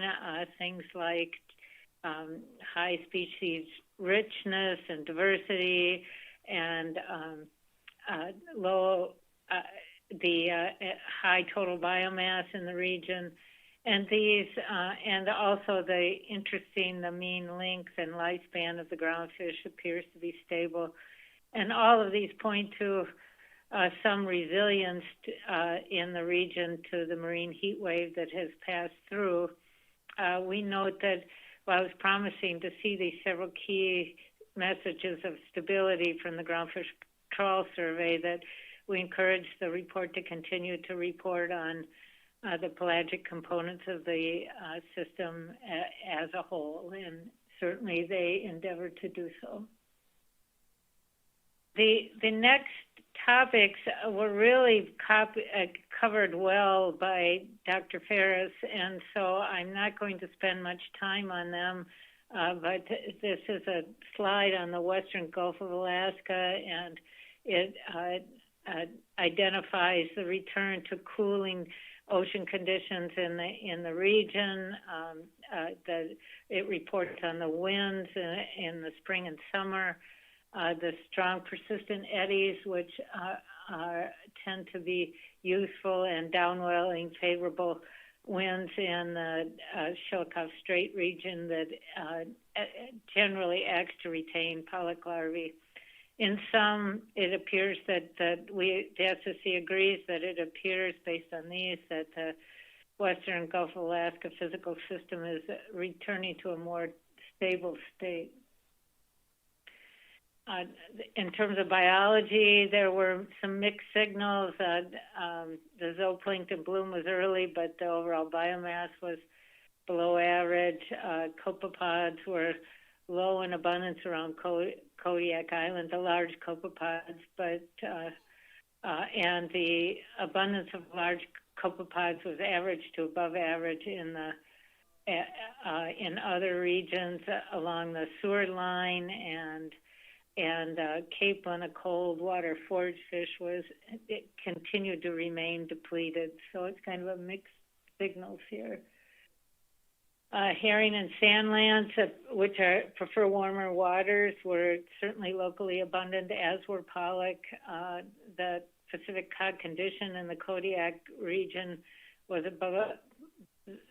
above the long-term mean, but the condition for many other species remained below the long-term mean. Again, some mixed signals here.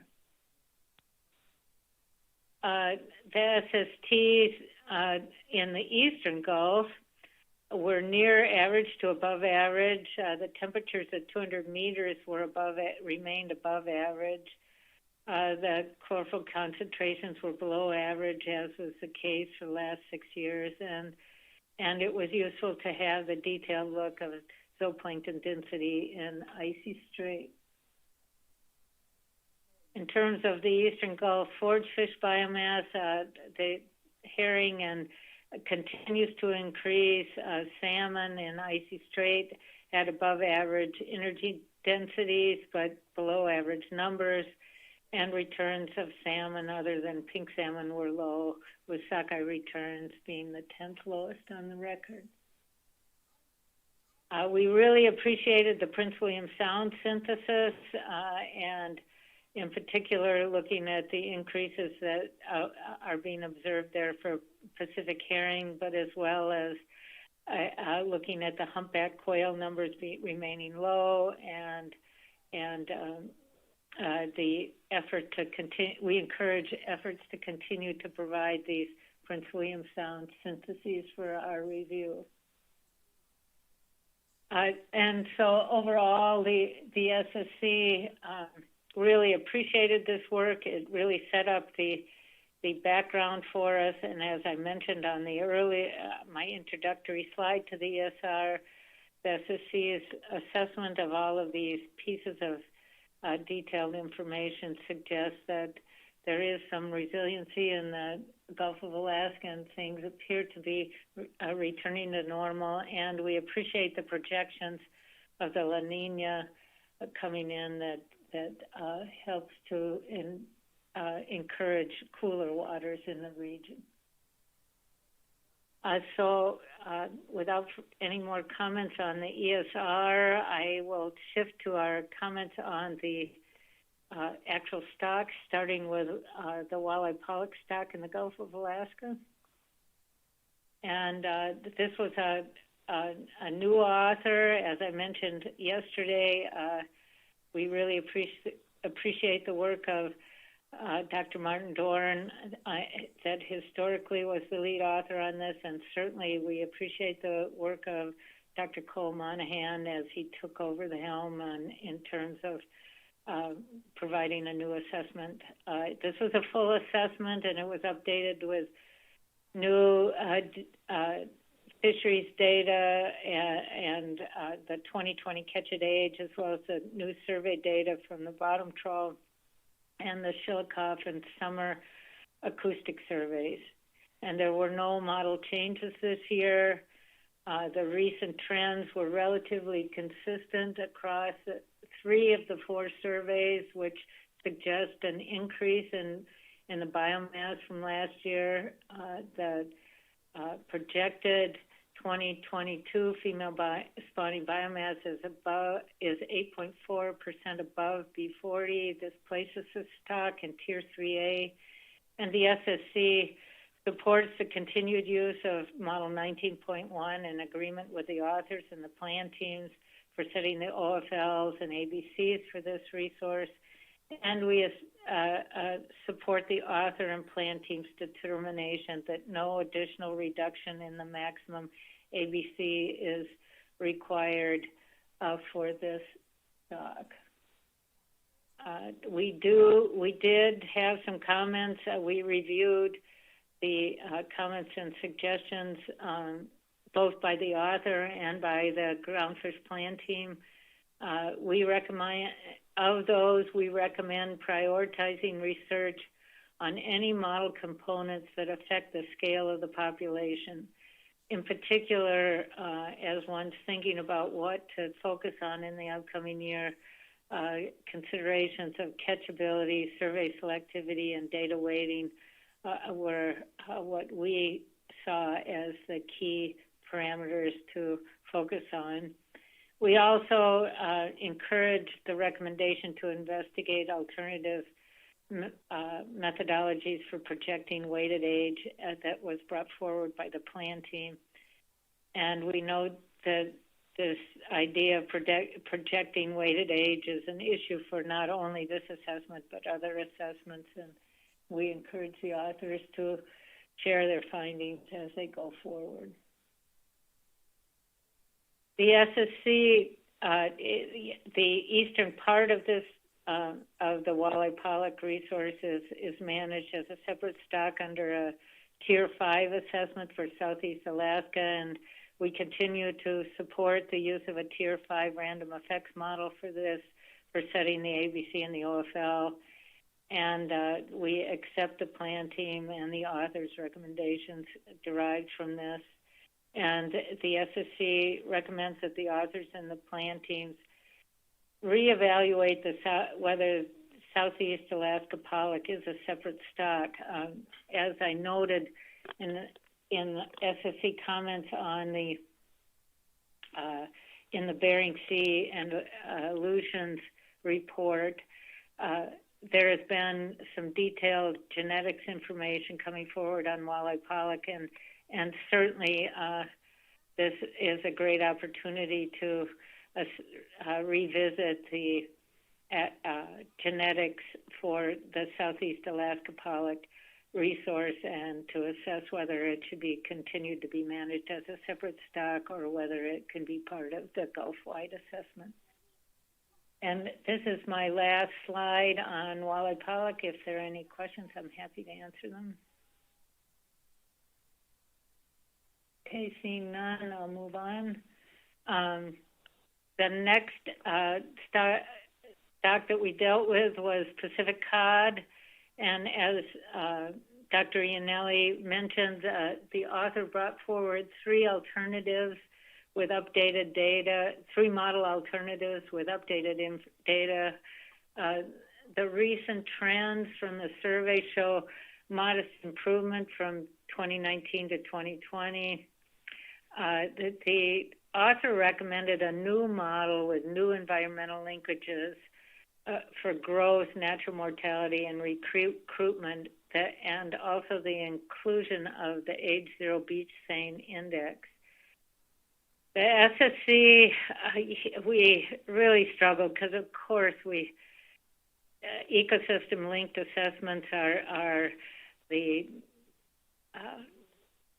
path to the future, and so we were really debated on this, but we do recommend sticking with the base model of 19.0 rather than the author recommend and plan team recommended model. And our primary rationale was that the beach seine index, the inclusion of it really had only a minimal impact on the recruitment estimate, and not all of the growth links were actually significant. So we felt that both the modeling environmental impacts on growth as well as the addition of the beach seine index needs to be reviewed and considered again before we adopt it. The projected 2022 female spawning biomass is at B29%, and this places the stock in Tier 3B. Again, as I mentioned, for the Bering Sea, Aleutian Islands specifications, the numbers that we represent here are the 2022 numbers, but of course with Tier 3, 1, 2, or 3 stocks, there are projections for both 2022 and 2023, and the 2023 values are in the Table 2 of our report. The SSC supports the author and the plan team determination that no additional reduction to the max ABCs are needed. We really, as I said earlier, commend the authors for their efforts to bring forward an ecosystem-enhanced stock assessment model. And so the fact that we're not accepting it this year is in no way saying that one should stop striving to move forward on this. We recommend carefully evaluating the environmental linkages and including only those that clearly improve the overall model. In particular, the evaluation of the age zero beach seine index, and we also felt that the ESP that was included in this assessment can be used to help track and evaluate the potential covariates that the authors could look at before they become fully operational in the model. And so we really appreciate the inclusion of the ESP.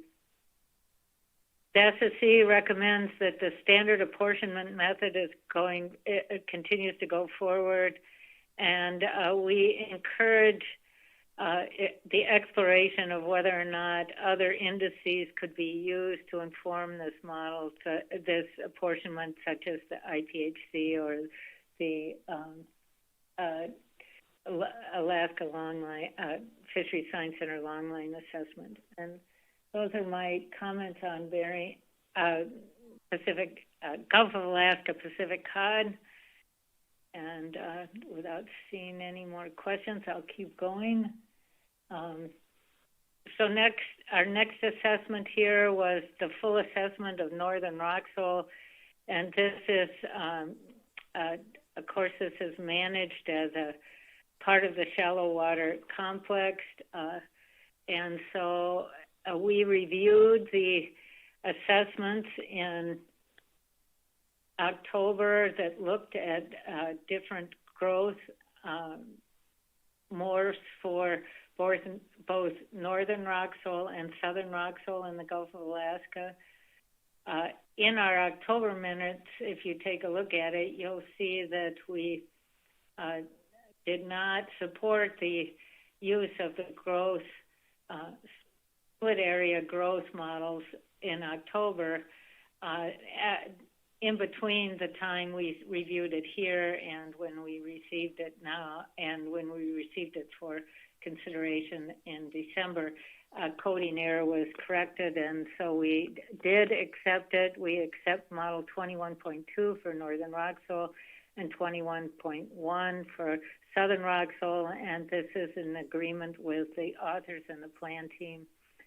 And this model is useful, as you saw in those figures that Dr. Iannelli showed you, that there are separate area growth patterns, and this tends to improve the overall biomass fits in recent years.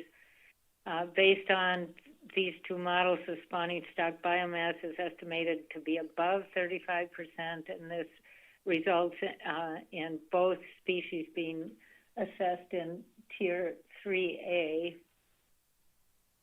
We also agree with the plan team and the author in the use of the maximum ABC for both species.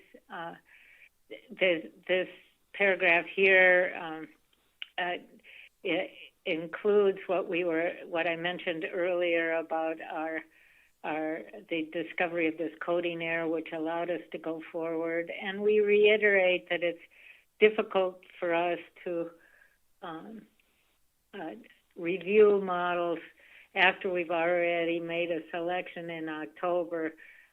We realize that there are cases like this that occur, and we certainly appreciate the author's due diligence to provide all of the information we needed to make an informed decision. But to the extent that models could be fully brought forward in October is certainly a help to the SSC.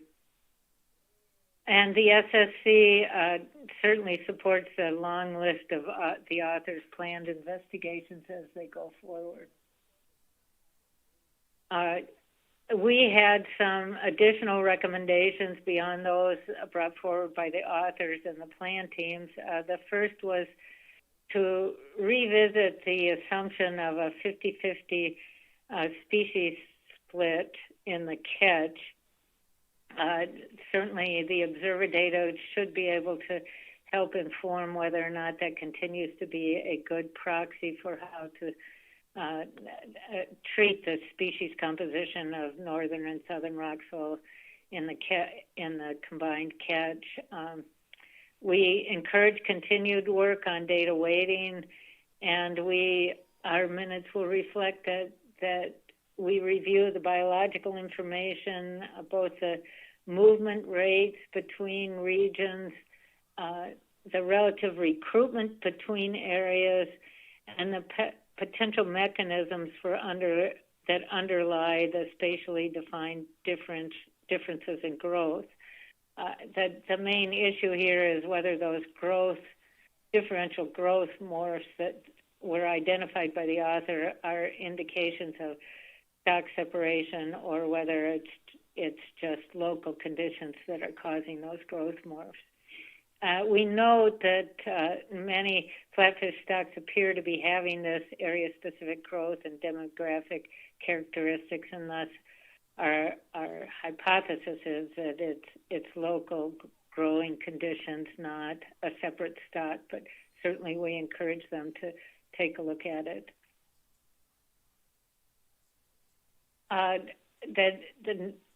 As I mentioned, northern and southern rockfall are part of the shallow water flatfish complex. This is our slide for the other shallow water flatfish. This again was updated with the new survey data, and there, as was noted by Dr. Iannelli, there were declines in Alaska plaice, butter sole, starry flounder, and yellowfin sole, but an increase in the more southern species, English sole and sand sole. The stocks are qualified for Tier 5, and catches well below the ABC. And the SSC continues to recommend, in agreement with the authors and the plan team, the use of the random effects models for this complex, and we accepted the model from the last full assessment, which was the accepted model from the last full assessment in 2017, and it tends to perform well. And so we agree with the ABC and OFL derived from, or the ABC estimated for the other species in the shallow water complex, and we noted, as did the plan team, that continued look at whether or not there has been some shift in more southern species entering into the Gulf of Alaska while the more northern species are declining, and assess whether or not that is a long-term trend and resulting from the implications of climate change. And we really appreciated the examination of multiple species within the risk table. And so overall, putting together the ABCs and OFLs for the entire shallow water complex, including northern rock, so the SSC agreed with the author and the plan teams on going forward with those, and the 2022 values are shown here. As I did for the Bering Sea Aleutian Island specifications, I won't dwell on the partial assessments. Deepwater flatfish was a partial assessment.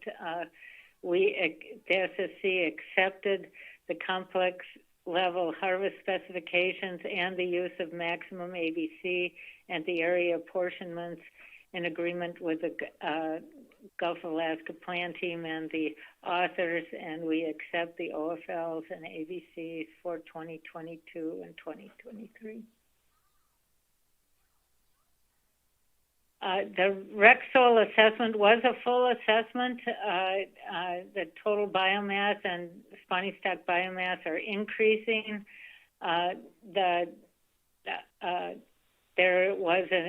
We now are managing the stock as a Tier 3A stock, so the SSB is now above B35 and B40, and the SSC continues to support the use of Model 20.0 in agreement with the authors and the plan teams. And this new model included some changes. The Francis method for data weighting was used. They removed the survey data from the 1980s, and catchability was estimated using a normal prior with a mean of 1.2 and a standard deviation of 0.0175. And the overall fits of this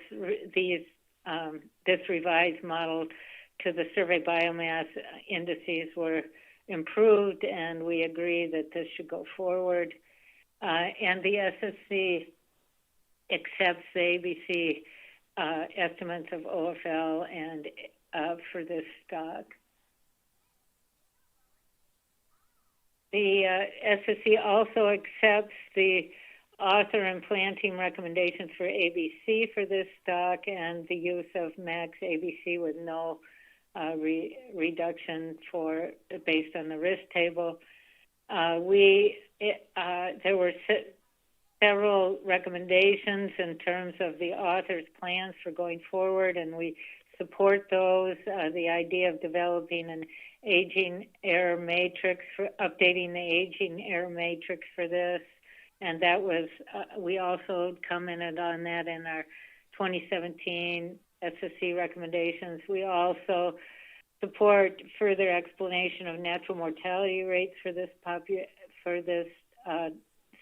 stock, and the use of updated maturity at age information. The SSC continues to support research on the mechanisms, as I mentioned earlier, for northern and southern rock soil, on whether there are genetic differences or environmental differences that are causing the appearance of different growth morphs for wreck soil. And the SSC supports the exploration of mechanisms of different growth patterns between areas.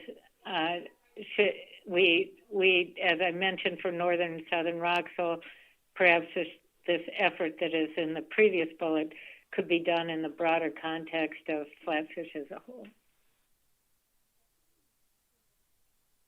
The next assessment was also a full assessment. This was arrowtooth flounder. This stock is now qualifies for management in Tier 3A with a 2022 projected spawning biomass well above B40. The female spawning biomass has been in decline since the high levels in the 2000s. However, the trawl survey indices have been stable and slightly increasing since 2017. The SSC concurs with the groundfish plan team and the author on the recommended model, and the associated ABCs and OFLs derived from that, and we recognize that there is no recommendation to reduce the ABC from the maximum ABC, as the risk level was a 1 for all categories. The SSC certainly supports the authors and the groundfish plan team's recommendations on future work. For example, the lack of fit to the female survey age and fishery length compositions, including the interactions between female natural mortality and selectivity. We also support the idea of looking at estimates of predation mortality in the Seattle model. We encourage the author to work closely with those Dr. Holtzman and Grant Adams that are working on trying to put together a multi-species model for the Gulf of Alaska. We support the idea of re-examining the growth assumptions and updating the length conversion matrices, and consideration of vast model indices for this resource. We encourage the authors to investigate the potential use of the longline surveys, both the Alaska Fisheries Science Center longline survey and the IPHC survey, to assess whether or not those might be informative for this stock assessment. Although if the author does this, we encourage them to make sure that they look at hook competition, as is being done for the sablefish resource. And finally, the authors, we request that the authors explore whether the 5-year averaging for the end-of-year catch projections are adequate given the changes in the harvest by the trawl fishery, and so revisiting how the averaging method for the end of the projection is used would certainly be useful for this resource. The Flathead Sole assessment was a partial assessment with Dr. Monahan moving to Gulf of Alaska pollock. Our new hire, Maya Kapur, stepped up and did a partial assessment for Flathead Sole this year. It will be the full assessment will be delayed until 2022, and to allow Dr. Maya Kapur to bring forward a full assessment. She was only hired this summer, and so we wanted to give her a little time to begin familiarizing herself with this assessment. The projected spawning stock biomass is well above B35%. The stock qualifies for management in Tier 3A, and the projected harvest specifications and use of the ABC and maximum ABC, the SSC certainly supports that. We did note that the SSC accepted the plantings and the author's recommended area apportionments based on the updated survey data. However, we concur with the planting recommendation to limit the updating of area apportionments to align when there are full assessments. So it's not a criticism. Certainly the Maya Kapoor did a good job of bringing this forward, but in general, we feel that those area apportionments should be updated when a full assessment is brought forward. So that ends the discussion on flatfish, and I'll just stop here to see if there's any questions. Okay, not seeing any. The Pacific Ocean Perch assessment is a full assessment, and it utilizes the off-cycle full assessment that we reviewed last year, and this assessment was updated with new information, and we utilized it for the 2021 assessment. And based on the results of this assessment, we continue to recommend using it. The model that was brought forward was model 20.1, so it reflects that this model was brought forward and accepted by us in last year. And we should also note that this model was also reviewed by favorably reviewed by the CIE, although there are many recommendations for improving the model that the author plans to attack over the next 2 years. Based on model 20.1, the 2022 biomass is still above B40, and that qualifies as stock for management in Tier 3A. There was a risk score table entry of 2. However, upon review of the status of the resource, the SSC agrees that this assessment can be managed using the max permissible ABC. The issue with the risk table dealt with a substantial retrospective pattern that is being recognized in this with the use of this model. However, the SSC, as was noted by Dr. Iannelli, and the SSC also recognized this, but the tendency was for the retrospective bias to underestimate the bias, and therefore, if anything, we were being more conservative than necessary, and thus that is how we arrived at our conclusion of going forward with the maximum permissible ABC. As I mentioned, there are a whole variety of recommendations that the author plans to work on over the next 2 years that are derived from the CIE review that he received this year. And the SSC certainly encourages the author to go forward. These 6 issues are the feasibility of incorporating acoustic information into the assessment, the sensitivity of the model to changes in catchability and selectivity, the quality and utility of using vast model estimates for this, for abundance and area apportionment, and the use of alternative data weighting for the compositional information, as well as examining the utility of the current plus group level and how the fishery-dependent ages are being collected.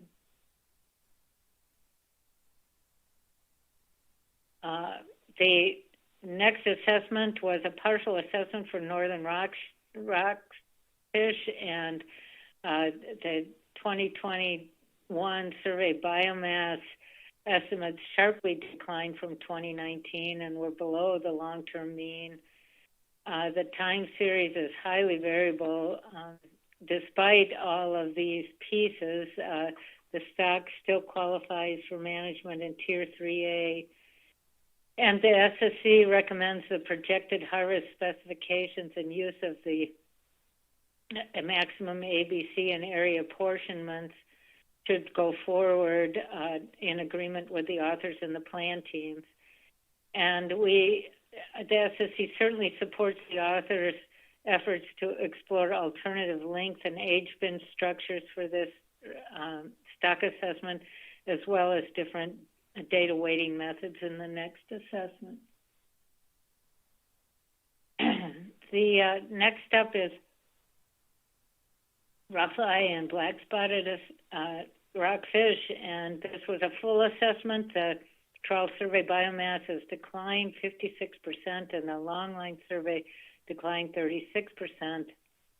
And the author brought forward the same model that was introduced in 2015, model 15.4, and the SSC concurs with the plan team and the author in continuing to use that. In using that model, the projections indicate that this stock would qualify for management in Tier 3, and we accept the current area apportionments. And we accept the authors and plan team's recommendations for the OFLs and ABCs for this resource, as well as no reduction for the max of the ABC beyond the maximum ABC. We do recommend that the estimate of survey indices using the same depth strata are used to examine the different data weighting, whether or not to make sure that there are true comparisons between the long line and the trawl survey, as well as the SSC notes that if the current trend in the retrospective bias continues, the author will need to revisit the risk table ranks and reassess whether a reduction in the ABC is needed. The next assessment was the partial assessment for dusky rockfish, and the survey biomass shows an increasing trend above the normal mean. The SSB is above B35%, and the stock qualifies for management in Tier 3A. And we accept the authors and the plan team's recommendation for management of this resource, and we also accept the stair-step ABC reduction for the 2022 and 2023 as a step to 23% reduction. And this was first recommended by the SSC in 2020, and we continue to feel the stair-step approach is a useful approach to for management of this stock, and the associated ABCs and OFLs are noted here for 2022, and the 2023 values are in Table 2. And we support the plan team's recommendation for revisiting the stair-step reduction approach for the next full assessment. This was just a partial. The short raker rockfish assessment was a full assessment, as you heard from Dr. Iannelli. Survey biomass increased 39%, and the longline survey increased 29%, and both were within the range of estimates over the last decade and indicating a stable population. The catch has been decreasing since 2018 for this resource. The SSC recommends continued use of the Tier 5 designation for this and the associated random effects model approach for estimating the combined trawl and longline survey, as was recommended by the plan team and the author. The SSC supports the plan team and the author's ABCs and OFLs, as well as no reduction from the maximum permissible ABC. And we support the area apportionments based on the random effects model. We did note that the discard rates for fixed gear under the full retention mandates remain relatively high, and an overall review of this program is pending, and we look forward to seeing how this regulation is affecting discard rates for short raker rockfish. The SSC recommends that the authors can re-examine the natural mortality estimate for this resource, as well as we recommend that this would be a good candidate for the plan team to examine when developing best practices for data weighting. In moving forward, the demersal shelf rockfish, this is the assessment where the SSC disagreed with the plan team and the author. This was a full assessment this year, and there will be another full assessment next year to bring it in cycle, such that we will, after 2022, we'll expect to receive an assessment of demersal shelf rockfish on even years. The yellow eye rockfish is the largest component of the demersal shelf rockfish complex, and it's managed using a Tier 4 harvest control rule. And the ABC and OFL for the other non-yellow-eyed DSR species, which are primarily canary, china, copper, quillback, rosethorn, and tiger, all use the Tier 6 harvest control rule. And Tier 6 ABCs and OFLs are added to the values to come up with the overall estimate for DSR. And we recommend using the continued use of the ROV survey density estimate with a habitat area expansion in agreement with the authors and the plan teams. And currently, this is the only method given the low abundance and challenging survey methods in the rocky habitat, so we support it. This slide documents sort of how we arrived at our ABC and OFL. Historically, as was noted by Dr. Iannelli, the ABC and OFL is based on the lower 90% confidence interval of the yellow eye biomass estimates from the survey. And in addition, rather than using the F40 fishing mortality rate of 0.026, a F equals M value of 0.02 was used. So there were two pieces of conservatism built into this assessment. And the SSC took a hard look at this and felt that this approach and the associated buffer was inconsistent with our current use of the risk tables and the tier-based calculation of ABC based on F40.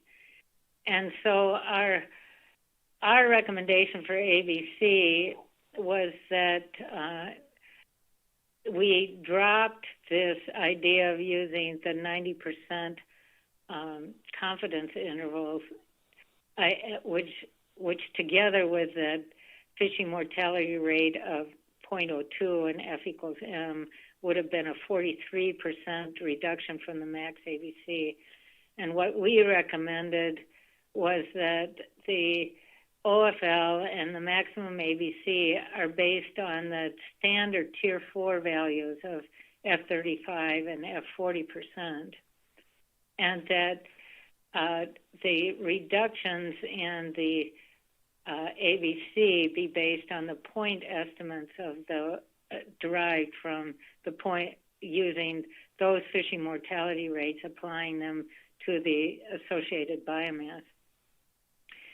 And this calculation, we realized, would be a large increase from the previous max ABCs for this resource, and we agree that there is considerable uncertainty and precaution is warranted, and therefore we recommend that there is a reduction from the max ABC levels that were noted from the previous bullet. And so we recommend adopting the F equals M, or using a fishing mortality rate of 0.02 to provide a 22% buffer from what would have been, if you use our third bullet here, approach to estimating maximum ABC. And this overall approach differs from the plan team and the authors, but we feel it's a more straightforward way of treating this resource when it is in the Tier 4 category. And so the overall ABC and OFL, when you add in the associated pieces of the complex, are noted here and for this resource.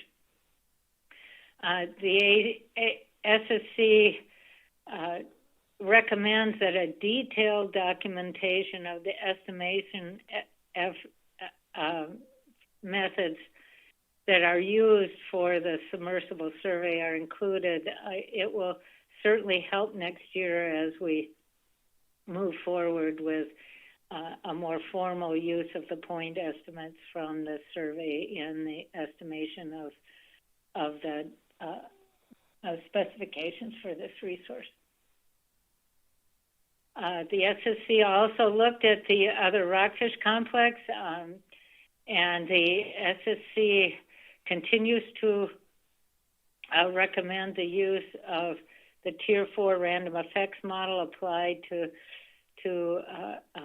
and for stocks managed in Tier 5 and the Tier 6 for the stocks within this complex that are managed under Tier 6, that we use the period 2013 to 2016 in agreement with the authors and the plan teams.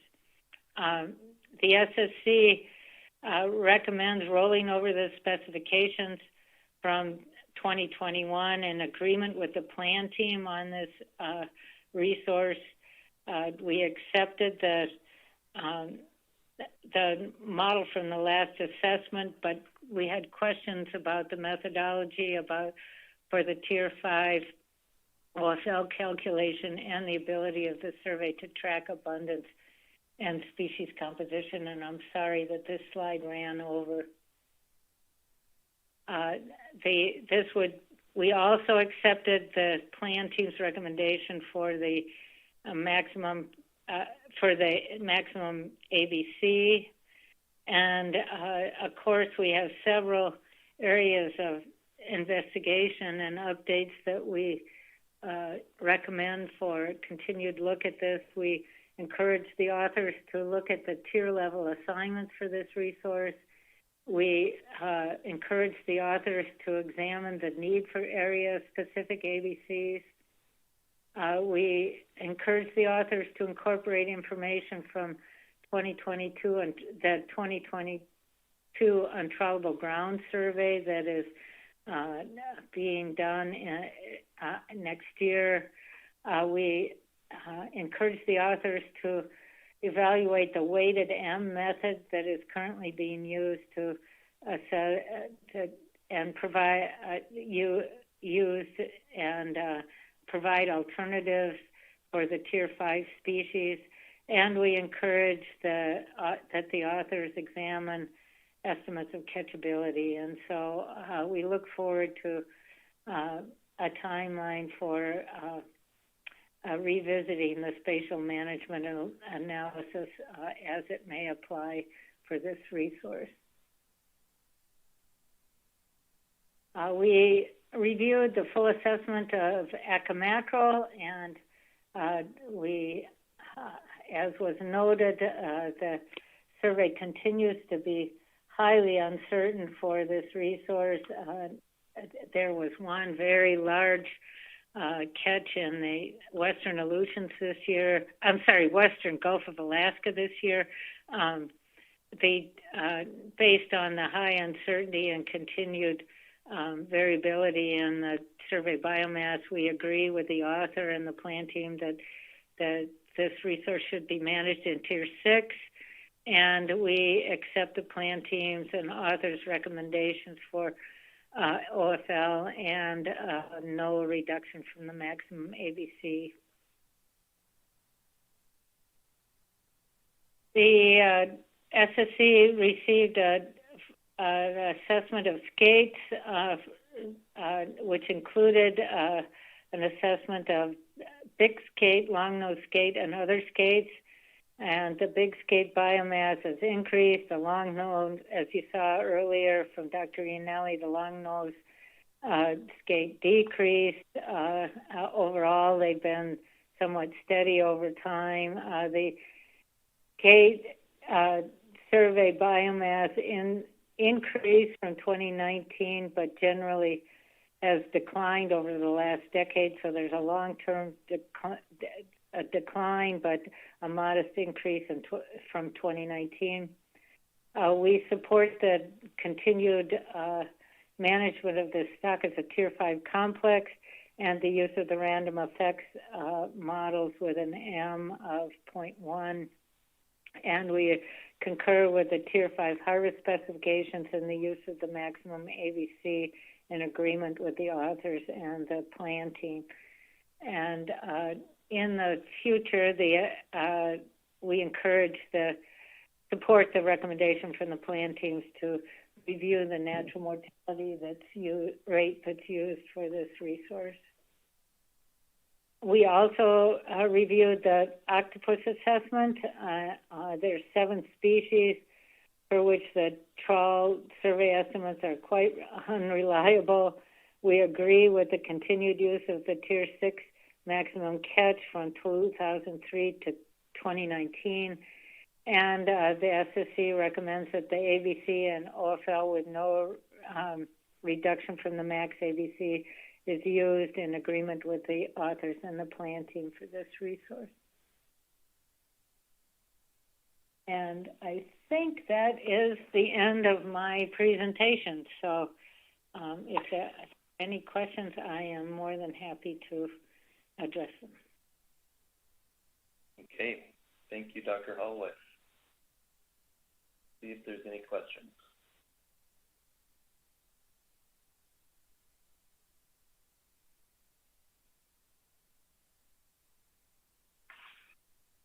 I don't see any. Okay. Well, thank you very much. Thank you, Dr. Holloway. I would note that this was your last presentation to the council as chair of the SSC, so thank you so much. You've done a wonderful job for the council. Well, it's been a real pleasure.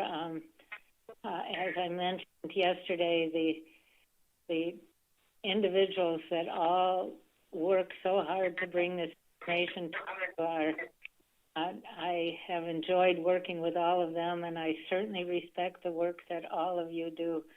And I'm sure I'm leaving the SSC in the very capable hands of Dr. Dressel and her future co-chair. Well, you've certainly led the way and set a great example for your successors. So again, thanks for your service and dedication, and congratulations on your upcoming retirement, and best of luck in your future endeavors. Mr. Twite. Thanks, Mr. Chair. Dr. Holloway can do all the shucks. It's just the team routine that she wants. But I think the facts are pretty clear, actually, that she's a world-class scientist, and we've been very blessed to have her leadership, to have her vision, and to have her mentoring a whole new generation of really promising scientists and mentor all of us as responsible stewards as well. Thank you very much, Dr. Hollowood. Thank you very much. I really appreciate it. Thank you. I will miss you all. I'll miss you as well. Okay.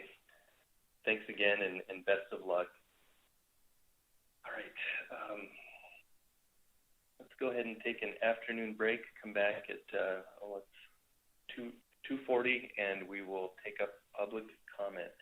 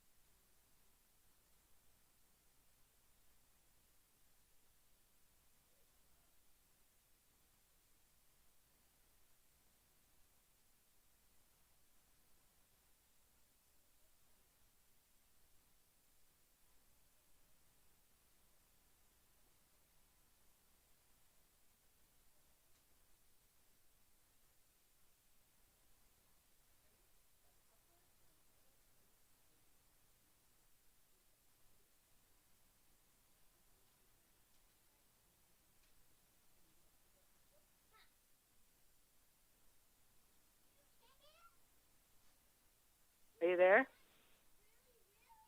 Can't hear you.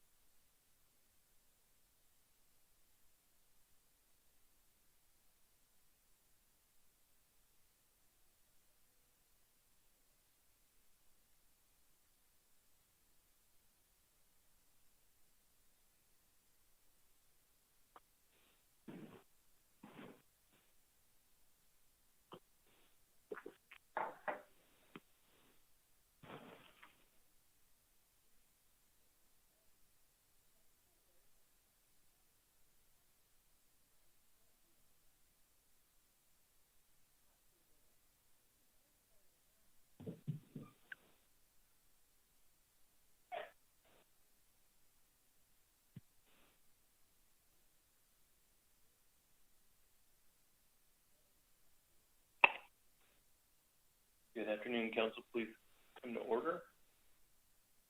We're ready to start with public comment on golf specs. Like we have 5 members of the public signed up to testify.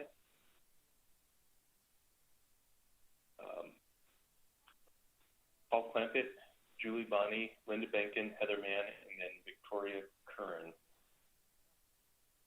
So with that, Mr. Clampett, are you with us? Thank you, Chairman Keenan. Can you hear me?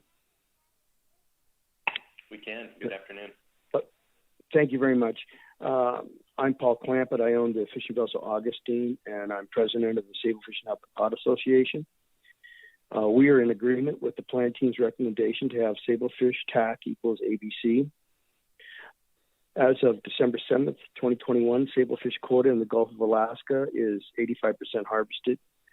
The Aleutian Island is 17%, and the Bering Sea is 74%. I believe a full accounting of landing is not completed, and these numbers will go up. The Aleutian Island and Bering Sea are never fully harvested because of the difficulties in reaching these areas and the fact that the grounds there is difficult to work. In the Gulf, the fleet is still converting to pot gear, and there is a learning curve to using pot gear. That and the fact that the hook and line boats are still dealing with whales explains the 15% unharvested quota in the Gulf, although 85% harvested is not bad considering we are also dealing with COVID-related issues. Adding to this is the fact that the fleet is hamstrung because we don't have a year-long season. We need a discussion paper on the possibilities of delinking halibut and sablefish to make it possible to have a year-long season for sablefish without Canadian interference in our season length. Even though sablefish quota was raised last year and the world was dealing with our COVID market price steadily increased throughout the season, and we received our best prices during our last trip. Anecdotally, we had our best fishing in 30 years and caught our vessel cap before the end of May.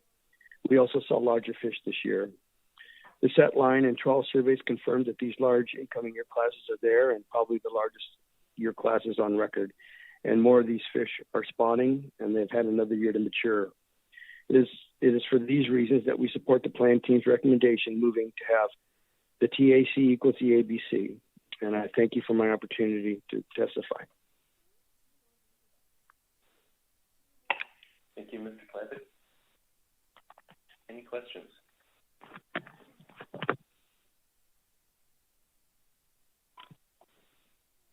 Lost my connection, so if you have questions, please jump in.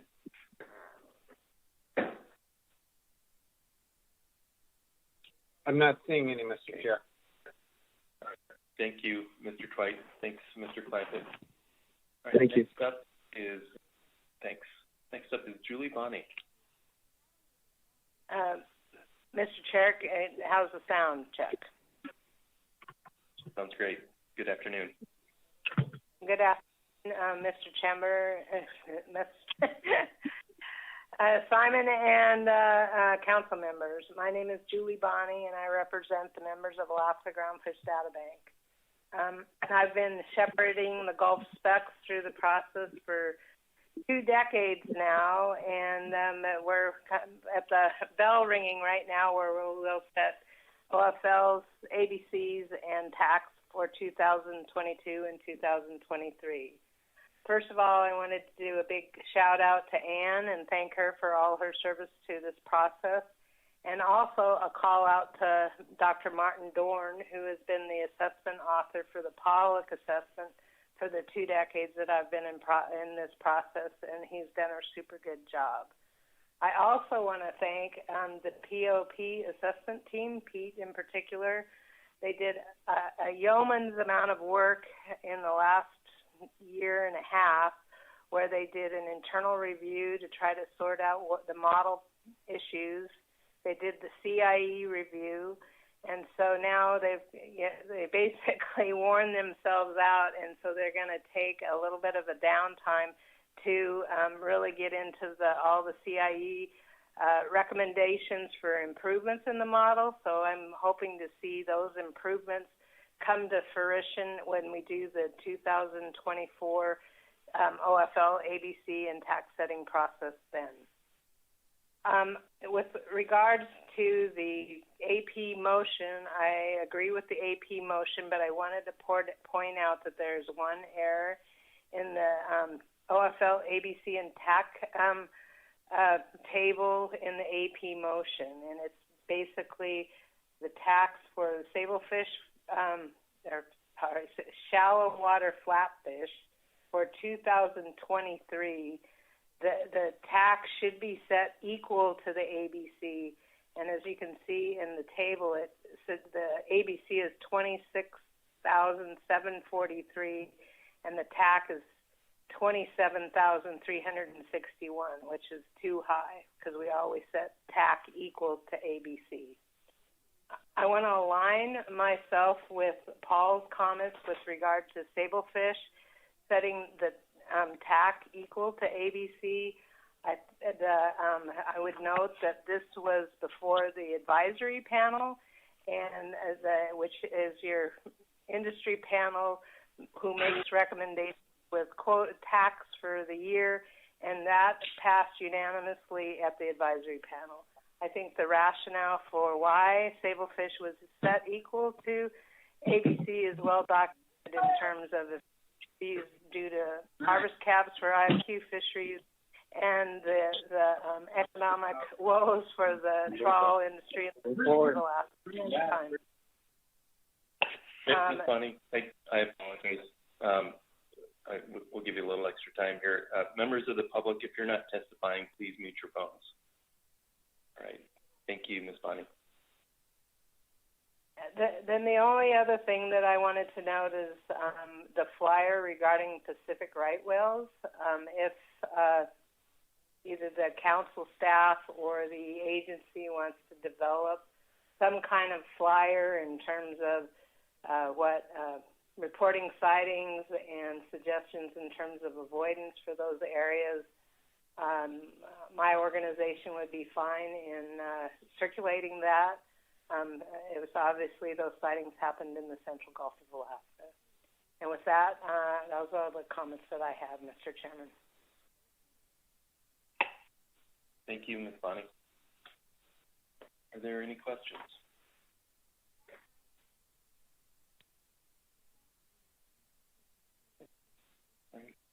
Mr. Merrill.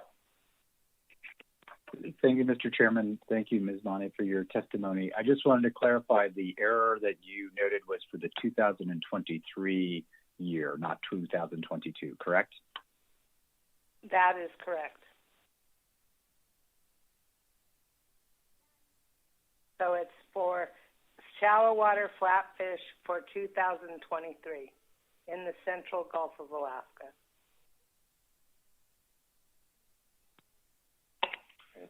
Thank you, Mr. Merrill and Ms. Bonnie. Okay. I don't see any additional questions. Thank you for your testimony. Next up is Linda Benkin. Thank you, Mr. Chairman. Linda Benkin for Alpha. I already testified on sablefish. Won't cover any of that again. Always happy to answer questions. But I did just want to come back up to thank Dr. Holloway, since I ran out of time before, for her leadership and her brilliant contributions to fisheries and climate science in Alaska. And just to tell the council, I remember a December meeting many years ago when Dr. Holloway was at the SSC and the council leading all of us through the stock assessment process, despite having, I believe, the flu or possibly pneumonia, clearly quite sick, but still relentless in doing her job and contributing to the process. So many thanks from our organization, and certainly your work and brilliant leadership will be missed, along with your patience and explaining science to all of us. And also just to wish you, Mr. Chairman, happy birthday. Thank you. Thank you, Ms. Benkin.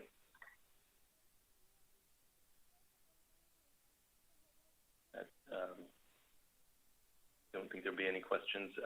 So thank you, and we can move to Heather Mann.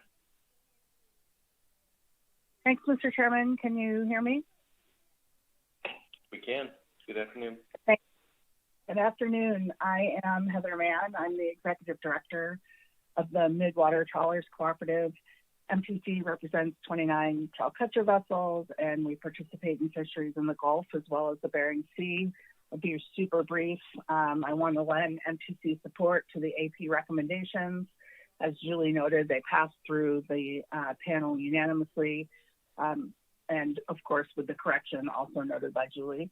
And I want to, I don't know if I've ever done this before, I want to align MTC's comments with Paul's, Julie's, and Linda's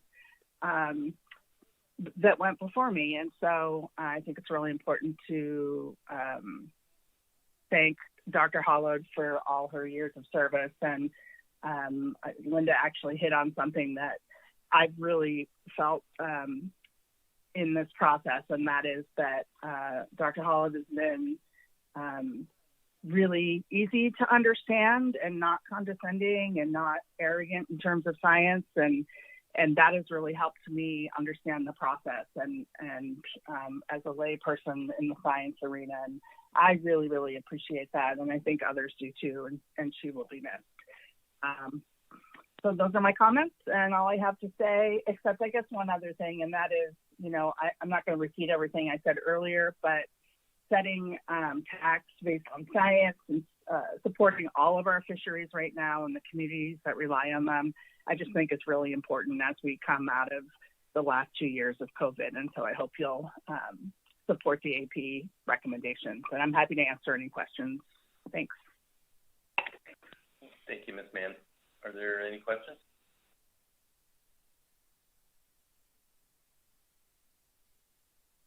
Thank you for your testimony. Thank you. So last up will be Victoria Curran. Hi, good morning, Chairman and Council. Can you hear me? Yes, we can. Hello? Okay, sorry, my phone drops sometimes. So, thank you for your time, and also I want to thank the work of staff. And I did not realize Anne was leaving, and I first worked with Anne many, many, many years ago on the plan team, and yeah, I just wish her the best future. She's awesome. Today, I was just going to talk briefly about how I still think, as I did last year and the year before, that the sablefish TAC needs to be lower. And as you all know, I think that by now that I do help my husband on his 55-foot longliner that fishes southeast and West Yakutat, and we continue to be concerned that we're taking too many of these young fish, that we're being too aggressive.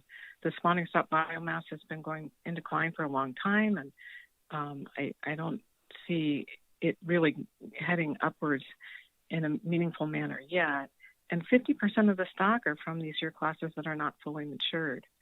And so there's just very few older fish out there. And I just think we all know now about age portfolio and genetic portfolio and the importance of that to robust stocks. And that's not just about strong recruitment events, although those are nice. So we're not comfortable raising the TAC, and this is a big part of our income. We would like to see the tax no higher than last year. And I don't think there's anything much to say about that beyond that, but we still feel this way. Our fishing was a little better last year, but it's just nowhere near where it was 10 or 20 years ago. So I would encourage less aggression, even if the numbers look like, on paper, it looks like you could do that. So thank you. Thank you for your testimony. Are there any questions?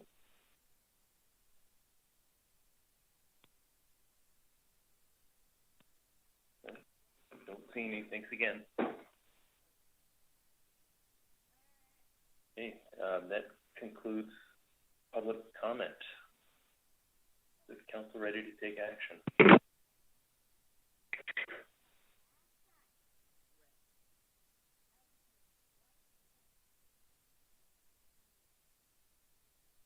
Can also stand down for a few minutes while we get prepared. Ms. Kimball. I have a motion if this is the right time, Mr. Chair. Yes, Ms. Kimball.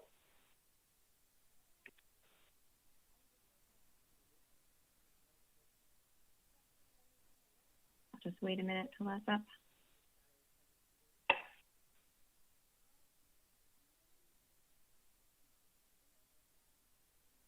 Like it's loading, so whenever you're ready.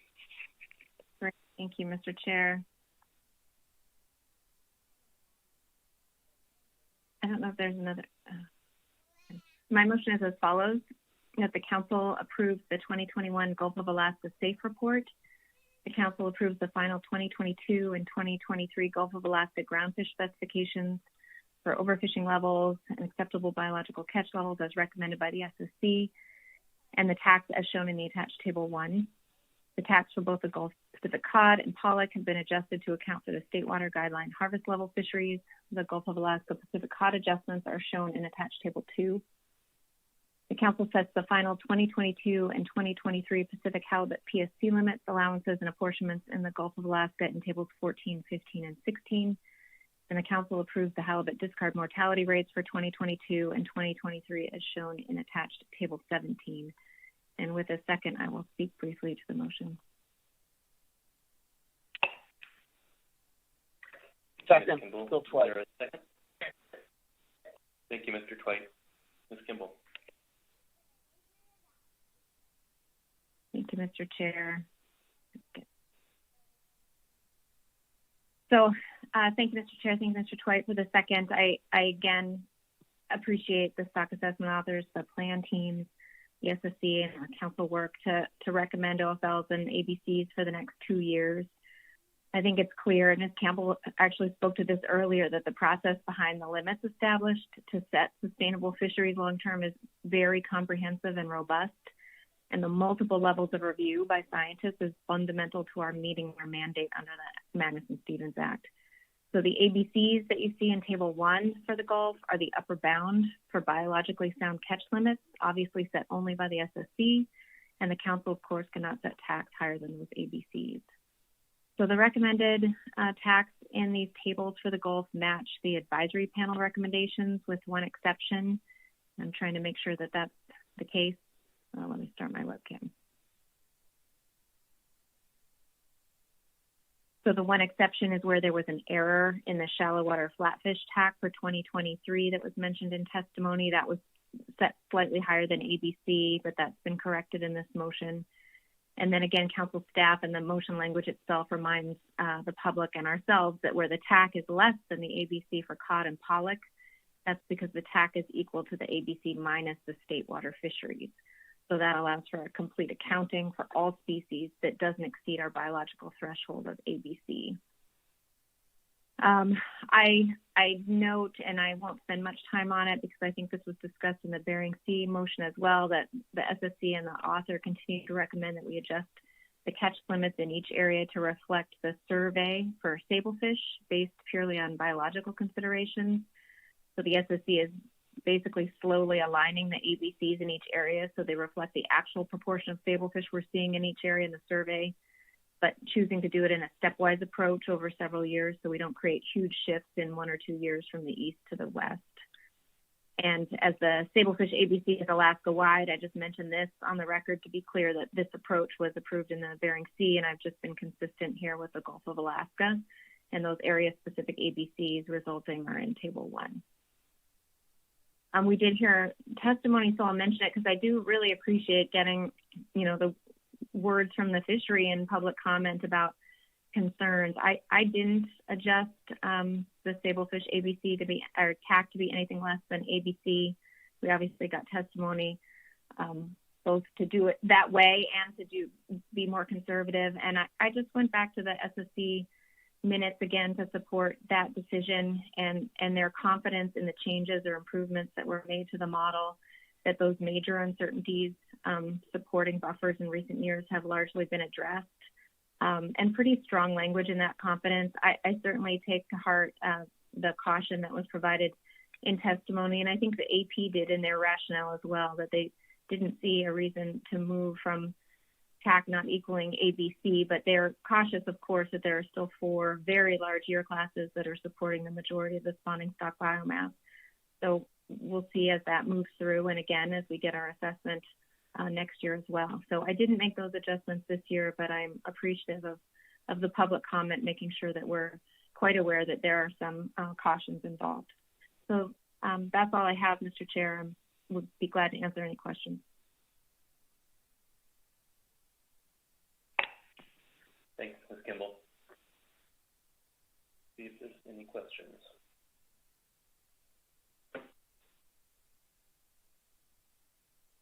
Okay.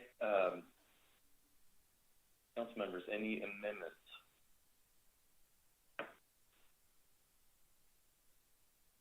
Or comments on the motion?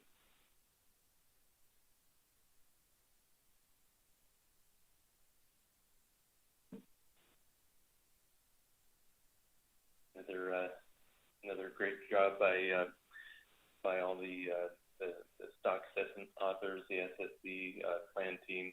I think it set us up nicely for action here. And thank you, Ms. Kimball, for the motion. We can go ahead and vote. I will look to Mr. Witherell. Thank you, Mr. Chair. Calling the roll on Gulf of Alaska harvest specifications for 2022 and 2023. Mr. Down. Yes. Mr. Jensen. Yes.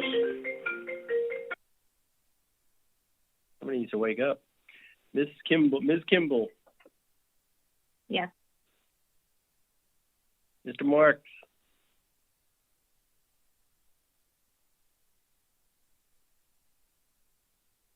Mr. Marks, are you present, or you can give me a thumbs up or thumbs down? Got it. Mr. Mesereau.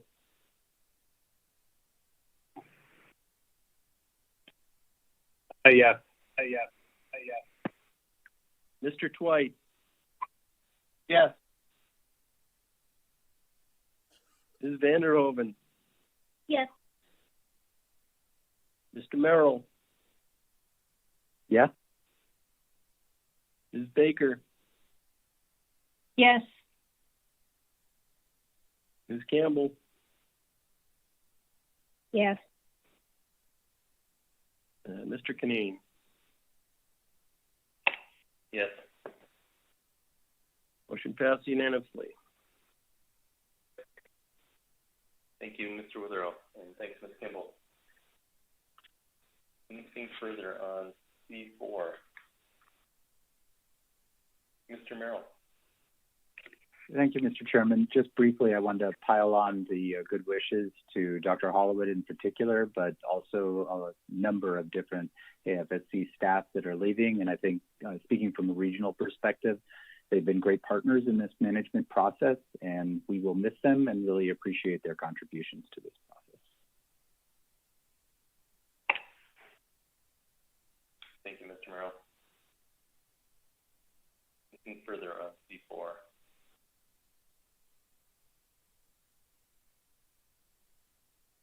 Right. Okay, thanks again. So we've got a little under an hour left here in scheduled day. I think we can get started on agenda item D1. I don't really anticipate that we would get through it, but I think we can at least get going with the staff report on this. So I'd like to invite John McCracken and Dr. Kelly Cates to present the agenda item for us. Good evening, members of the council and Mr. Chairman. Can you hear me? We can. Perfect. All right, perfect.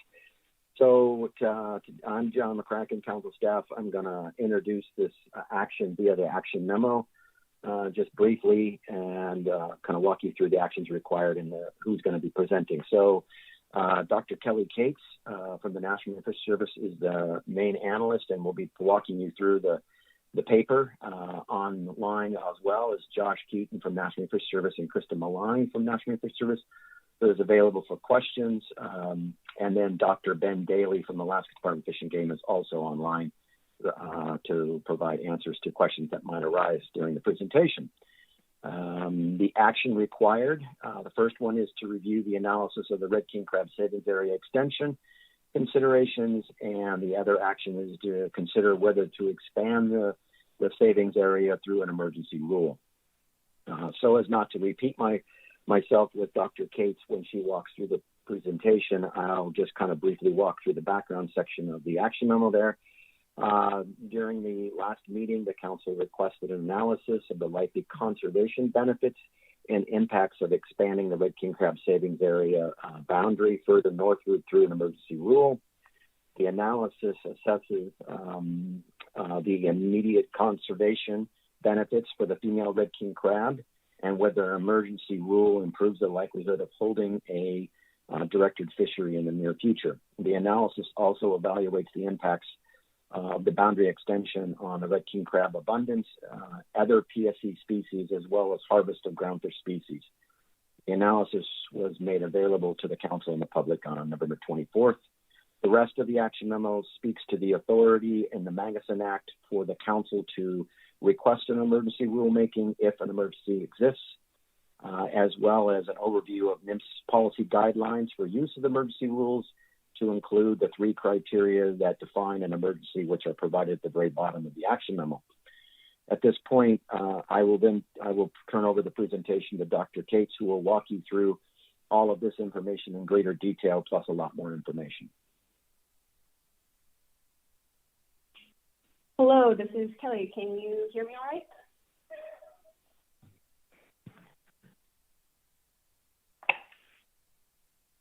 Good afternoon, Dr. Cates. We're not picking you up at this point.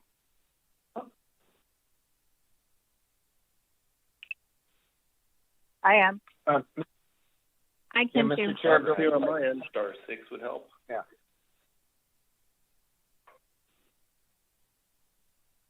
Hello, can you hear me? I can hear you. I can hear you. All right, excellent. Hold on, Ms. Cates, Dr. Cates. Mr. Chair, I'm not sure you're getting audio feed. Can you verify that?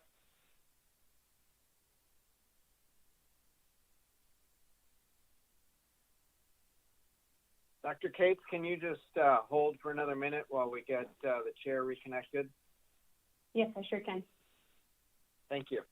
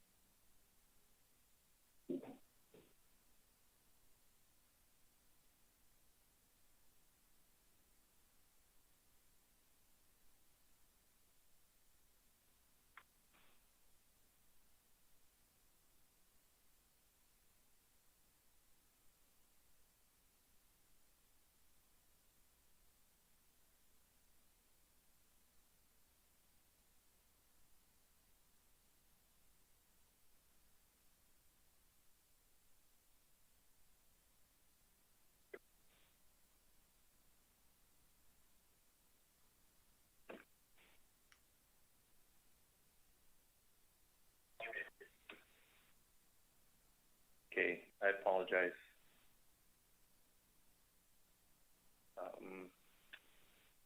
Audio check. Mr. Chair, I'm hearing you, Bill Twite. Okay, great. I apologize. Not sure what happened there. Dr. Cates. All right, just checking that my sound is good to go. It is. Thank you. Okay, perfect. Yeah. Good afternoon, Mr. Chair and council members. For the record, my name is Kelly Cates, and I work in the Alaska Regional Office in the Sustainable Fisheries Division.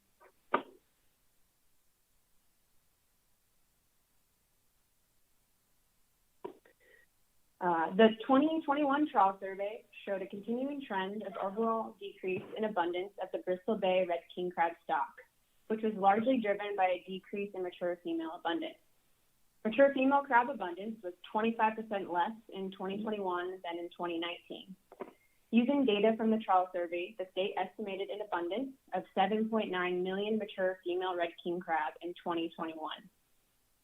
This is below the state's required threshold of 8.4 million crab required to hold a directed fishery, and was the first year since 1995 that abundance fell below the threshold. As a result, the directed fishery for Bristol Bay red king crab was closed for 2021.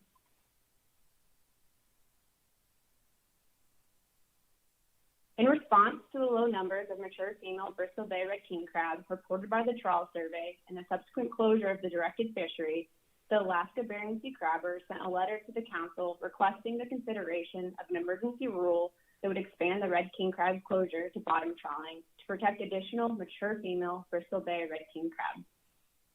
At the October meeting, the council passed a motion, which can be read on the slide, and in summary, requested an analysis on how an expansion of the red king crab savings area would affect female red king crab and other PSC species, and if this additional closed area would improve the likelihood of a directed red king crab fishery. Using bycatch data provided by the Alaska Region Sustainable Fisheries Catch Accounting System, data provided by the state, and the text memo that resulted from the Alaska Fishery Trawl Survey, an analysis was prepared in response to the October motion. This analysis explores the best available science as it applies to this request. Before we get into the meat of the analysis, I wanted to briefly go over the requirements to qualify as an emergency rule. The MSA gives the Secretary of Commerce the authority to issue an emergency rule and for a council to request an emergency rule. Emergency rulemaking is intended for circumstances that are extremely urgent, where substantial harm to or disruption of the fishery would be caused in the time it would take to follow standard rulemaking procedures. Under NIST policy guidelines for the use of emergency rules, the phrase, an emergency exists involving any fishery, is defined as a situation that meets the following three criteria: results from recent unforeseen events or recently discovered circumstances, present serious conservation or management problems in the fishery, and can be addressed through emergency regulations for which the immediate benefits outweigh the value of advance notice, public comment, and deliberative consideration of the impacts on participants to the same extent as would be expected under the normal rulemaking process.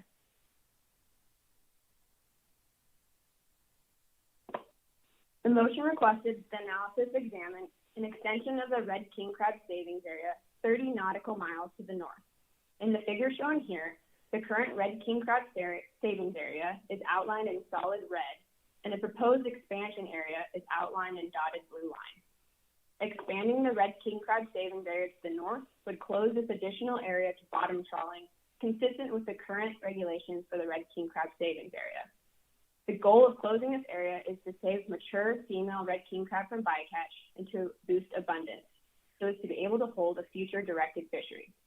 For a directed fishery to occur in 2022, 500,000 additional mature female crabs would need to be added to the estimated population.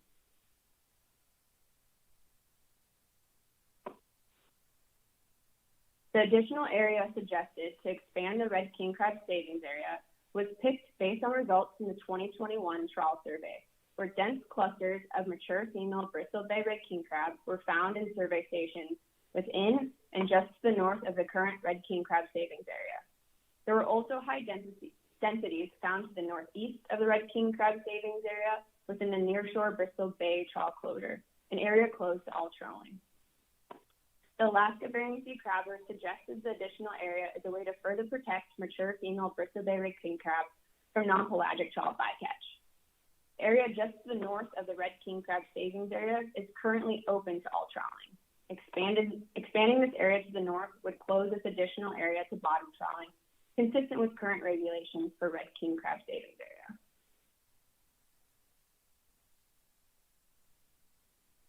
The main focus of the analysis was to examine how removing bycatch pressures would likely affect the abundance of mature female Bristol Bay red king crab. For comparison, we've looked at bycatch in commercial groundfish fisheries at 3 different levels. For all gear types throughout the Bering Sea, specific to non-pelagic trawl flatfish catch in the Bering Sea, and specific to non-pelagic trawl flatfish catch in the proposed expansion area. Only flatfish catch and resulting bycatch was considered for the non-pelagic trawl fisheries, both in the Bering Sea and in the proposed expansion area, because this is the predominant catch of non-pelagic trawl fisheries in the proposed expansion area. The total amount of red king crab bycatch, not just Bristol Bay red king crab, caught as a result of federal commercial groundfish fisheries for the entire Bering Sea in 2021 was 318,908 crabs. This includes both male and female crabs. If 50% of the bycaught crab in 2021 were assumed female, the number is 159,454 crabs. Narrowing the focus to only non-pelagic trawl fisheries targeting flatfish in the Bering Sea, 34,677 crabs were bycaught in 2021. Observer data gives us a bycatch sex ratio of 30% for female red king crab, and with this ratio applied, 10,403 female crab were estimated as bycatch. Finally, examination of bycatch by non-pelagic trawl flatfish fisheries In the proposed expansion area shows 6,931 crab were bycaught. Observer data gives us a bycatch sex ratio of 32.7% for the female red king crab, and with this ratio applied, 2,266 female crab were estimated as bycatch.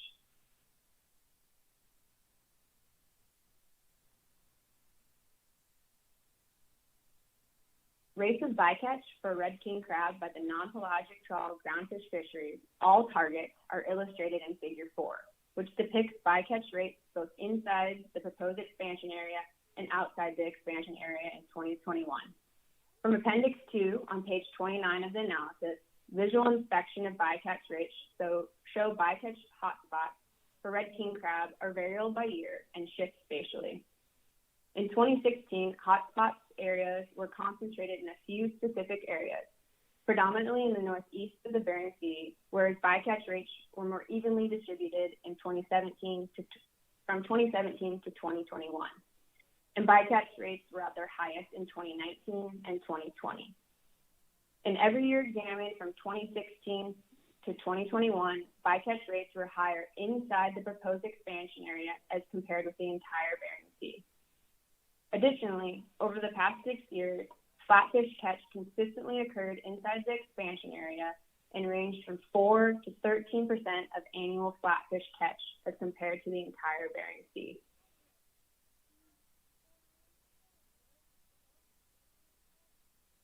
Another request from the council motion was to look at PSC of other species. Other species who are the subject of bycatch in non-pelagic trawl fisheries were also considered in this analysis, specifically halibut, tanner crab, snow crab, herring, and salmon species. Additionally, bycatch by the directed fishery was also considered. Total bycatch of mature female Bristol Bay red king crab in the directed fishery averaged 250,621 crabs per year from 2016 to 2020. Bycatch of halibut, which is the top figure depicted, is relatively low in the proposed expansion area. And similarly, tanner crab, which is the bottom figure depicted, is also relatively low in the proposed expansion area. Snow crab bycatch, which is not pictured here but is in the analysis, mainly occurs further to the northwest of the proposed expansion area. Herring, Chinook, and non-Chinook salmon bycatch in non-pelagic fisheries do occur, but is relatively rare compared to halibut and crab bycatch, and is not cited as a large concern in this study. It's important to note that fisheries do not exist in a vacuum. If the proposed area is closed to non-pelagic trawl fisheries, effort by those non-pelagic trawl fisheries will likely shift elsewhere. This would mean that roughly a 10% shift in effort would occur. This is likely not a concern for snow crab or herring and salmon species, but could be a concern for halibut and tanner crab, as a 10% shift in effort from a relatively low bycatch area elsewhere could result in an increase in bycatch of these species. Similarly, while 2,266 mature female crabs could potentially be saved within the proposed expansion area, if effort shifts elsewhere, it could result in increases in red king crab bycatch in those areas. Dr. Cates, Ms. Baker has a question.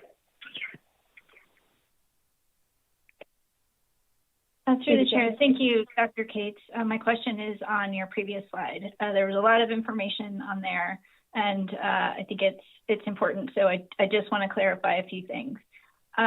In the bullets that cover bycatch of halibut and tanner crab, I think this was in the analysis, but it's been a little while since I read it. I assume the bycatch of halibut and tanner crab is relatively low, refers in the proposed expansion area. I assume that refers to relative to the rest of the Bering Sea as a whole. Is that correct? Through the chair, thank you for the question, Ms. Baker. Yes, that is correct. The catch of halibut and tanner crab in the proposed expansion area is lower relative to the entire Bering Sea. Through the chair, a quick follow-up. Ms. Baker. Thank you for that. And when you were wrapping up on this slide, you also mentioned the potential impacts of shifting effort for non-pelagic trawl groundfish fisheries out of the proposed expansion area. And so my question is, given the quick turnaround of this analysis, which is extensive, given that turnaround time, I might add, you were not able to do any analysis of where that effort might shift should this proposed expansion area be closed, and what impacts that might have on bycatch of halibut, tanner crab, or snow crab. That was my takeaway from the analysis, but I just wanted to confirm that with you. Through the chair, Ms. Baker, yes, that's correct. This was a quick turnaround, but we were able to do an average of effort within the proposed expansion area, and based on previous actions of area closures, we know that fisheries are not going to stop because an area is closed. They're likely to shift to a different area. And so we simply assumed that a 10% shift in effort would occur outside the proposed expansion area and would likely occur relatively near to that area. And so from a visual inspection of the graphs depicted, you can see that those areas show similar to higher levels of bycatch surrounding the proposed expansion area.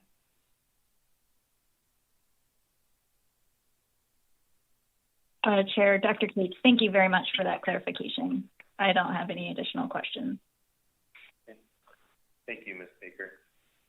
And just a quick reminder for the public, I see we do have a number of people sign up to testify so far.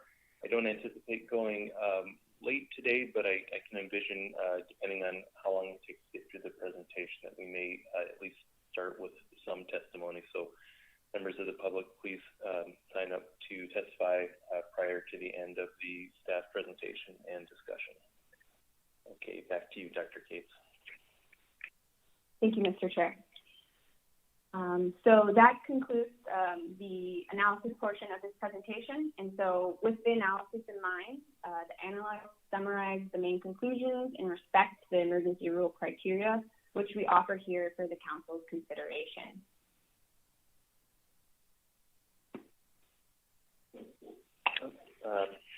Dr. Cates, sorry, Mr. Down has a question. Thank you, Mr. Chairman. Thank you for the presentation, Dr. Cates. My question is on your slide number 7. I should maybe know the answer to this, but we're assuming a 50% female bycatch ratio, but we're assuming with non-pelagic trawl it's only 30% or 32.7%. Can you just clarify why there's a difference? I'm assuming that all commercial federal fisheries is a lot of fixed gear and trawl gear is less. Is there a difference in what we see in the commercial fisheries? Maybe I should know the answer to this, but I ended up kind of stumped here trying to come up with it on my own, so I thought I'd ask. Thank you. Through the chair, Mr. Down, thank you for the question, and that's a very good question. So due to the quick turnaround of this analysis, we weren't able to specifically analyze each of our federal fisheries and the bycatch sex ratio for each of those fisheries. So we assumed a conservative estimate of 50% for female versus male bycatch. Whereas for the non-pelagic trawl fisheries, we had exact observer extrapolated data to assign a specific sex ratio for females for those fisheries.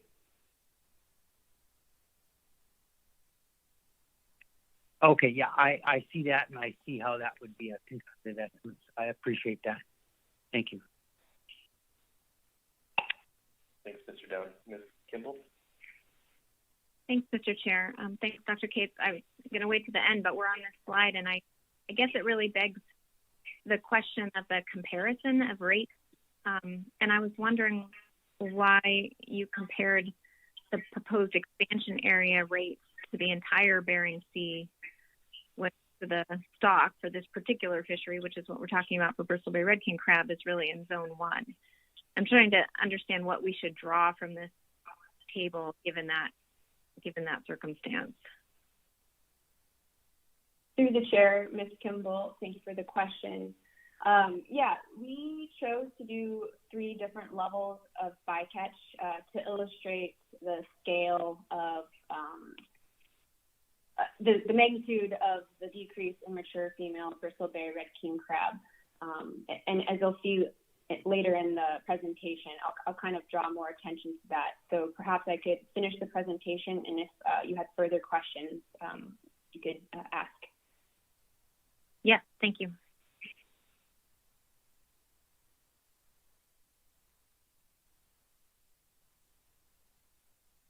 All right, moving on. So summarizing the analysis in terms of the 3 criteria.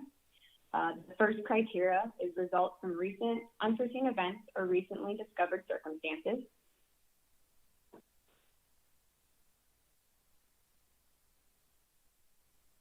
And so while the drop below the threshold to hold a directed fishery for Bristol Bay red king crab was unexpected, the decrease in mature female Bristol Bay red king crab abundance continued a downward trend that has been observed since 2010. The council could consider that the closure of the Bristol Bay red king crab fishery meets criteria 1, as the drop in mature female Bristol Bay red king crab abundance below the threshold required to hold a fishery, and subsequent closure is a recent event or a recently discovered circumstance.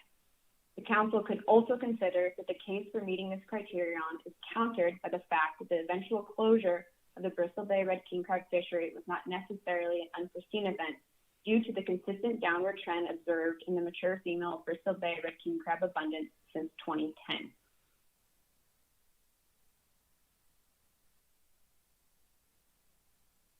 Criteria 2 states that an event needs to present a serious conservation or management problem in the fishery.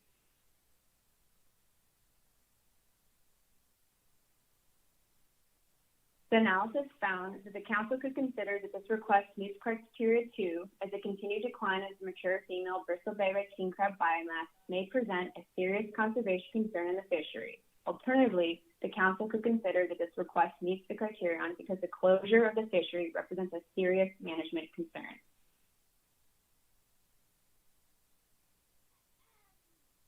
Lastly, criteria 3 states that an emergency is warranted if it can be addressed through emergency regulations for which the immediate benefits outweigh the value of advance notice, public comment, and deliberative consideration of the impacts on participants to the same extent as would be expected under the normal rulemaking process. From the analysis, it is clear that the council could not recommend and NIPS could not implement an expansion of the red king crab savings area through the conventional notice and comment rulemaking process before the beginning of the 2022 groundfish fishing season. Typically, the process of a council analysis and rulemaking takes at least 1 year to implement. In this case, if NIPS received the request for regulatory change in December, this process could not be accomplished before the majority of groundfish fishing activity occurs in 2022. In summary, the 2022 mature female Bristol Bay red king crab abundance fell below the threshold of 8.4 million crabs. This resulted in the immediate closure of the directed crab fishery. Mature female Bristol Bay red king crab abundance falling below the established threshold potentially represents serious conservation implications for the Bristol Bay red king crab stock. Due to low numbers of mature female Bristol Bay red king crab and the closure of the directed fishery, the Alaska Bering Sea crabbers are seeking emergency action by requesting that the red king crab savings area is expanded 30 nautical miles to the north, with the assumption that this will save enough mature female Bristol Bay red king crabs to allow for a directed fishery.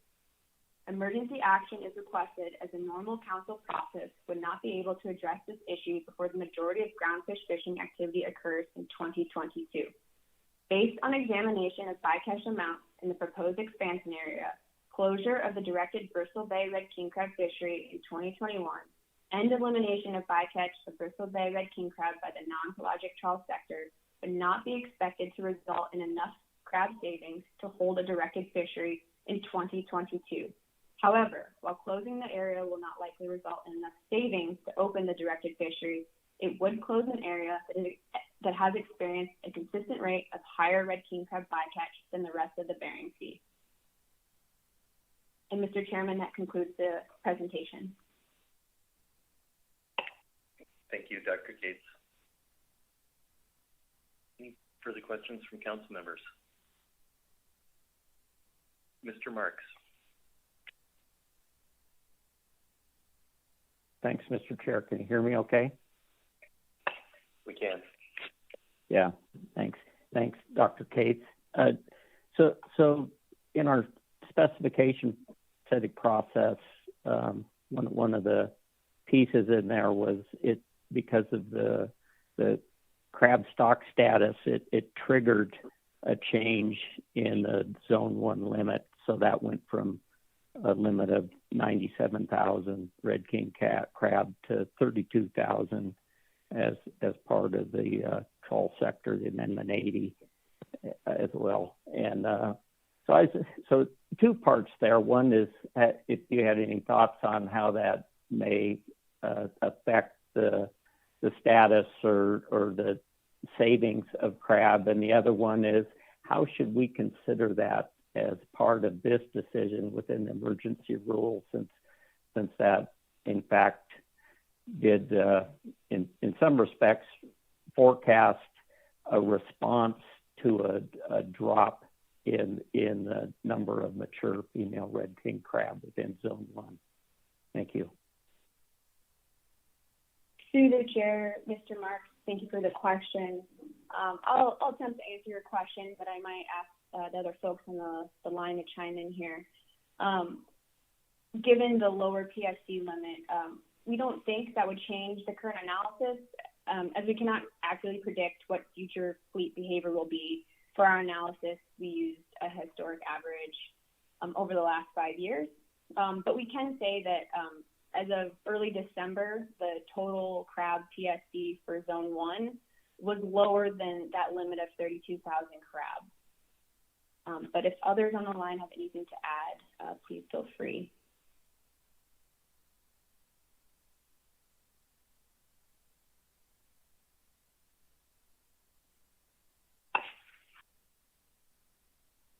Okay, sounds like you must have gotten it. All right. Mr. Marks, did you have anything further? Yeah. No, that will be all. Thank you. Okay, great. Thank you, Mr. Marks. Ms. Kimball. Thank you, Mr. Chair. Thank you, Dr. Cates. I guess that you were walking through each of the criteria, and slide 16 seems to be the concluding slide on criteria 3, and I wonder if you could explain that better to me.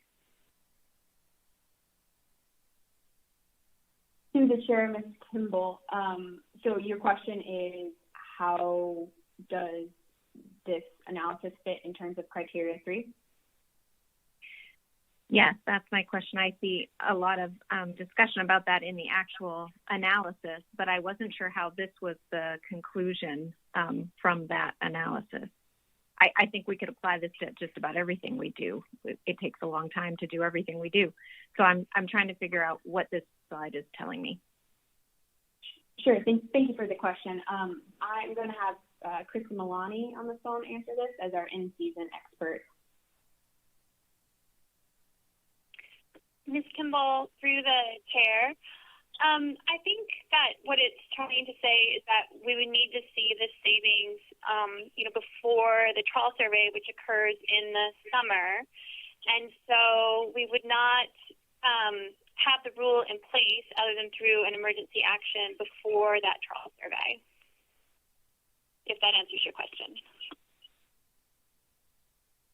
Thank you. One follow-up, Mr. Chair. I guess, Ms. Lonnie, that part does answer my question. I guess my confusion is around the criteria itself, that I think we have to prove that the problem can be addressed through emergency regulations, and we have a later conclusion on the next slide that says we're not doing that through the amount of crab that would be saved. So I guess I'm just a little confused between slide 16 and then the conclusions of the savings of crab. Maybe I'll just let other council members ask questions and think about that a little more. Thanks.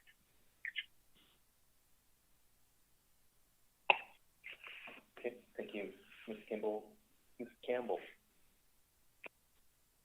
Thank you, Mr. Chair. My question is specifically the last bullet that's on slide 17.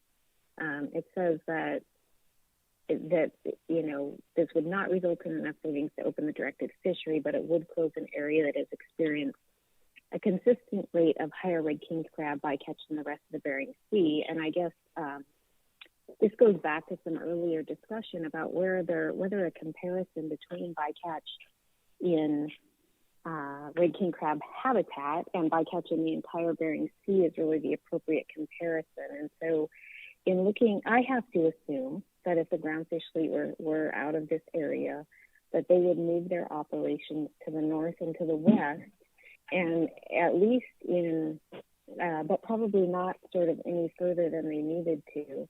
And at least in 2016 and 2019, it looks to me as though we would be moving that fleet directly into areas that actually have higher red king crab bycatch rates than the target area. And so is the assumption that 2,600 female crab might be saved really calculated based on this comparison between trawl bycatch and the proposed closure and trawl bycatch in the entire rest of the Bering Sea? I just want to verify that I'm thinking about this correctly. Through the chair, Ms. Campbell, so you are correct. So those the 2,266 crab were the estimated female savings expected if fishing were halted in the proposed expansion area, and then that was compared to the rate for the rest of the Bering Sea. And from that, we saw for 2021 that the rate for the entire Bering Sea was around 18%, whereas in the proposed expansion area is around 30%. So the rate, as we saw, was higher in the proposed expansion area. Does that get at your question, or is there another layer to it? No, I think you're getting at it very well, and sorry to be a little bit slow here, but the assumption is that when the fleet left this closure area, they would sort of evenly redistribute their effort over the rest of the Bering Sea. That's what you have to assume to get the results that you're getting that lead to Table 4, right? Through the chair, Ms. Campbell, that is correct based on the rates that we have shown. I think in reality, we would most likely expect that fleet effort would distribute near the proposed closure area, but we don't know for certain. And if folks on the line have a follow-up to this, please feel free to add. Through the chair, this is Josh Keaton. I'll attempt to explain the analysis that we did. I think you're right in assuming that catch would likely move to areas adjacent to the proposed closure area. But when we look at hotspot analyses, we're looking at, similar behavior. So when we're comparing to the rest of the Bering Sea, remember that this is only flatfish catch, because in the proposed expansion area, only flatfish catch, primarily yellowfin sole-directed fisheries, are what occurred in there. So you can look at the overall yellowfin sole rate, right, and compare it, and it was similar to the Bering Sea. So we're just trying to paint the picture that this area, this proposed expansion area, may have some merit for the council to look at because the rates are higher. However, the total amount of potential savings of red king crab within that area to meet the emergency rule criteria 3 that has been mentioned before, the math just doesn't pencil out. I hope that helps. Mr. King, it does, and maybe I'll just ask my question directly. So the 2,266 crab could be saved by a result of the closure, but in the analysis on page 19, it says that that savings would occur if no additional crab were harvested outside of the proposed area. And so it seems to me that assumption is fundamentally quite unlikely, that we would close this area that we would shift the effort from the trawl fleet, and that the result would be that no additional crab were harvested outside the area. So I'm trying to figure out if I'm misunderstanding something, or if that's description from the analysis is an accurate description of the way that this 2,266 number was calculated. Sure. Through the chair, Ms. Campbell, I think your interpretation is correct, right? We are, throughout this analysis, it's very challenging to use historical information and project it as what's going to occur next year. Every year is different. And so we can't really accurately predict, how crab are going to move or how the fisheries are going to move in the following year. And so there were certain assumptions that were made, more as like almost give the benefit of the doubt that more savings may occur. So there's a lot of conservation in our built into our estimates. For example, the sex ratio, right? That's just showing you the total amount of female crab, but we have no way to determine how many of them are mature females, right? So we tried in the analysis to write out all those caveats that the estimate of 2,266 crab is likely high on what you could actually save because, as you stated, fisheries do not act in a vacuum, and they're going to move to other areas, and they may still encounter more red king crab. So and we've learned in the past that sometimes closing boxes in the Bering Sea results in more bycatch, right? Because it forces fishermen into areas or the crab move into those areas that are still remaining open. So it's just hard to predict, and we were just trying to put those things out for the council to weigh in their deliberations here on this action that, so that estimate is likely higher than what the true savings of mature female crab that would matter to the stock, the opening of the directed fishery. Thank you, Mr. Keaton, and thank you, Mr. Chair. I don't have any more questions. I just want to clarify that I was not in any way criticizing the analysis. I think it's fantastic that we got back as much information as we did in the 5 minutes that we gave our staff and agency staff to look at this. So I just wanted to make sure I was understanding it. It was not intended as a criticism. So thank you, Mr. Chair, for your indulgence there. Thank you, Ms. Campbell. Mr. Merrill. Thank you, Mr. Chairman, and thank you, Dr. Cates, for the presentation. One quick clarification that might help the discussion here. The deficit of 500,000 crab, mature female crab that would be needed to meet the threshold established by the state. I just want to clarify that the assumption here is that is assuming that we saw a similar survey result in 2022 as we did in 2021. And is that correct? Through the chair, Mr. Merrill, that is correct. The analysis assumes a similar estimate of abundance from the trial survey for 2022. Thank you, Dr. Cates. And then, Mr. Chairman, just a brief note for folks. Also attached to this agenda item are our emergency rule guidelines, which we did not specifically go through. We've gone through those in the past. If there are questions on that, we can certainly address that later on after this presentation. Thank you, Mr. Merrill. Mr. Down.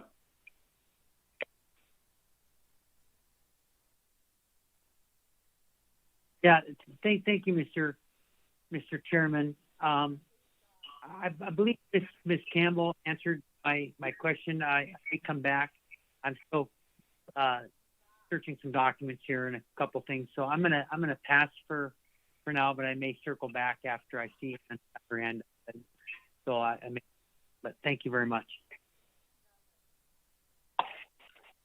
Okay, thanks, Mr. Down. Ms. Vanderhoven. Thank you, Mr. Chair.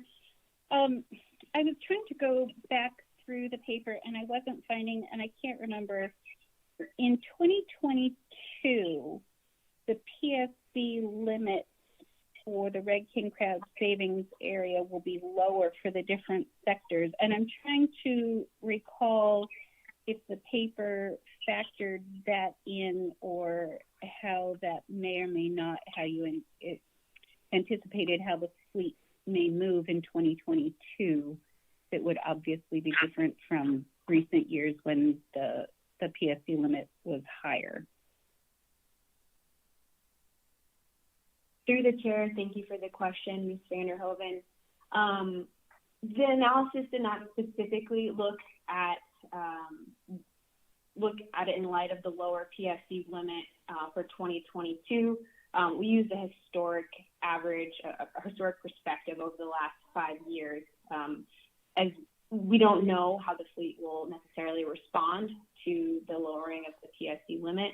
But again, we can point to the fact that as of early December, for the total crab PSC for Zone 1 was below that 32,000 crab limit. We can also point out that for Zone 1 is much larger than the proposed expansion area. And maybe Josh or Krista have a little bit to add to that. Through the chair, this is Josh again. I think Kelly did a great job explaining it. We haven't experienced the year in which the fleet has operated under this much lower red king crab limit, so we didn't really have a lot of data to compare. I would just note that, we expect that the fleet is going to react to that lower limit, and they will likely increase their activity to avoid red king crab because of that lower limit, and it becoming a hard cap that could constrain their fisheries. So if they do enact other things, that's more conservation on crab in addition to this measure. It was just something we could not predict. That helps, thanks, and that's why I couldn't find it or remember reading it. Thank you so much for that. Thank you, Ms. Vanderhoven. Any further questions?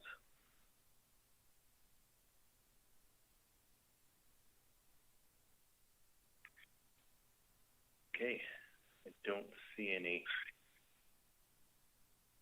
Great, thank you all for your presentation. We appreciate it. Okay, with that, that'll conclude the staff presentation. Let's see, it's